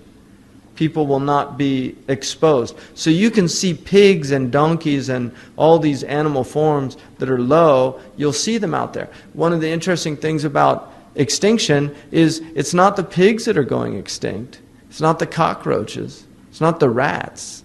It's all the high quality. It's the falcons. It's the eagles. It's the lepers. That's what's going extinct. It's not these common creatures. It's all the extraordinary creatures. They're the ones going extinct. Why? Because those qualities in human beings are going extinct. Because we are the reflection. All of creation is in us. So those things that are, the whales that are going extinct, that's because those qualities in us are disappearing. That's what happens out there. It's a reflection. So there's plenty of cockroaches. Really, there's plenty of pigs. But those high qualities are leaving. One of the things the Moroccan poets, Shaykh ibn al-Habib said, إِنَّمَا الْكَوْنُ مَعَانٍ قَائِمَةٌ بِالصُّوَرِ. The cosmos are meanings set up in images. You see an image, but there's a meaning behind the image. إِنَّمَا الْكَوْنُ مَعَانٍ قَائِمَةٌ بِالصُّوَرِ كُلُّ مَنْ يُدْرِكُ هَذَا كَانَ مِنْ أَهْلِ الْعِبَرِ. Whoever understands this is among the people of discernment. In other words, the people that perceive meanings as opposed to the sensory. The sensoria are there. We experience the sensoria, but all of the sensoria has meanings. Why are we attracted to flowers? What is the attraction? Why are we attracted to colors? Because they reflect meanings. They're tajalliyat of qualities of God, beauty. So what you're seeing is jamal. And that's what you're attracted to. And jamal is an attribute of God. So you're witnessing an attribute of God manifesting in creation, and that's what you're attracted to. If you don't see that, you're like the beasts. You're a person of sensoria because you're not recognizing the meaning. Why are we attracted to beauty? Because it's an attribute of God. Why don't we like ugliness? Because God is not ugly. And that's why the fitra nature, when it's healthy, it's attracted to those things that are beautiful, and it's put off by those things that are ugly. When the nature becomes distorted, corrupted, it's actually attracted to ugly things. It likes ugly sounds. That's why if you look at the way people dress today, it's ugly dress. Really. They put like ugly tattoos on their bodies. And they do these things because they're not well. Those are all indications of their states. But they're even unaware of that. They're not even aware they're sick. Because people in fitra will not do things like that. Those are distortions of the fitra state. Human beings always have dress. If you look at embellishment in Muslim clothes, why do Muslims put embellishments on their clothes? Why in Afghanistan? Why do they do that? They could just have a functional cloak, but why do they do the embroidery? What is that? It's in their nature. They're people of ihsan, so they make things beautiful. You could just make a functional carpet. Why make the design? Why? But that's an ugly design in my estimation. But why make the design? Do you know why did whoever did this, why did they do this? Do you see, really? Why did they do this? Whoever made this here, somebody did this. They took time to do this. We could just be sitting up here in a functional thing without flowers, without just sitting here. What is that in the human being that wants to do that? That's ihsan. Ihsan means to make beautiful. Ahsana. It means to bring about husn. Asma'ullah al-husna, the beautiful names of God. Why are they beautiful? Because they are qualities of God. So anything that you see in the world that is beautiful is manifesting a quality of God. Those are the meanings in the forms. So the forms are there, but the meanings in the forms are what the people of discernment see. They don't see the externals. They see the internals. They see with the ayn al-basira, not with ayn al-basar. The eye of the heart and not with the eye, this outward eye that we see. So this is what he's saying, that there are people out there that you see them in the form of a human being, but they're not humans, they're demons. They're pigs. They're dogs. That's the reality of their state. And it's not for me or you to judge because we could be in the same thing. So you're pointing the finger at somebody else, look at that dog over there, and you're a dog yourself. So it's much more important to be concerned with your own state. What's my state? Not what's their state. What's my state? فَأَمَّا الَّذِي غَلَبَ عَلَيَّ الْغَضَبُ فَيَقُومُ فِي صُورَةِ الْكَلْبِ. So those who are overwhelmed by the irascible soul, they will stand on that day like a dog. وَأَمَّا الَّذِي غَلَبَ عَلَيَّ الشَّهْوَةُ فَيَقُومُ فِي صُورَةِ الْخِنْزِيرِ. And those who are overwhelmed by their concupiscent soul, they will stand on that day as a pig. لِأَنَّ الصُّوَرَ تَابِعَةٌ لِلْمَعَانِي. Because the forms follow the function. The forms follow the qualities. In physiology you say form follows function. Whatever the function of the organ is, the form follows the function. Whatever the function of the organ is going to be designed to fulfill that function. So, this is the reality, is that these forms will follow the meanings. وَإِنَّمَا يُبَصِّرْنَ النَّائِمُ فِي نَوْمِهِ مَا صَحَّ فِي بَاطِنِهِ. So people see in their sleep the reality of their inner state. وَإِنَّمَا عَرَفْتَ أَنَّ الْإِنسَانَ فِي بَاطِنِهِ هَذِهِ الْأَرْبَعَةِ. So now you know, the reality of man, his internal reality is one of these four. فَيَجِبُ أَنْ يُرَاقِبَ حَرَكَاتِهِ وَسَكَنَاتِهِ وَيَعْرِفَ مِنْ أَيِّ الْأَرْبَعَةِ هُوَ. So it is absolutely necessary that the person is vigilant and observes his movements, his states of movement and stillness, to see among which of the four does he belong. So this is about introspection, looking at yourself, reflecting on your behavior, on your character. What am I? Am I a pig? Am I a dog? Am I a demon? Or am I an angel?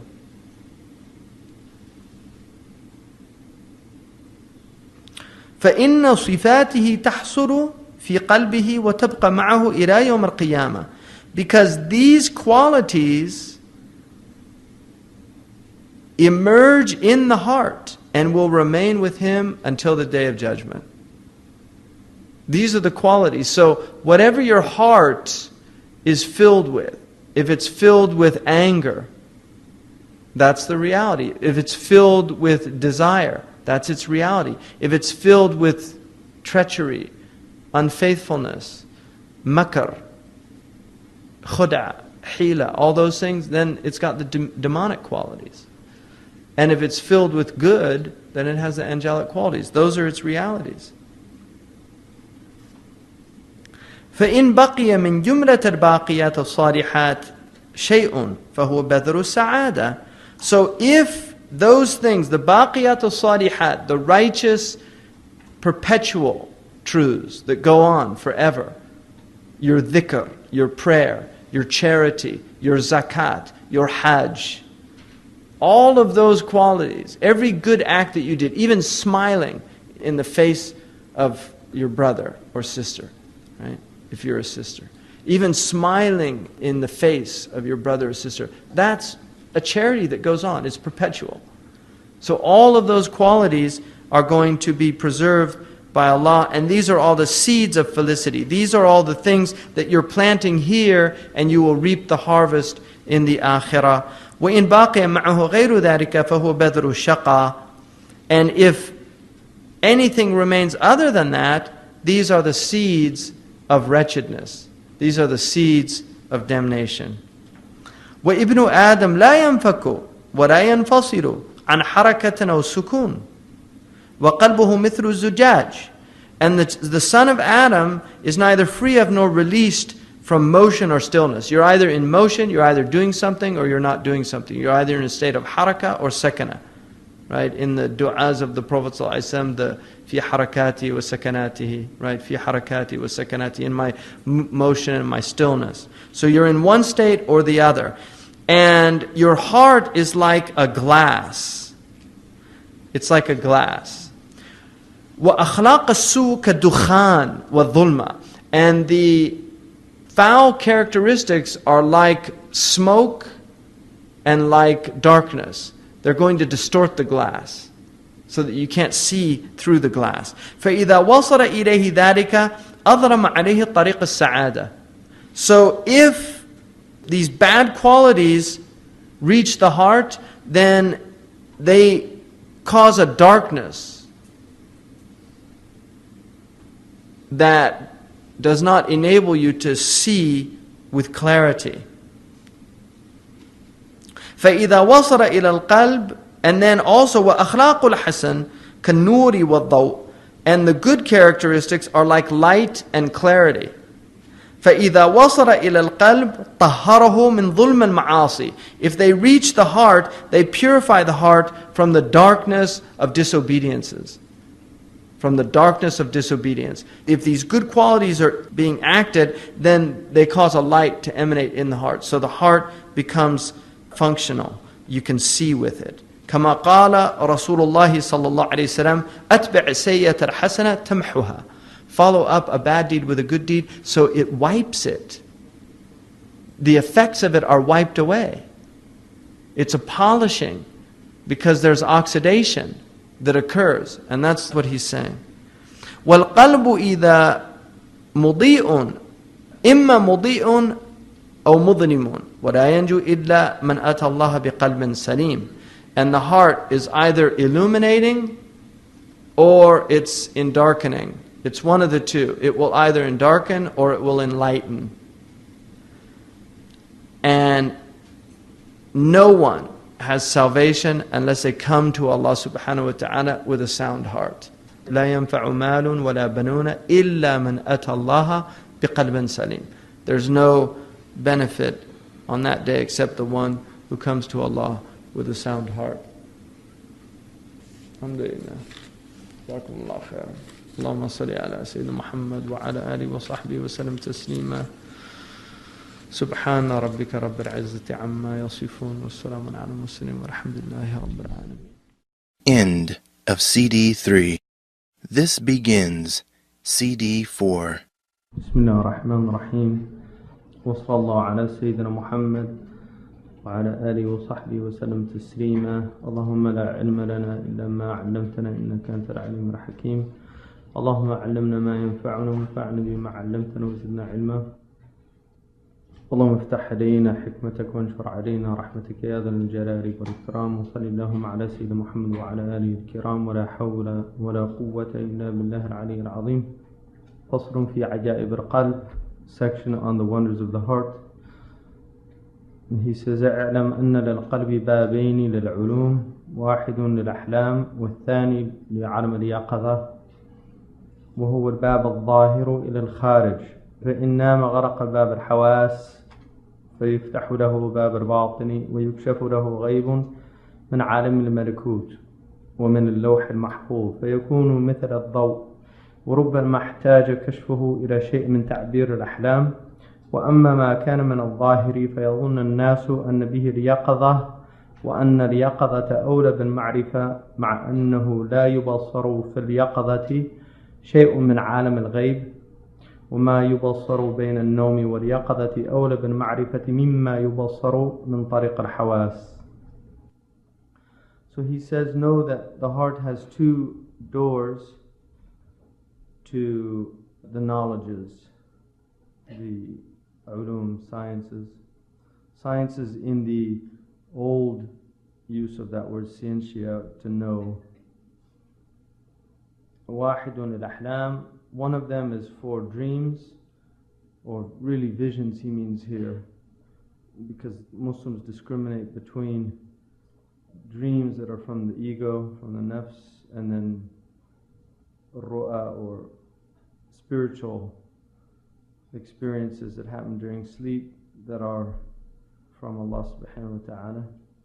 And then the second is in the wakened state, or the world of waking consciousness. وهو الباب الظاهر إلى الخارج. So it's the external door to the outward world. فإن نام غلق باب الحواس. When he sleeps, he shuts the door of the senses. Because the experience that occurs in the sleep, it's not of this world. You're entering into the world of meanings. It's not, this world has meaning, but most people are overwhelmed by the sensory perception of the world, the sensoria, and so they don't delve into the meanings. They only see the outward form. يَعْلَمُونَ ظَاهِرًا مِنَ الْحَيَاةِ الدُّنْيَا. The Quran says they know the outward of this world. وَهُمْ عَنِ الْآخِرَةِ هُمْ غَافِلُونَ. But about the real world, they're in a state of heedlessness. So people experiencing the world experience it in a somnambulant state. They're sleepwalkers. The world is like dreams that they don't really know what it means. People have jumbled dreams. أَضْغَاثُ الْأَحْلَامِ, the Quran calls it in Surah Yussuf. When the king asks them what his vision is, they say, oh, this is just meaningless dreams.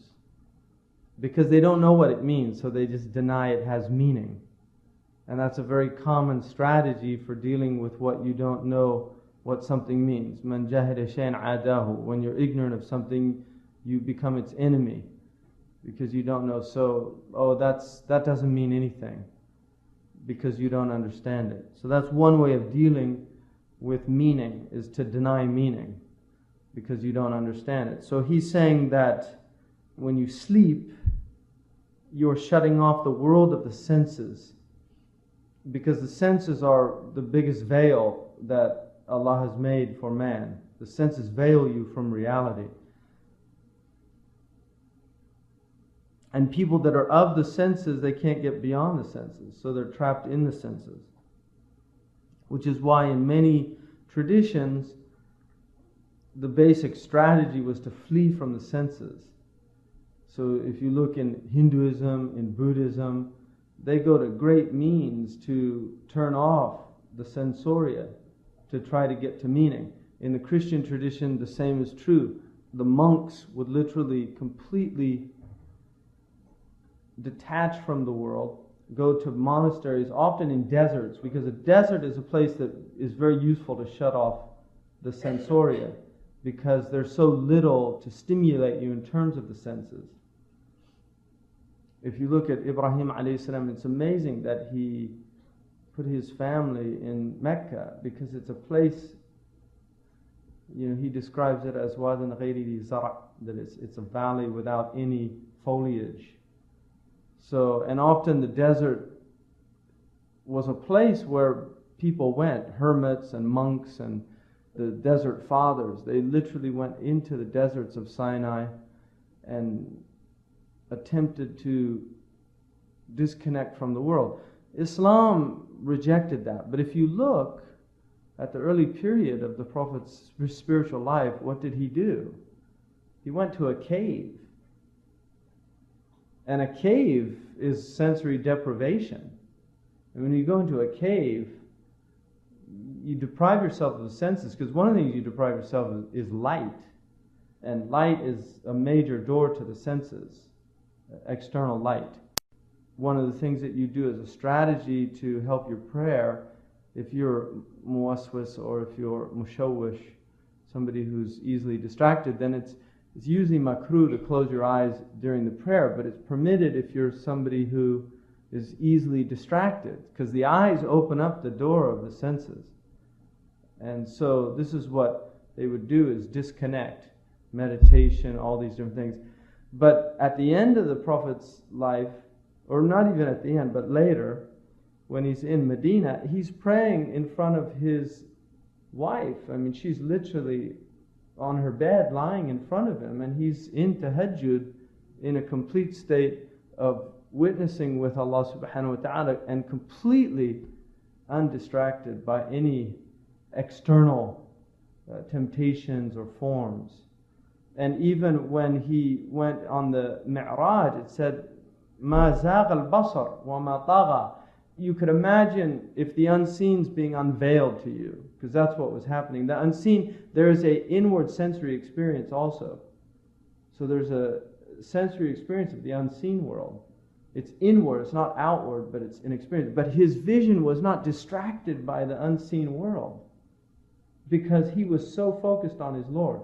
Even in the midst of all these wonders that are being revealed before his eyes didn't divert, and his heart never diverted, because his heart was completely in tune with reality. And reality is unicity. Reality is absolute, unadulterated oneness. So there's no other in reality. There's no distractions in reality. Reality is pure. So what he's saying is, when you sleep, you're being deprived of this door of the senses, and you're opened up to an internal door, a door of the inward, and there are elements of the unseen that are being opened up to you in the unseen world. And it's from the alam al-malakut. So this is a door to knowledge for the heart. And this is why the Prophet ﷺ said, true dreams are 1/46th of prophecy. 1/46th of prophecy. And true dreams are the access that the average human being has to prophecy. And that's why people will see dreams that come true. They will have meanings revealed to them in dreams. And these are related to prophecy. That's what that hadith means. So it's a door of perception, dreams. And it's an opening to the malakut, which is what in the gospel is called the kingdom of the heavens. And there are many, many references to this in the gospel. Isa alayhi salam talked about the kingdom of the heavens being revealed to his disciples. Min al-lawh al-mahfuz. So those things that are from the lawh al-mahfuz in the unseen world. فَيَكُونُ مِثْلَ الضَّوْءِ. It's like a light that is revealing things. وَرُبَّمَا احْتَاجَ كَشْفَهُ إِلَى شَيْءٍ مِنْ تَعْبِيرِ الْأَحْلَامِ. And perhaps his understanding of these things, the illumination of these things, is stipulated upon some knowledge of the interpretation of dreams. In other words, he won't be able to understand what they mean unless he has access to interpretation of the dreams. And not everybody has that knowledge. That knowledge is limited to certain people.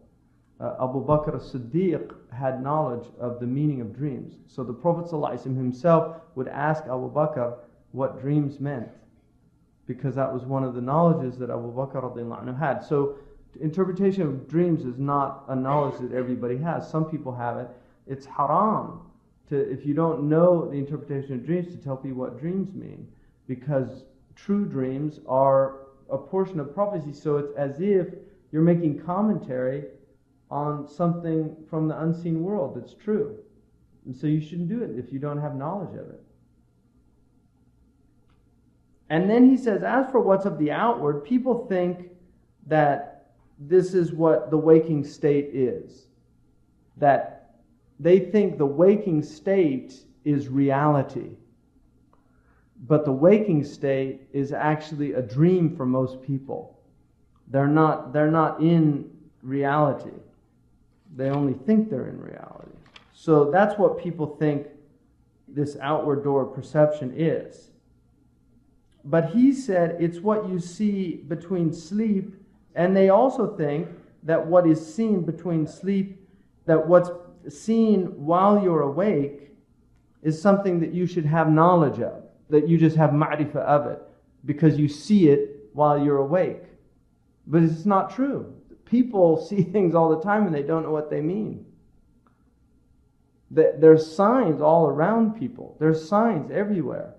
But they don't know how to read them. But they assume they do because they're in a waking state.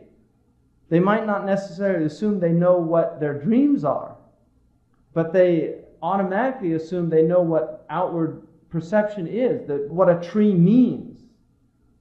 They just assume they know what things are on the outward. And he's saying that it seems natural that they would do that, but in reality, what they're seeing in the outward is nothing of the real world. They're signs. They're indicators. That's all they are. They're indicators. There's nothing of the real world, but they think it's the real world because they're trapped in this outward world, veiled by their senses. وما يبصر بين النوم واليقظة أولى بالمعرفة مما يبصر من طريق الحواس. But what is understood in this state that is not sleep and it's not this normal wakeful consciousness, that is what should be more worthy of understanding, of this ma'rifah of it, than what they know through their senses. So understanding reality, that is what people should have knowledge of, not this assumed state of what knowledge is, this outward experience of the world that they're assuming is reality. And then he says, وَتَحْتَاجُ أَن تَعْرِفَ فِي ضِمْنِ ذَلِكَ أَنَّ الْقَلْبَ مِثْلُ الْمِرْآةِ. What you should know concerning this matter is that the heart is like a mirror. The heart is like a mirror. وَاللَّوْحَ الْمَحْفُوظ مِثْلُ الْمِرْآةِ أَيْضًا. And the lawh al-mahfuz, which contains all of what Allah has decreed in the world, is also like a mirror. لأن فيه صورة كل موجود, because in it is the reflection of every existent thing. So it's like a mirror also. وإذا قابلت المرأة بمرأة أخرى حلت صورة ما في إحداهما في الأخرى. And when one mirror is placed in front of the other mirror, then you see the reflection in that mirror of all the things that's in the other mirror. So if you put one mirror next to another mirror, it's going to reflect what's in that mirror. I don't know if you've ever done that. If you've put two mirrors together, you can see it's a very strange phenomenon. So what he says is, وَكَذَلِكَ تَظْهَرُ صُوَرُ مَا فِي اللَّوْحِ الْمَحْفُوظِ إِلَى الْقَلْبِ إِذَا كَانَ فَارِغًا مِنْ شَهَوَاتِ الدُّنْيَا. And this is part of Imam al-Ghazali's teaching, is that he believes in what's called kashf, that the heart is open to unveilings. So he says, if the heart is pure and free of the preoccupations and the desires of this world, then it will see what the world is in reality. It will see these realities. And he says that, but if فَإِنْ كَانَ مَشْغُولًا بِهَا, but if it's preoccupied with desire and filled with the world, كَانَ عَالَمَ الْمَلَكُوتِ مَحْجُوبًا عَنْهُ. This kingdom of the heavens is veiled from it. So it doesn't have access to it. It doesn't have any access to it. وَإِنْ كَانَ فِي حَالِ النَّوْمِ فَارِغًا مِنْ عَلَائِقِ الْحَوَاسِ طالع جواهر عالم الملكوت فظهر فيه بعض الصور التي في اللوح المحفوظ. But if in the state of its sleep it's freed of the attachments of the sensory, then it's able to view or look upon this malakut world. You have mulk, malakut, and jabarut. The mulk is the world of senses. It's everything you can see and touch. It's palpable. It's what you can feel. The malakut is the world of the unseen, which is around us. It's also here, alongside of us. And so he's saying that you will be able to see the essences of this other world, and you will see some of the meanings that are in the lawh al-mahfuz, some of these realities. Not all, because only Allah knows all of the unseen, but people have these unveilings from that world. And of all people, the Prophet ﷺ had the greatest portion of that. وَإِذَا أَغْلَقَ بَابَ الْحَوَاسِ كَانَ بَعْدُهُ الْخَيَالِ. And then if he shuts the door of the senses, then this imaginal world will emerge. And this is a technical term. It's not really imagination, but it's the imaginal world. لِذَلِكَ يَكُونَ الَّذِي يُبْصِرُ تَحْتَ السِّتْرِ الْقِشْرِ. And so what he will see is under the veil of the externalities. So what he's saying is, when you shut off the senses, you've still got the imagination. So there's still a filter. You don't see even the reality of the unseen world as it truly is. You're still veiled by the nature of your experience. And then he says, وَلَيْسَ كَالْحَقِّ الصَّرِيحِ مَكْشُوفًا. You won't see reality as it truly is. It won't be unveiled to you completely. because you're still filtered by your experience in this world. As long as you're in this world, there are filters. فإذا مات أي القلب بموت صاحبه لم يبقى خيال ولا حواس وفي ذلك الوقت يبصر بغير وهم وغير خيال. But if you die, in other words, your heart dies, your sensory consciousness dies. So the possessor of the heart, the imagination goes and the senses go. The imagination is to the intellect what the senses are to the body. It's still a type of veil. It's something we need. We need the senses to have some knowledge of reality, but the senses veil us. And the imagination, you need to have some knowledge of reality also, but it's still a veil. The reason that we can imagine paradise is because we have imagination. So you can think of things of the unseen world that you're told, angels. We can imagine beings that are made out of light, that have wings. We don't know what they are in reality, but Allah has given us an imagination. And the imagination is a door to perception of reality, but it's still a filter, just like the senses are a filter. So then he says, at that time you will see without any illusion, and you will see without any imagination. وَيُقَالُ لَهُ فَكَشَفْنَا عَنْكَ غِطَاءَكَ فَبَصَرُكَ الْيَوْمَ حَدِيدٌ. We have removed the veil from you, and now you have piercing sight. You see reality as it truly is. That's what happens when you die. And that's why you'll feel like you've just woken from a dream. When you die, it's the awakening, because you're no longer veiled by the senses and you're no longer veiled by the imagination. You're going to experience things as they truly are. So what he's saying is that your heart is a mirror. Now, what is a mirror? Is the mirror the thing itself? When you look in a mirror, is it the thing itself? It's not, is it? It's a reflection of the thing. You know, when you look in the mirror, you wonder, do I really look like that? Is that how people are perceiving me? You don't know, because you can't see yourself. It's a very strange thing that Allah has done for all of us. We can see other people, but we can't see ourselves except through a mirror. But the mirror, is it distorting it? Do you know how mirrors distort sometimes? Your face looks longer than it does, or shorter, or wider. That's the nature of mirrors. So the heart is like that also.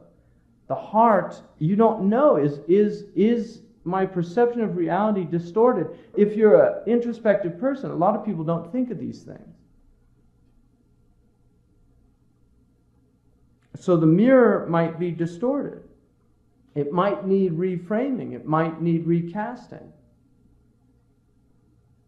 So that's what Allah subhanahu wa ta'ala says in Surah Al-Qaf. فَكَشَفْنَا عَنْكَ غِطَاءَكَ فَبَصُرُكَ الْيَوْمَ حَدِيدٌ. We have removed the veil from you, and now you see with piercing sight.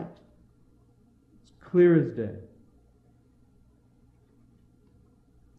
وَاعْلَمْ أَنَّهُ مَا مِنْ أَحَدٍ إِلَّا وَيَدْخُلُ فِي قَلْبِهِ الْخَاطِرَ الْمُسْتَقِيمِ وَبَيَانُ الْحَقِّ عَلَى سَبِيلِ الْإِلْهَامِ. And know that there's nobody except that sound thoughts will enter his heart, and the clarification of truth will enter his heart by way of inspiration. Everybody will have true inspiration if they're humans. They're going to have true inspiration in life. Like Winston Churchill said, everybody stumbles on the truth at least once in their life. But like myself, they usually get up, brush themselves off, and carry on. You know, that's what kufr is. It's when you know the truth, but you just choose to ignore it. You choose to cover it up. So he's saying that people will be exposed to the truth in their life, and their hearts will be open to the truth by way of inspiration. وَذَلِكَ لَا يَدْخُلُ مِنْ طَرِيقِ الْحَوَاسِ بَلْ يَدْخُلُ فِي الْقَلْبِ وَلَا يَعْرِفُ مِنْ أَيْنَ جَاءَ. They won't come by way of the senses. It's something that comes by way of the heart, and he will not know where it came from. لِأَنَّ الْقَلْبَ مِنْ عَالَمِ الْمَلَكُوتِ. Because the heart is from this other world. It's not of this world. Your consciousness is not of this world. It's of another world. That's what consciousness is. And that's why sleep is so important. Because that's what sleep does. It's a door to that other world. It's a door to that other world. And you'll hear people say, oh, isn't that strange? I had this dream. And then it happened. Isn't that strange? See, they can't understand it. Isn't that strange? Isn't that weird? Because they don't know what it means. Most people are cut off from these realities. So when they experience them as strange, as wondrous. There's other people that's their normal state. It's not strange at all. It's just their normal state. Because they have much more access to reality than most people. وَالْحَوَاسُ مَخْلُوقَةٌ لِهَذَا الْعَالَمِ عَالَمِ الْمُلْكِ. The senses were created for this world. The world of the mulk, of the dominion, the outward dominion. فَلِذَلِكَ يَكُونُ حِجَابُهُ عَنْ مُطَالَعَةِ ذَلِكَ الْعَالَمِ إِذَا لَمْ يَكُنْ فَارِغًا مِنْ شُغْلِ الْحَوَاسِ. And for that reason, he is veiled from looking on to the other world if his heart, if he's not emptied of the distractions of the senses. So if you're not emptied of these distractions, then you're veiled. You don't have access, which is the state of most people. We're preoccupied. And then he says, وَلَا تَظُنَّنَّ أَنَّ هَذِهِ الطَّاقَةَ تَنْفَتِحُ بِالنَّوْمِ وَالْمَوْتِ فَقَطْ. But don't think that this capacity is opened during sleep and death only. Don't think it's only these two means. You have to die or you have to go to sleep to see reality. بل تنفتح باليقظة لمن أخلص الجهاد والرياضة وتخلص من يد الشهوة والغضب والأخلاق القبيحة والأعمال الرديئة. No, it opens during the wakeful state to those who are sincere in their jihad and in their riyada. And that's why Muli al-Arabi from Morocco, he said, whoever is sincere for 40 days, seeking God, his heart will be open. The basira is open. So if you have sincerity in your struggle and in your spiritual exercise, and you're freed of this desire and anger, I mean, these are the two great enemies of man, shahwa and ghadab, the concupiscent and the irascible soul. If you're not freed of their sovereignty, so that your quwwa an-natiqa is the one that has authority over them, and from foul character and from vile deeds, if you're not freed of these also. So not only do you have to be sincere in your struggle, but you also actually have to be realized. And this is what, in this tradition, they say there's these stages. The first stage is what's called takhliya, which is the emptying out, and then you go to tahliya, and then the final stage is tajliya, which is where you have the unveilings. So the takhliya is emptying the self of desire and anger, and emptying the self of vile characteristics, and then the tahliya is embellishing the self, adorning the self with prophetic character, that you begin to follow the sunan, and not just the outward sunan. There's plenty of people that cut their mustache, or trim their nails, or wear their robe a certain way, or eat with 3 fingers, or go into the masjid with the right foot and come out with the left foot, and say the du'as when they do certain things, if they drink, if they eat, whatever they do, they follow those outward sunan, which are important, and they shouldn't be belittled in any way, shape, or form, because they're part of the prophetic character. They're the externals of the prophetic character. But who are the ones who take on the inward prophetic character? The akhlaq of the Prophet ﷺ, his forbearance, his patience, his mercy, his charity, his generosity, his kindness, his humility. That's the tahliya. يتحلى بأخلاق الأنبياء. That adorning the self with the qualities and characteristics of the prophets. And all of the character of the prophets are in the Prophet Muhammad ﷺ, because he's jami'un. He's al-jami' of the akhlaq al-anbiya. He has all of the characters and qualities of the prophets.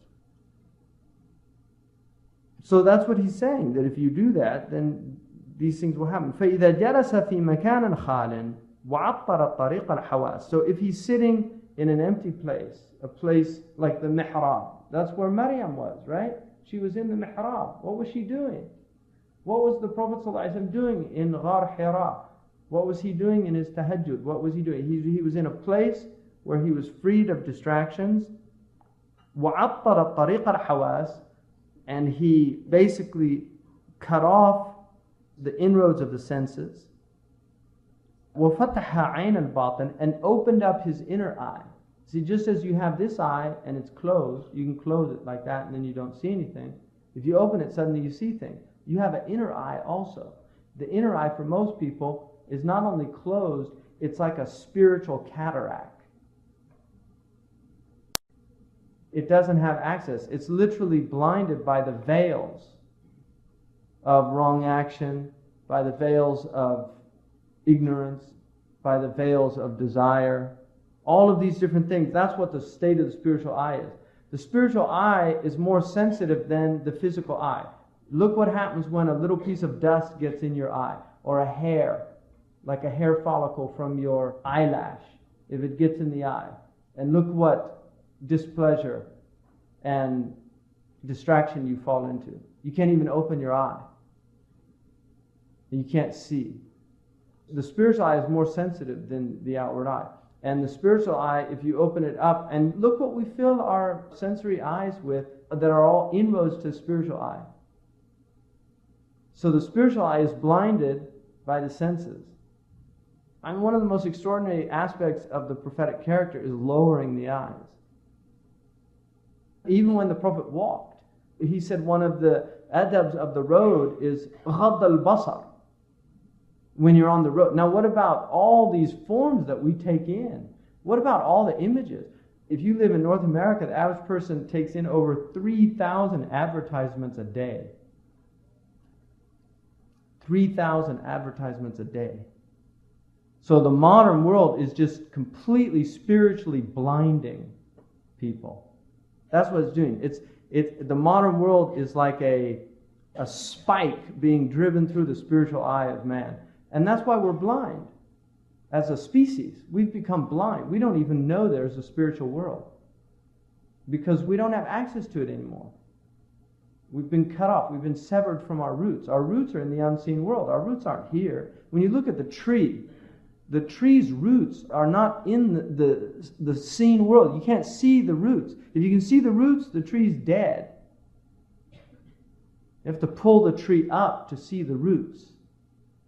But the roots of the tree are in the unseen world. That our roots are in the unseen world. That's why we're alive. So people can't see those roots. They don't even know they exist. If a child looks at a tree, it doesn't know it has roots. You have to have some level of knowledge about trees to know that there's roots. Well, the same is true for the human being. You have to know, what are our roots? Where do we come from?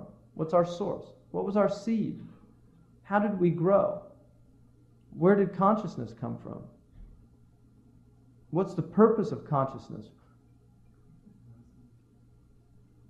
So if you sit in an empty place and you turn off the inroads of the senses and you open up your inner eye, فَتَحَ عَيْنَ الْبَاطِنِ وَسَمَعُهُ, internal hearing. Just like you have external hearing, you also have internal hearing. Like the hatif. People hear hawatif. This is not like mad people see and hear things also. So there's also people that have, and part of that is people have unveilings as well. Mad people. I mean, unveilings can lead to madness also. So the veilings of the world are also a rahmah from Allah subhanahu wa ta'ala. If the world was unveiled to you, you could go mad. And that happens to people. Doors of perception can be opened and people can go mad. Doors of perception can be forced open with drugs, and people have experiences. You have inward sensory experiences and inward meaning experiences. You have inward terrestrial experiences, inward celestial experiences. So they're different. And there's a whole science of discerning what experiences are. And it's not just us. The Catholic Church has this science. The Buddhists have this science. The Hindus have this science. I mean, this is known in other traditions also. Not in the same way that it is in our tradition, but they do discern between different types of experiences. So the Catholic Church has a science of discernment. And they believe it's a gift of the Holy Spirit, that you're able to determine whether an experience is a genuine spiritual experience or whether it's an emotional experience that you think is a spiritual experience. You've got people in Pentecostal states speaking in tongues, feeling the Holy Spirit throughout their body. They have physical sensations. Don't deny their realities. Those people, if you meet people that have been born again, they have had very real experiences. They've had very real and powerful experiences. And that's why their faith is often very strong. But a lot of those experiences are not spiritual experiences. They're actually experiences, they're inward experiences that sometimes have physical aspects to them, but they're of the inward sensory, not the inward meaning. So they're not true experiences, but that's a knowledge to discern between these type things. And it's a sophisticated knowledge that people have. So people can be deluded. This is very easy. And that's why when you really get into serious practice, you need a guide in that. You can't do this on your own. I mean, Imam Ghazali did. He's very rare. And there are people that do it. But the Prophet ﷺ had Jibreel alayhi salam. So then he says, وَجَعَلَ الْقَلْبَ فِي مُنَاسَبَةَ عَلَمَ الْمَلَكُوتِ. And then his heart is entrained with this malakut. وَقَالَ دَائِمًا Allah, Allah, Allah بِقَلْبِهِ. So this is called muraqabah, which is where he's in a state of awareness of the divine presence. دون لسانه, he's not saying it with his tongue. إلى أن يصير لا خبر معه من نفسه, until the ego is completely effaced. So he doesn't experience himself. ولا من العالم, and he doesn't experience the world. ويبقى لا يرى شيئا إلا الله سبحانه وتعالى. انفتحت تلك الطاقة. And this is what they call fana. And I'm just, this is from the book, so we're just looking at what he's saying in the book and what they say about this knowledge. So he says, then this capacity is open. وَأَبْصَرَ فِي الْيَقَظَةِ الَّذِي يُبْصِرُهُ فِي النَّوْمِ. And then he begins to see in his waking state the same as the true visions in his sleeping state. So his waking state becomes one in which his spiritual inner eye is open and he begins to see the world as it truly is in reality. He's no longer veiled. So he is experiencing the divine presence. This is the state of the Prophet ﷺ without a doubt, and it's the state of his Sahaba. And it's the state of the Salihun. You know, if you're with the Shaykh like Shaykh Abdullah bin Bayya, I mean, I've traveled with him, I've seen him, that's the state he's in all the time. You know, he's looking out and you're seeing him look out, but he's not seeing what you're seeing. You know, and you sit with Marab al-Hajj for people that went there. I mean, you see it. I mean, you sit with him and he's in another state. They call it Shahid Ghaib. He's present, absent. He just does dhikr all the time. He does dhikr in his sleep. And I lived in his tent with him. So I slept on the bed with him. He does dhikr in his sleep. He reads Quran in his sleep. I mean, I saw it with my own eyes. There was a man in Morocco I knew too also. He did Salat ala Nabi Sallallahu Alaihi Wasallam in his sleep, and he would snore. He was literally snoring and doing prayer on the Prophet Sallallahu Alaihi Wasallam. So I've seen it. People can, you know, لَيْسَ مَنْ رَأَكَ مَنْ سَمِعَ. It's like the people who see aren't like the people who are told about something. You see it. People doing prayer on the Prophet and they're sleeping.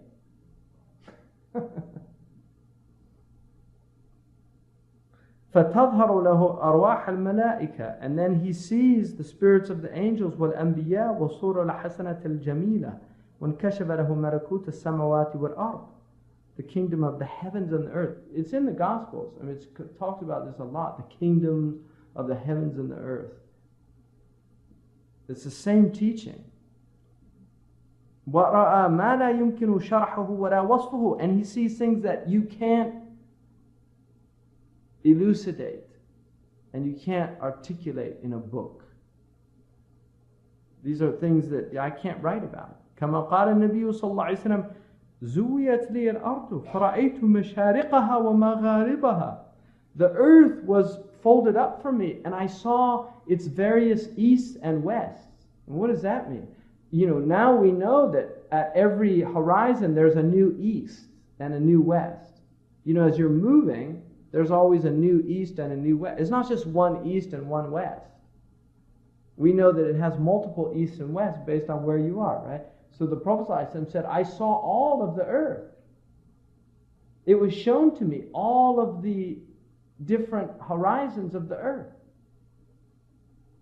So he acknowledged that there were multiple horizons. It's an unseen experience. And also قال الله عز وجل وكذلك نري إبراهيم ملكوت السماوات والأرض. And like that we showed Ibrahim the kingdom of the heavens and the earth. It's in the Quran. We showed Ibrahim the kingdoms. Why? لِيَكُونَ مِنَ الْمُوقِنِينَ, so that he had certainty. So he had certainty. يقين. لأن علوم الأنبياء عليهم السلام كلها كانت من هذا الطريق. This is how the knowledges of the prophets come. They don't have book learning. Their knowledge is not of the books. They weren't taught by books. We learn by books. The prophets didn't have book learning. The Prophet ﷺ had learning just by having the hand placed on his back in the hadith. And he said, عَلِمْتُ كُلَّ شَيْءٍ. It's a sahih hadith. I knew everything just by having the hand placed on his back at the point of the seal of prophecy. And he said, عَلِمْتُ كُلَّ شَيْءٍ. I knew everything. So those are the doors of perception that the Prophet said. لَا مِنْ طَرِيقِ الْحَوَاسِ. It's not the senses. We learn through the senses. We touch, we dissect, we feel, we take apart, we open up the heart, we look in, the heart has 4 chambers. There's people that know the heart has 4 chambers and they don't have to look inside the heart because it's unveiled to them. But this is how we learn. We learn by taking things apart. There's people that don't learn to do that. They look at something, they know what it is because it's unveiled for them. كما قال سبحانه وتعالى وَاذْكُرِ اسْمَ رَبِّكَ وَتَبَتِّلْ إِلَيْهِ تَبْتِيلًا. Allah says, تَبَتِّلْ إِلَيْهِ تَبْتِيلًا. What does tabattul mean? Inqita'. It means to detach, disconnect. Tabattal ilayhi, cut off in order to go to Him. In order to be open to your Lord, you need to detach from other than your Lord.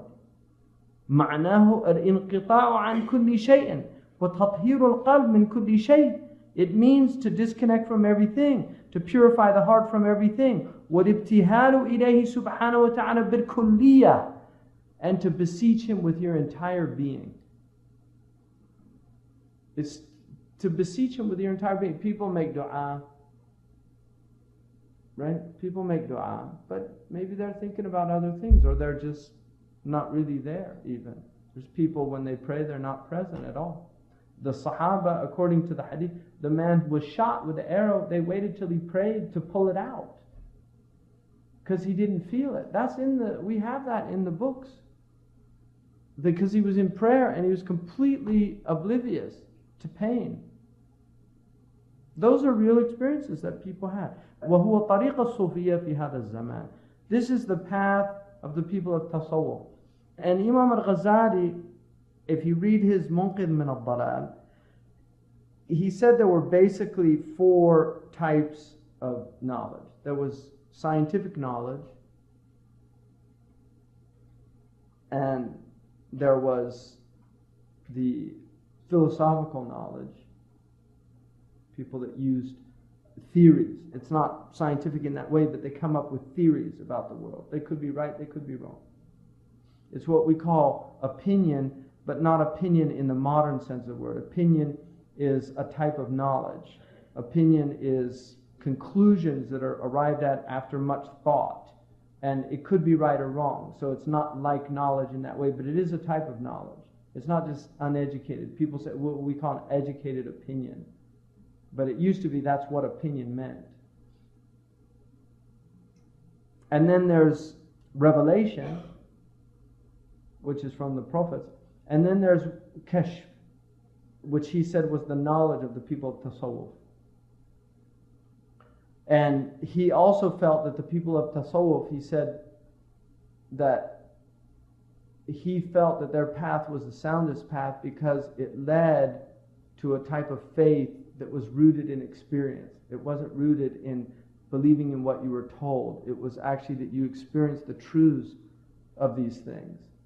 And he felt that that was truly following the Prophet ﷺ, because you weren't just following him in his words and deeds, but you were actually following him in his states.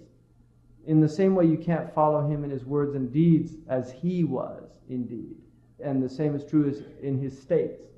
But that's what he understood. And it's not just like you have fuqaha that are a disaster, you have people that claim tasawwuf that are a disaster. And part of the problem is the majority of people today are so far, people from South Asia, you know what the state of the pirs and all those, it's a disaster. Or if you go to Egypt and Morocco and a lot of Muslim world, and you look at people that have these claims, and they've given tasawwuf a very bad name. But historically, tasawwuf was part of Islam. It was the inner dimension of Islam. And the best book for it is the Ihya Ulum ad-Din. And that is the best book that we have in this science. End of CD 4. This begins CD 5. وَأَمَّا طَرِيقُ التَّعْلِيمِ فَهُوَ طَرِيقَ الْعُلَمَاءِ. But the way of learning, book learning, that's the way of the ulama. But this isn't book learning. That's what he's saying. Now I'll give you an example. Ibn Ata'illah, who was an alim, who became a Sufi. He was originally an alim, then he became a Sufi. And then he had openings. And that's where we got the hikam of Ibn Ata'illah. Izz ibn Abdul Salam used to go sit in his class, and he would say, هذا الكلام حديث العهد بالرحمن.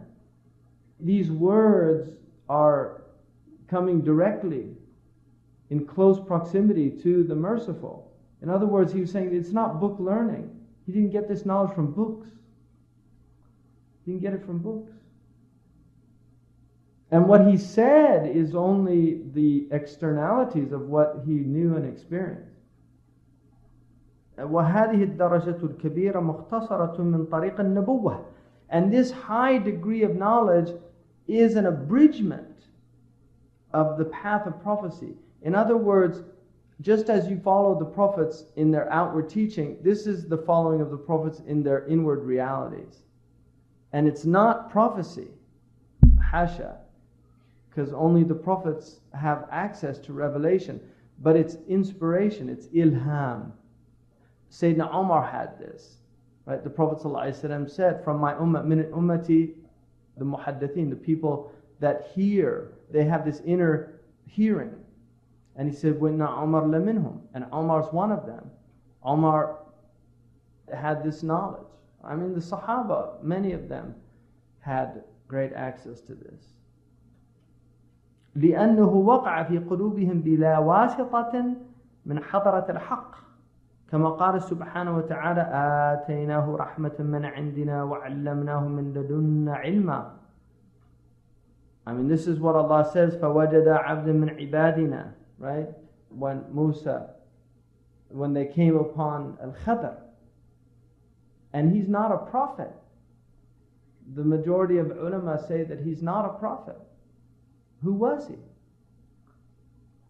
He says that he was a slave, right? They found عَبْدًا مِنْ عِبَادِنَا, a servant from amongst our servants.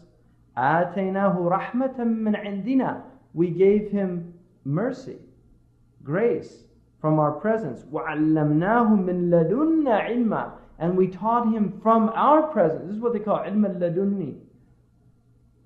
This isn't book knowledge. Al-Khidr had a different type of knowledge. And then what did Musa say? قال له موسى هل اتبعك على أن تعلمني مما علمت رشدا. The adab of his question is amazing. May I follow you? هل اتبعك.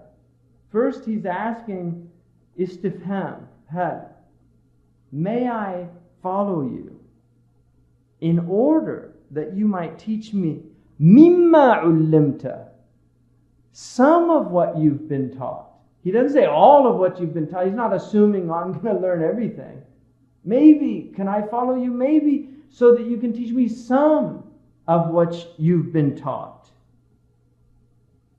And then what is rushda from this guidance? قال إنك لن تستطيع معي صبرا. You won't be able to be patient, because knowledge is hard. This knowledge is knowledge that takes patience. It takes much perseverance, much practice. He said, وَكَيْفَ تَصْبِرُ عَلَى مَا لَمْ تُحِطْ بِهِ خُبْرًا. And how can you be patient about what you don't encompass? In other words, because you don't understand this, how are you going to be patient to learn it? قال ستجدوني إن شاء الله صابرا ولا أعصي لك أمرا. You will find me, inshallah, patient, and I won't disobey you. And that's a relationship between the student and the teacher. You have to be patient, and then if the teacher's a true teacher and he tells you to do things, you have to do what they say for your own benefit. وَهَذِهِ الطَّرِيقَةُ لَا تُفْهَمُ إِلَّا بِالتَّجْرِبَةِ. This is a path that will never be comprehended except by continuous practice. Tajriba is to over and over again, not one time. Yujarribuhu means to do it many times. People want to do one time and then, oh, nothing happened. I didn't get any benefit. And Murabta Hajj told me that you don't worship Allah to have experiences. It's not why you do it. There's people that want to have experiences. I pray and nothing happens. I do this, nothing happens. I get up at night, nothing happens. He said, if that's what you're trying to do, then that's what you're doing the thing for. Whereas you should be doing it just solely for the sake of Allah subhanahu wa ta'ala. And he said, if Allah gives you gifts out of that, alhamdulillah. If He doesn't, alhamdulillah, it doesn't matter. Because you're a servant of Allah subhanahu wa ta'ala. وَإِن لَمْ تَحْصُلْ بِالذَّوْقِ لَمْ تَحْصُلْ بِالتَّعْلِيمِ. And what can't be acquired by taste won't be acquired by study. Really, theoretically they believe that the ability to recreate you from your genetic material is on the horizon. They believe that they're going to be able to do it, and they don't believe Allah can do it. الثانية معرفة علمه سبحانه وتعالى وأنه محيط بالأشياء كلها لأن هذه العجائب والغرائب لا تمكن إلا بكمال العلم. And then the second is to know. So the first is to know that He has complete qudra. He's qadirun ala kulli shay. And the second is to know that Allah subhanahu wa ta'ala, that He has complete knowledge. So He's omnipotent and omniscient because He encompasses all things. He could not make all of these wonders and marvels unless He had complete knowledge. And the third, الثالثة أن تعلم أن لطفه ورحمته وعنايته متعلقة بالأشياء كلها وأنها لا نهاية لها لما ترى في النبات والحيوان والمعادن من سعة القدرة وحسن الصور والألوان. And then the third is that you should know that His kindness, His grace, His mercy, His providence, His care is connected to all, engaged with all of these things. And there's no end to it.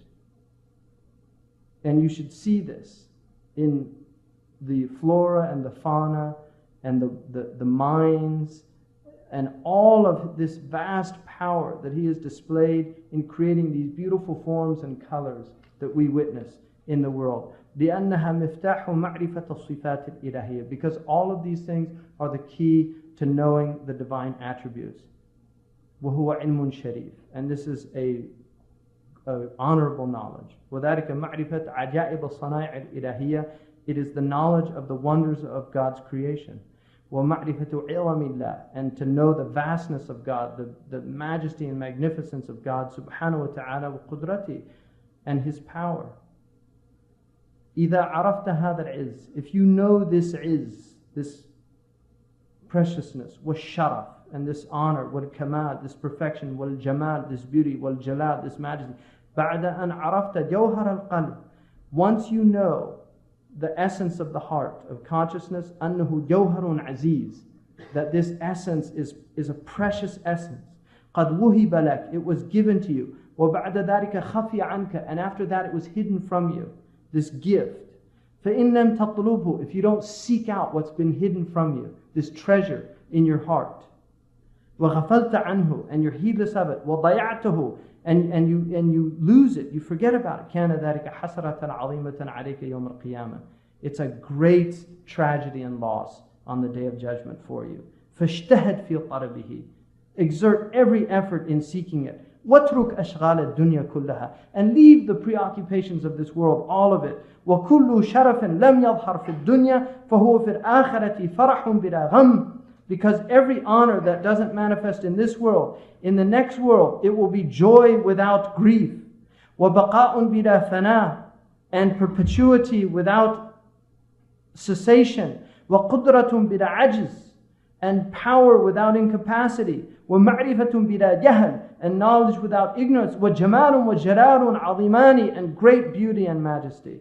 وأما اليوم فليس شيء أعجز منه لأنه مسكين ناقص. But today nothing is more lower than this thing.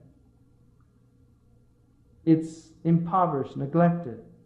إنما الشرف غدا, the honor is tomorrow.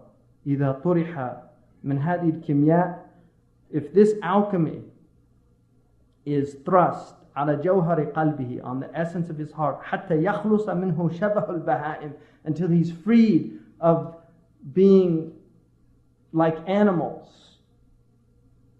ويبلغ درجة الملائكة, and he achieves the ranks of angels. فإن رجع إلى شهوات الدنيا فطرت عليه البهائم. So if he returns to the desires of this world, animals are preferable to him يوم القيامة, on the day of judgment.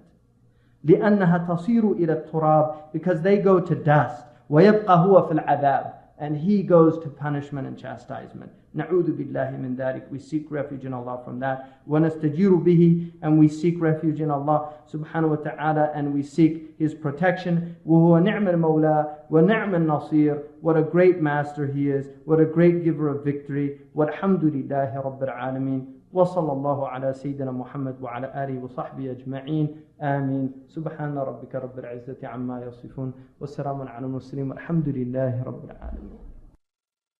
This completes the last CD in this series.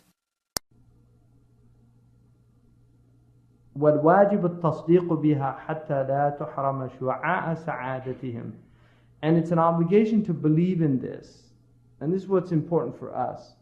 We should believe in this and its people, so that you're not deprived of the emanations of their joy. At least you should believe in the people, so that when you sit with them, you're not deprived of the emanations of their joy. So even if you're not one of them, you're not deprived of their state. هم القوم لا يشقى بهم جليسهم. They're the people that sit with them are not wretched. Just sitting with them is a blessing, with those people. وَلَا نُزَكِّ عَلَى اللَّهِ أَحَدًا. It's not making tazkiyah and saying, we know who Allah's elect or chosen are. No, but this is, the Prophet said, وَإِن كَانَ لَا بُدَّ مِنْهُ فَيَقُولْ أَحْسِبُهُ. This is what I think about him. We don't say anything, Allahu Alam. Everybody's under, like one friend of mine said about Marabt al-Hajj. He's a student of Marabt al-Hajj. He said, أنت تعلم محبتي لمربط الحاج لكن لم يزل تحت قيد بحر. He's still under the microscope of examination. In other words, as long as he's alive, he's susceptible to fitna, he's susceptible to... So we don't make any... This is what we believe about them. This is our perception of them. That's tasdeeq. And that's what he's saying. And Imam al-Ghazali said this is the least level of wilayah. It's the people that deny these people that are in really serious trouble. Really, they're serious. They're not well. And if you sit with them, you'll know they're not well. And they're obsessed with attacking them and speaking ill of them. It's amazing. I mean, their hearts are just, they're not well. And the fact that Allah has put them in that, that's their state. So don't be with those people. Don't listen to them. I mean, the people that talk about the awliya are really not well. Allah yahdina wa yahdihim. Allah guide us and them. But it's a bad state to be in. There's people, I mean, I once went to a dars and this man just started attacking Abu al-Hasan al-Shadri. I was like, why is he attacking him? What? I mean, somebody, the ummah shahidat lahu bil khair. The ummah has testified that he was amongst the righteous.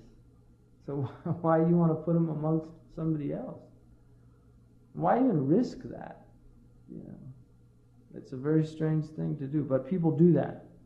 But why do they do that? Well, he says, وَهُوَ مِنْ عَجَائِبِ الْقَلْبِ. It's from the wonders of the heart. وَمَنْ لَمْ يُبْصِرْ لَمْ يُصَدِّقْ. Those who don't see, don't believe. كما قال سبحانه وتعالى بل كذبوا بما لم يحيطوا بعلمه ولما يأتيهم تأويله.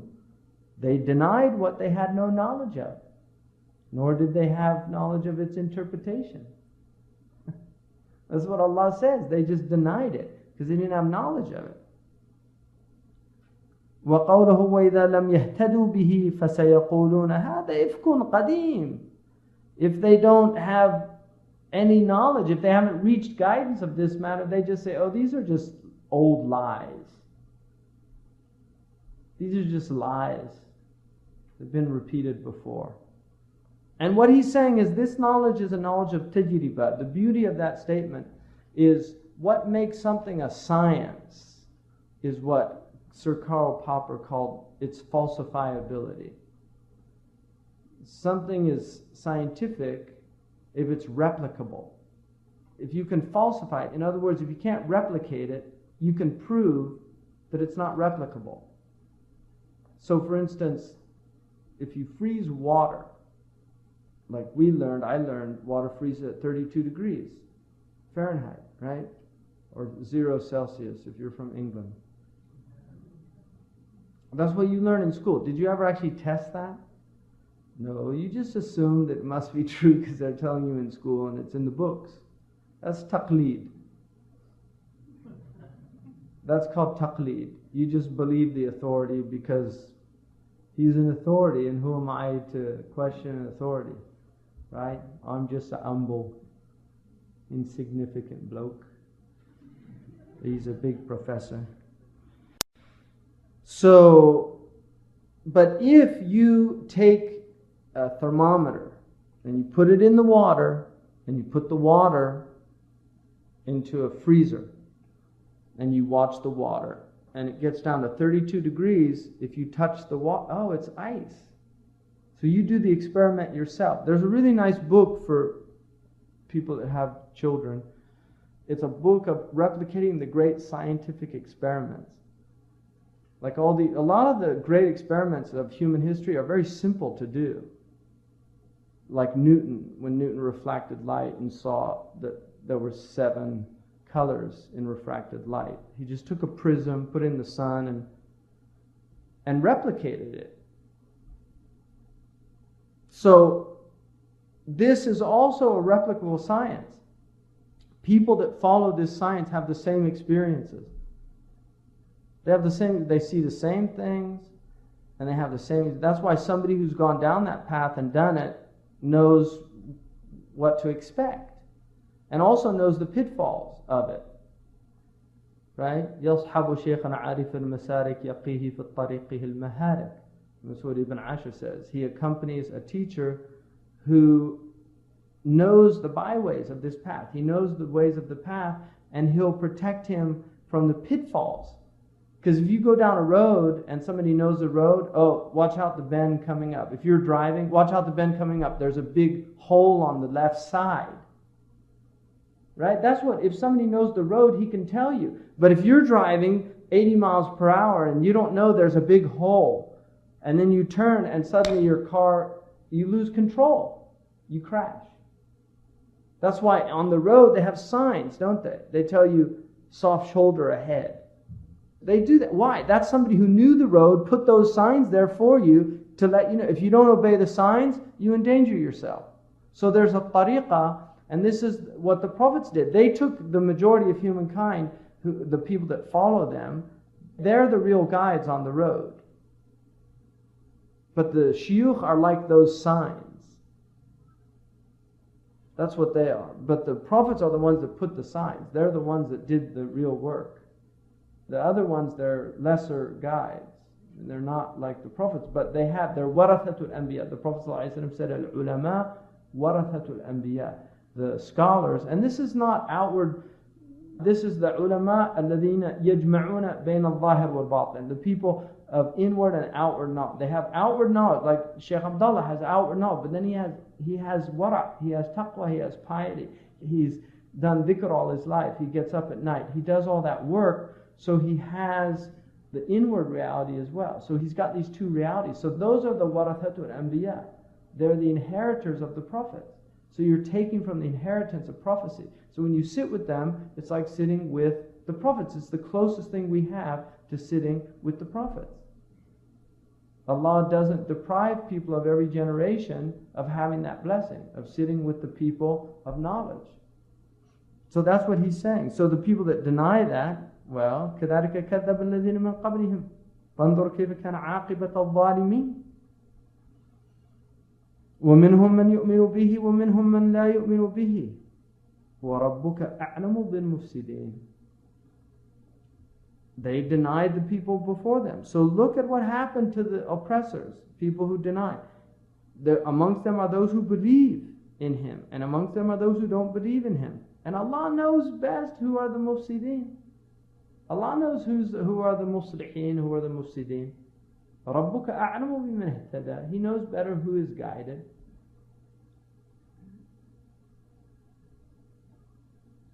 وَإِن كَذَّبُوكَ فَقُلْ لِي عَمَلِي وَلَكُمْ عَمَلُكُمْ أَنْتُمْ بَرِيئُونَ مِمَّا أَعْمَلُ وَأَنَا بَرِيءٌ مِمَّا تَعْمَلُونَ. And if they deny you, say, I have my actions. You have your actions. I have my actions. You have your actions. I'm free from what you do. You're free from what I do. And I'm free from what you do. I'm not responsible for what you do. You're not responsible for what I do. قال الذين كفروا للذين آمنوا لو كان خيرا ما سبقونا إليه. So those who disbelieve, they say to those who believe, if this really was good, they wouldn't have got it before us. This hasad. So there's some people, it's just hasad. من طلب وجد. ولا تحسب أن هذا خاص بالأنبياء والأولياء لأن جوهر ابن آدم في أصل الخلقة موضوع لهذا كالحديد لأن يعمل منه مرآة ينظر فيها صورة العالم. Don't think this is limited to the prophet. That's what he's saying. This is the whole point of this book. Do not think that this is limited to the prophets and the awliya. Because the jawhar of the son of Adam, of the children of Adam, in the origin of its creation, was made for this. We were created to know Allah. This is what we were created for. We were created for ma'rifah. ما خلقت الجن والإنس إلا ليعبدون. What does Ibn Abbas say in the tafsir? إلا ليعرفون. That's what he said it means. To know Allah. فَاعْلَمْ أَنَّهُ لَا إِلَهَ إِلَّا اللَّهِ. Know that there's no God but Allah. Fa'lam. It's ilm. But it's not book knowledge. A Christian, a Jew, a Hindu, anybody can learn Tawheed. They can study a book and they can teach it. You could have a professor of Aqidah here from Cambridge, and he can teach you our creed better than a lot of Muslims. Wallahi. They have Orientalists that know the creed, the book knowledge of the creed better than a lot of Muslims do. Even some of the ulama, they have deeper knowledge. That's not what he's talking about.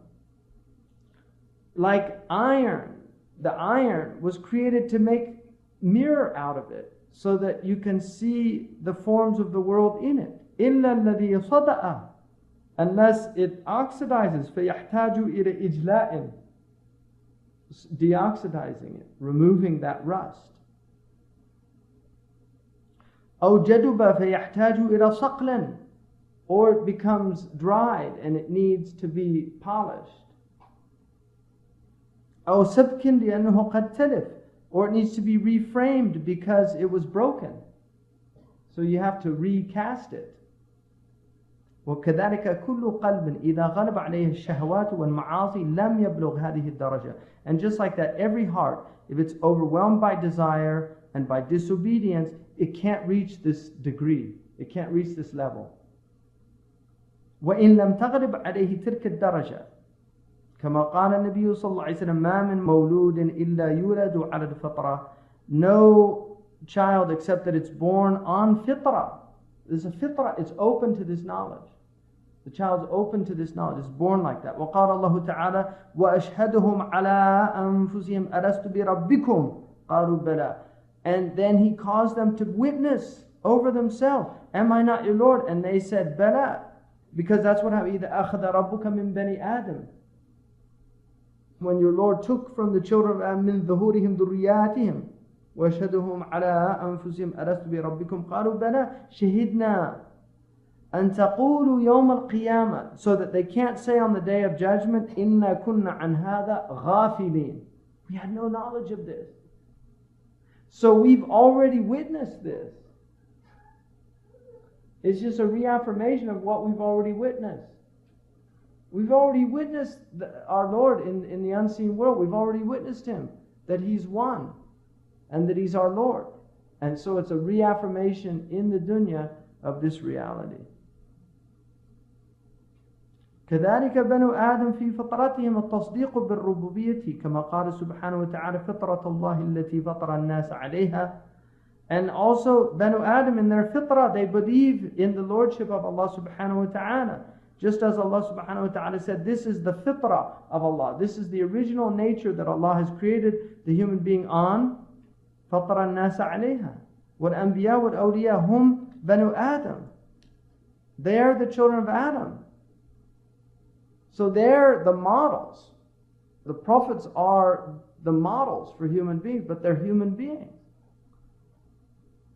قال سبحانه وتعالى قل إنما أنا بشر مثلكم. I am a man just like you. يوحى إلي. But I have this revelation coming to me. وكل من زرع حصد. All those who sow the seeds will reap the fruit. وَمَنْ مَشَى وَصَلْ. And if you set out on the path, you'll arrive. وَمَنْ طَلَبْ وَجَبْ. And if you seek, you'll find. I mean, that's in the gospel too, right? If you seek, you'll find. وَالطَّلَبُ لَا يَحْصُلُ إِلَّا بِالْمُجَاهَدَةِ. But seeking is only achieved through struggle. If you sit on a couch and somebody says, "What are you doing?" And he said, I'm seeking my provision. You're not seeking your provision. You're sitting on a couch. If somebody's sitting there and I'm hungry, he doesn't get up and go to the kitchen and make himself something to eat. He's waiting for somebody else to do it. I'll wait till the wife comes home. Right? Seriously, that's what people do. They don't want to struggle themselves. They want somebody else to struggle for them. So he's saying, no, you have, and then he says, so بالمجاهدة وطلب شيخ بالغ عارف قد مشى في هذا الطريق, and also finding a truly Gnostic, a knowledgeable person who has this knowledge, who's gone on this path. وإذا حصر هذان الشيئان لأحد فقد أراد الله له التوفيق. And if you have these two things come together, it's tawfiq from Allah subhanahu wa ta'ala. If you struggle with yourself, and if you have the company of people that have struggled with themselves until they've achieved that, overcome themselves, khalas. And that's tawfiq from Allah subhanahu wa ta'ala. فقد أراد الله له التوفيق والسعادة بحكم أزلي حتى يبلغ هذه الدرجة, until he himself or she herself achieves this level.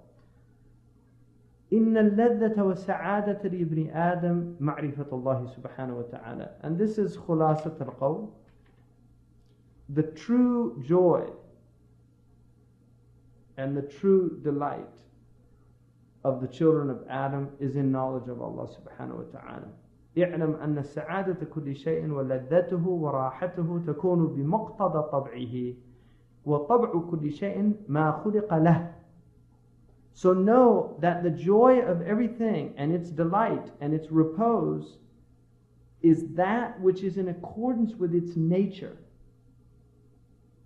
The joy of everything is that which is in accordance with its nature. وَطَبْعُ كُلِّ شَيْءٍ مَا خُلِقَ لَهُ. And the nature of everything is that for which it was created. So you have to know, if you want to know the nature of a thing, you have to know its telos. Why was it created? What's its purpose? So if you look, he says, فَلَذَّةُ الْعَيْنِ فِي الصُّورَ الْحَسَنَةِ. The delight of the eye is in its witnessing beautiful things. قُرَّةُ الْعَيْنِ, it's if you see a beautiful face, the eye is delighted. تَتَمَتَّعْ. If you see a beautiful flower, the eye is delighted. تَتَمَتَّعْ. Why? Because it was created to witness beauty. That's what it was created to do. So its joy is in fulfilling the purpose of its creation. That's where its real joy is. The eye, that's why the eye doesn't, if it sees something ugly, there's no joy in it. Why? Because it wasn't created for that. It was created to witness beauty. That's its purpose. And that's why Isa alayhi salam, when they all looked at the dead carcass of the dog, they said, Ma ansanahu, the dog. And he said, Ma abyata asnana. How white its teeth are. Because he was in that state of mushahada. So he looked at the beauty even in the ugliness. That's what he saw. He saw the beauty even in the ugliness. So the delight of the eye is in seeing beautiful. وَلَذَّةُ الْأُذْنِ فِي الْأَصْوَاتِ الطَّيِّبَةِ. And the delight of the ear is in beautiful sounds. The ear delights in beautiful sounds because that's what it was created, to hear good things, to hear beautiful things. It delights in wisdom. It delights in the speech of the righteous. It delights in truth because that's what it was created for. And likewise, it يَمُدُّ أَصْوَاتًا إِنَّ أَنْكَرَ الْأَصْوَاتِ لَصَوْتَ الْحَمِيرِ. The ugliest of sounds is the sound of the donkey.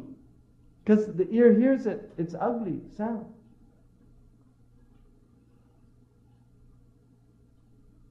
وَكَذَلِكَ سَائِرَ الْجَوَارِحِ بِهَذِهِ الصِّفَةِ. And the rest of the limbs, the tongue, is created to taste good things.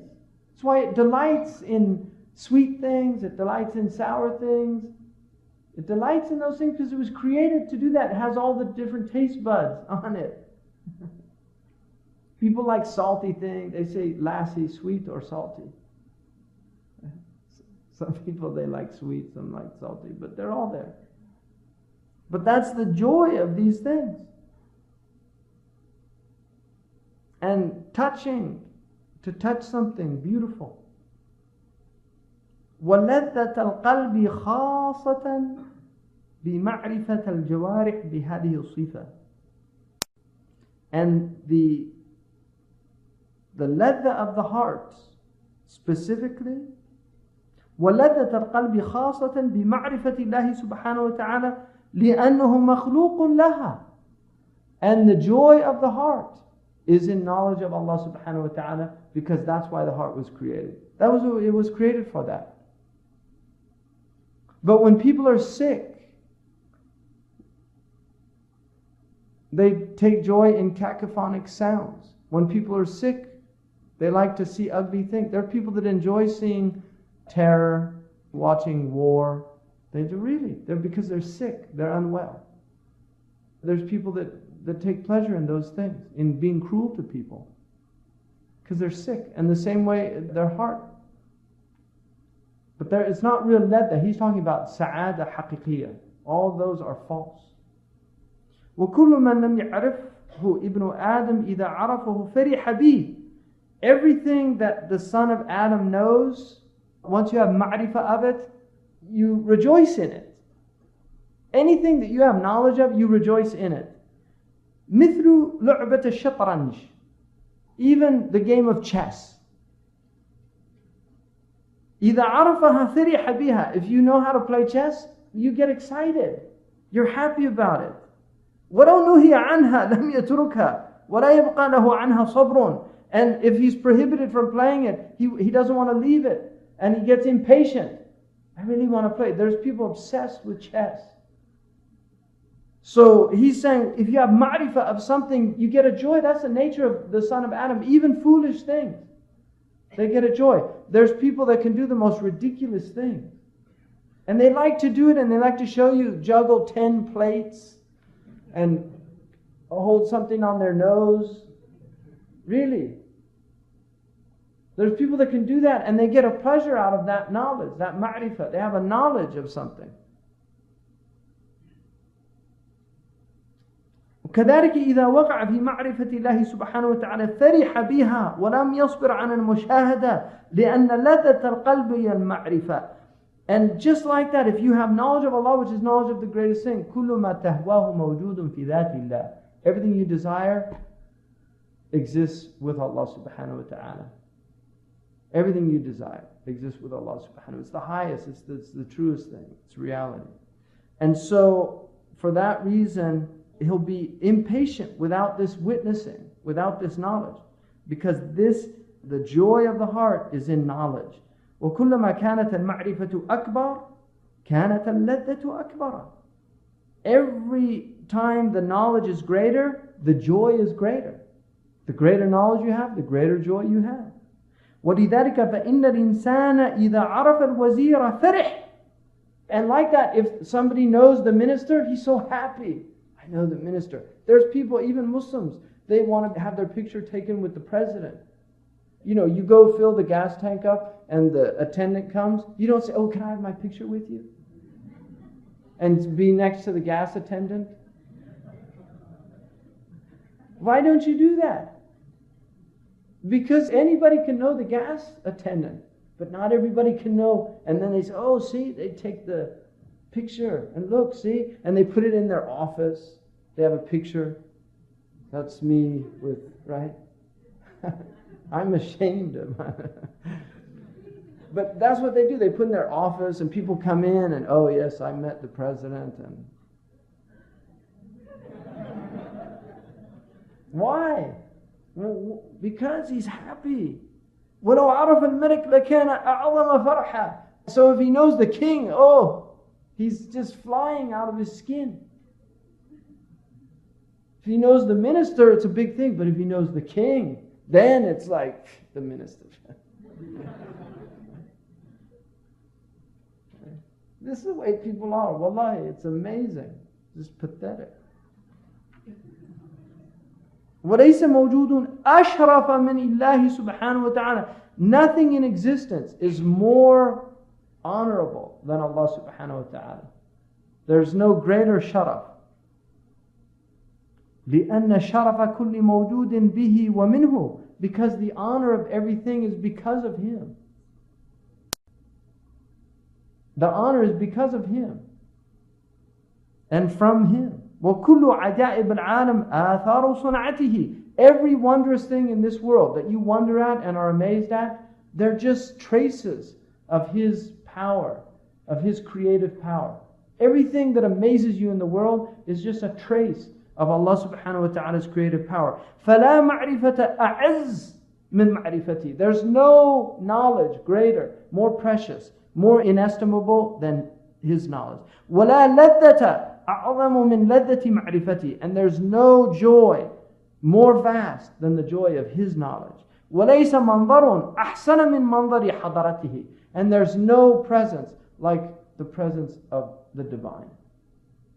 This is the mala. وَكُلُّ لَذَّاتِ شَهَوَاتِ الدُّنْيَا مُتَعَلِّقَةٌ بِالنَّفْسِ. All the joys of the desires of this world are connected with the nafs. They're all related to the ego. All of them. Everything that you have is related to the nafs. وَهِيَ تَبْطُرُ بِالْمَوْتِ. And it all comes to an end with death. All the pleasures of this world, they end with death. It doesn't matter what you can think of. And before you die. I mean, there's people that they lose their appetite. They don't even want to eat. They get to a certain age, food doesn't even taste good anymore. All the laddat ad-dunya, they go. They are called al-atyaban. And they say that's part of the end of life. The genitals and the stomach, the joys of those two, they go. So he says, وَلَذَةُ مَعْرِفَةُ الرُّبُوبِيَّةِ مُتَعَلِّقَةٌ بِالْقَلْبِ.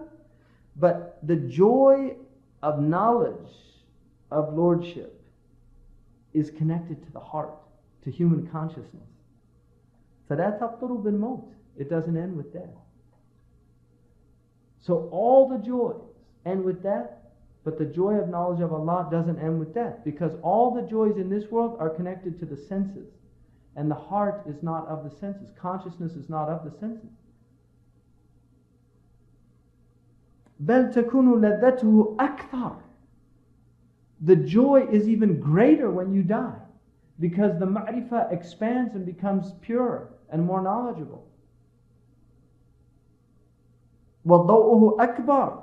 Its lights are greater. لِأَنَّهُ خَرَجَ مِنَ الظُّلْمَةِ إِلَى النُّورِ. Because he leaves darkness and enters into light. He leaves the darkness of this world and enters into the light of the next world. وَاعْلَمْ أَنَّ النَّفْسَ إِبْنِ آدَمْ مُخْتَصَرَةٌ مِنَ الْعَالَمِ. Know that the soul of the children of Adam is an abridgment of this world. It's mukhtasara. That's what Imam Ali in his diwan said, تَحْسِبُ أَنَّكَ جِرْمٌ صَغِيرٌ وَفِيكَ انْطَوَلَ الْعَالَمَ الْأَكْبَرُ.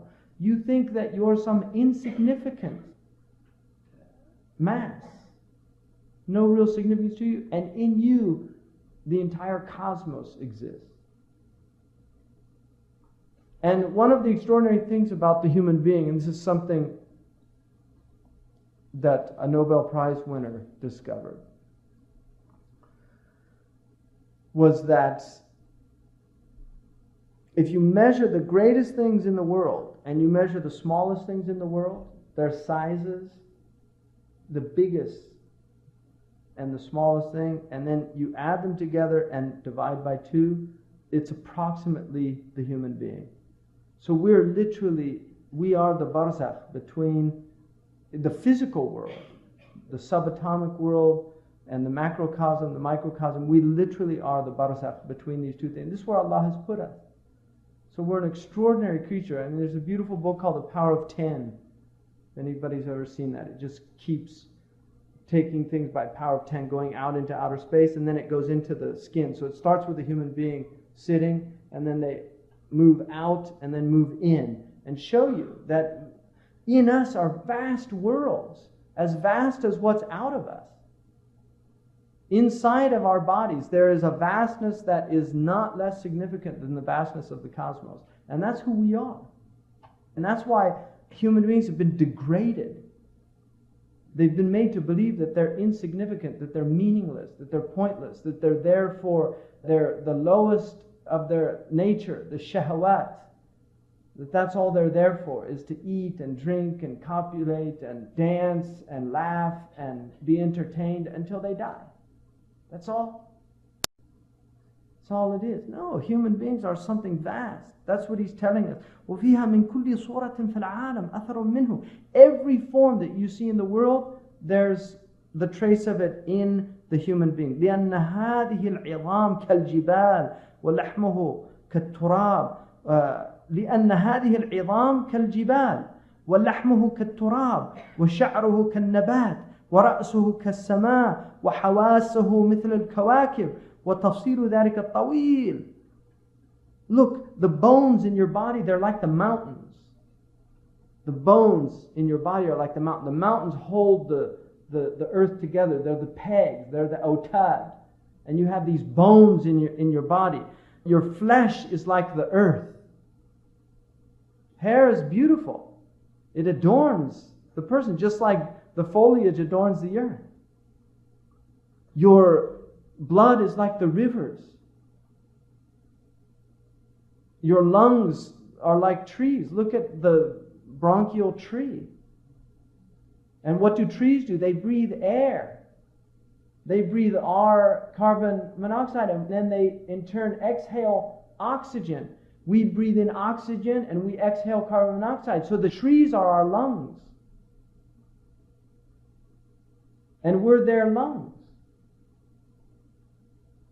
So all of these things out there are in you. And he says, he could go on in great detail about this. وَأَيْضًا فَإِنَّ فِي بَاطِنِهِ صُنَّاعَ الْعَالَمِ. And in your interior are all of the craftsmen of the world. لأن القوة في المعدة كالطباخ. The power in your digestion is like the cook. There's a cook that's mixing. There's ingredients that go in Chinese medicine, they call it the soup of the stomach. It's a soup. And just like you can ruin soup, your digestion can be ruined. You put the wrong ingredients in. Eat the wrong things. وَالَّتِي فِي الْكَبِدِ كَالْخَبَّازِ. And what's in the liver is like the baker. The liver is like the baker. It takes the glucogen and it stores the glucogen, and then when you need it, it releases it into the... this is all happening in your body. وَالَّتِي فِي الْأَمْعَاءِ كَالْقَصَّارِ. And in your intestines is like the tanner. As it's coming through, it's taking the impurities out. That's what a tanner does. It takes the impurities out and it keeps what's good, what's useful. وَالَّتِي تُبَيِّضُ اللَّبَنِ وَتُحَمِّرَ الدَّمْ كَالصَّبَّاغِ. And the thing that's making the milk white in the breast and the blood red is like the dyer. You have the dyer who makes the wool and dyes the wool. That in your body there are things that are giving color.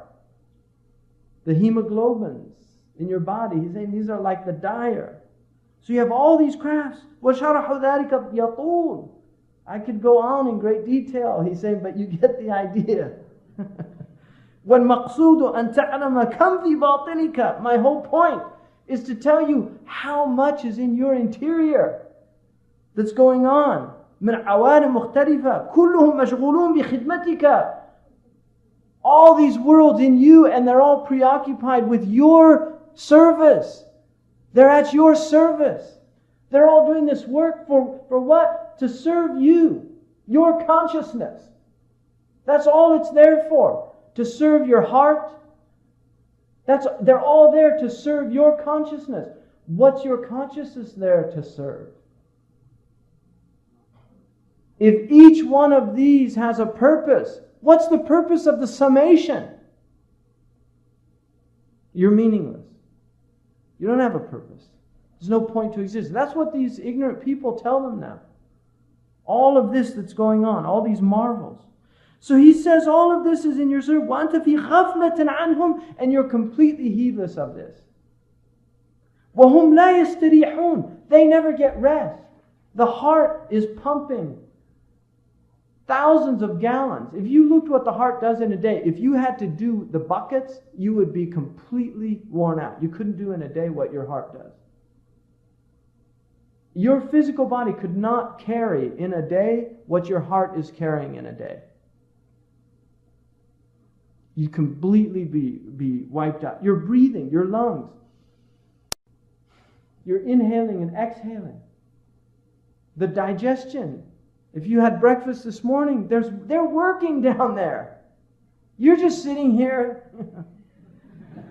They're down there working. Shh, come on.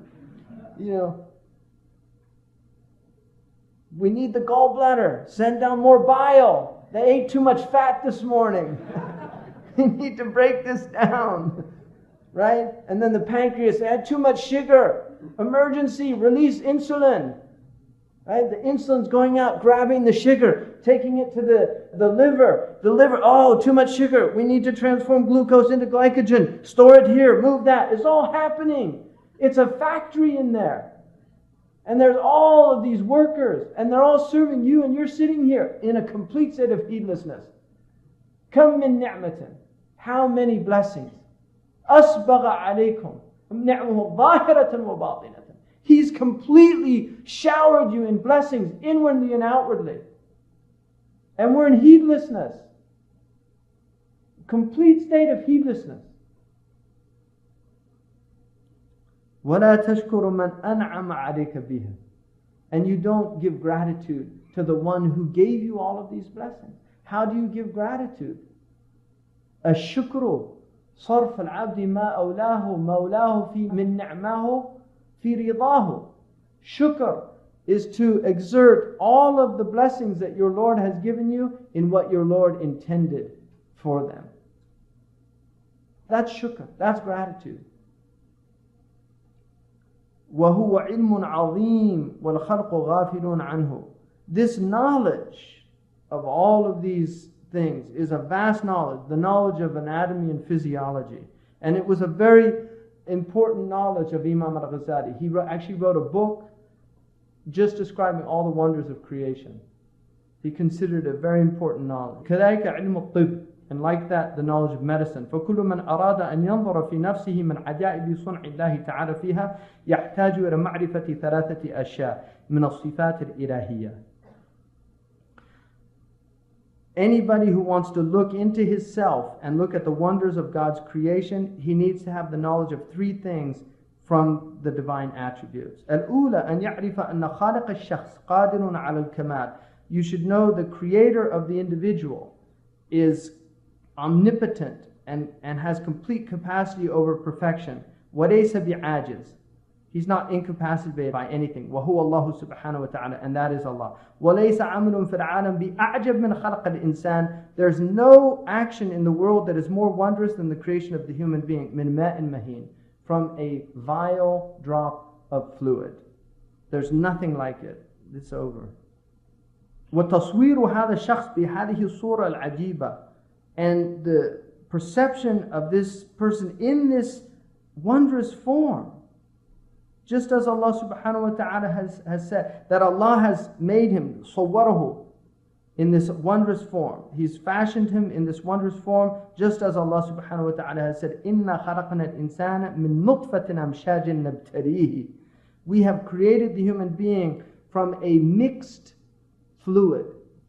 And we know now that it's a mixture of the male and female come together, and the genetic material is mixed. And it's amazing because it says min nutfatin amshaj. It's a singular with a plural, which is very rare in Arabic. Actually, the mufassirun, it was a problem with the mufassirun. They talk about this. But this is what happens when you get the sperm and the ovum come together. All of the genetic material they bring together. It's vast. Vast. So they come together, and from that, and then we try him. It's a tribulation. فَإِعَادَتُهُ بَعْدَ الْمَوْتِ أَهْوَنُ عَلَيْهِ. And you should know that his recreation of this first creation would be easier. If you think it's impossible, you're insane. Because to do something a second time for us is easier than the first time. For Allah, it's all the same. But for us, it's easier. So we should know that if He created us the first time, He can certainly do it the second time. And now we have these fools think that they can clone human beings themselves. They think they can recreate a human being. And they don't think Allah can recreate us.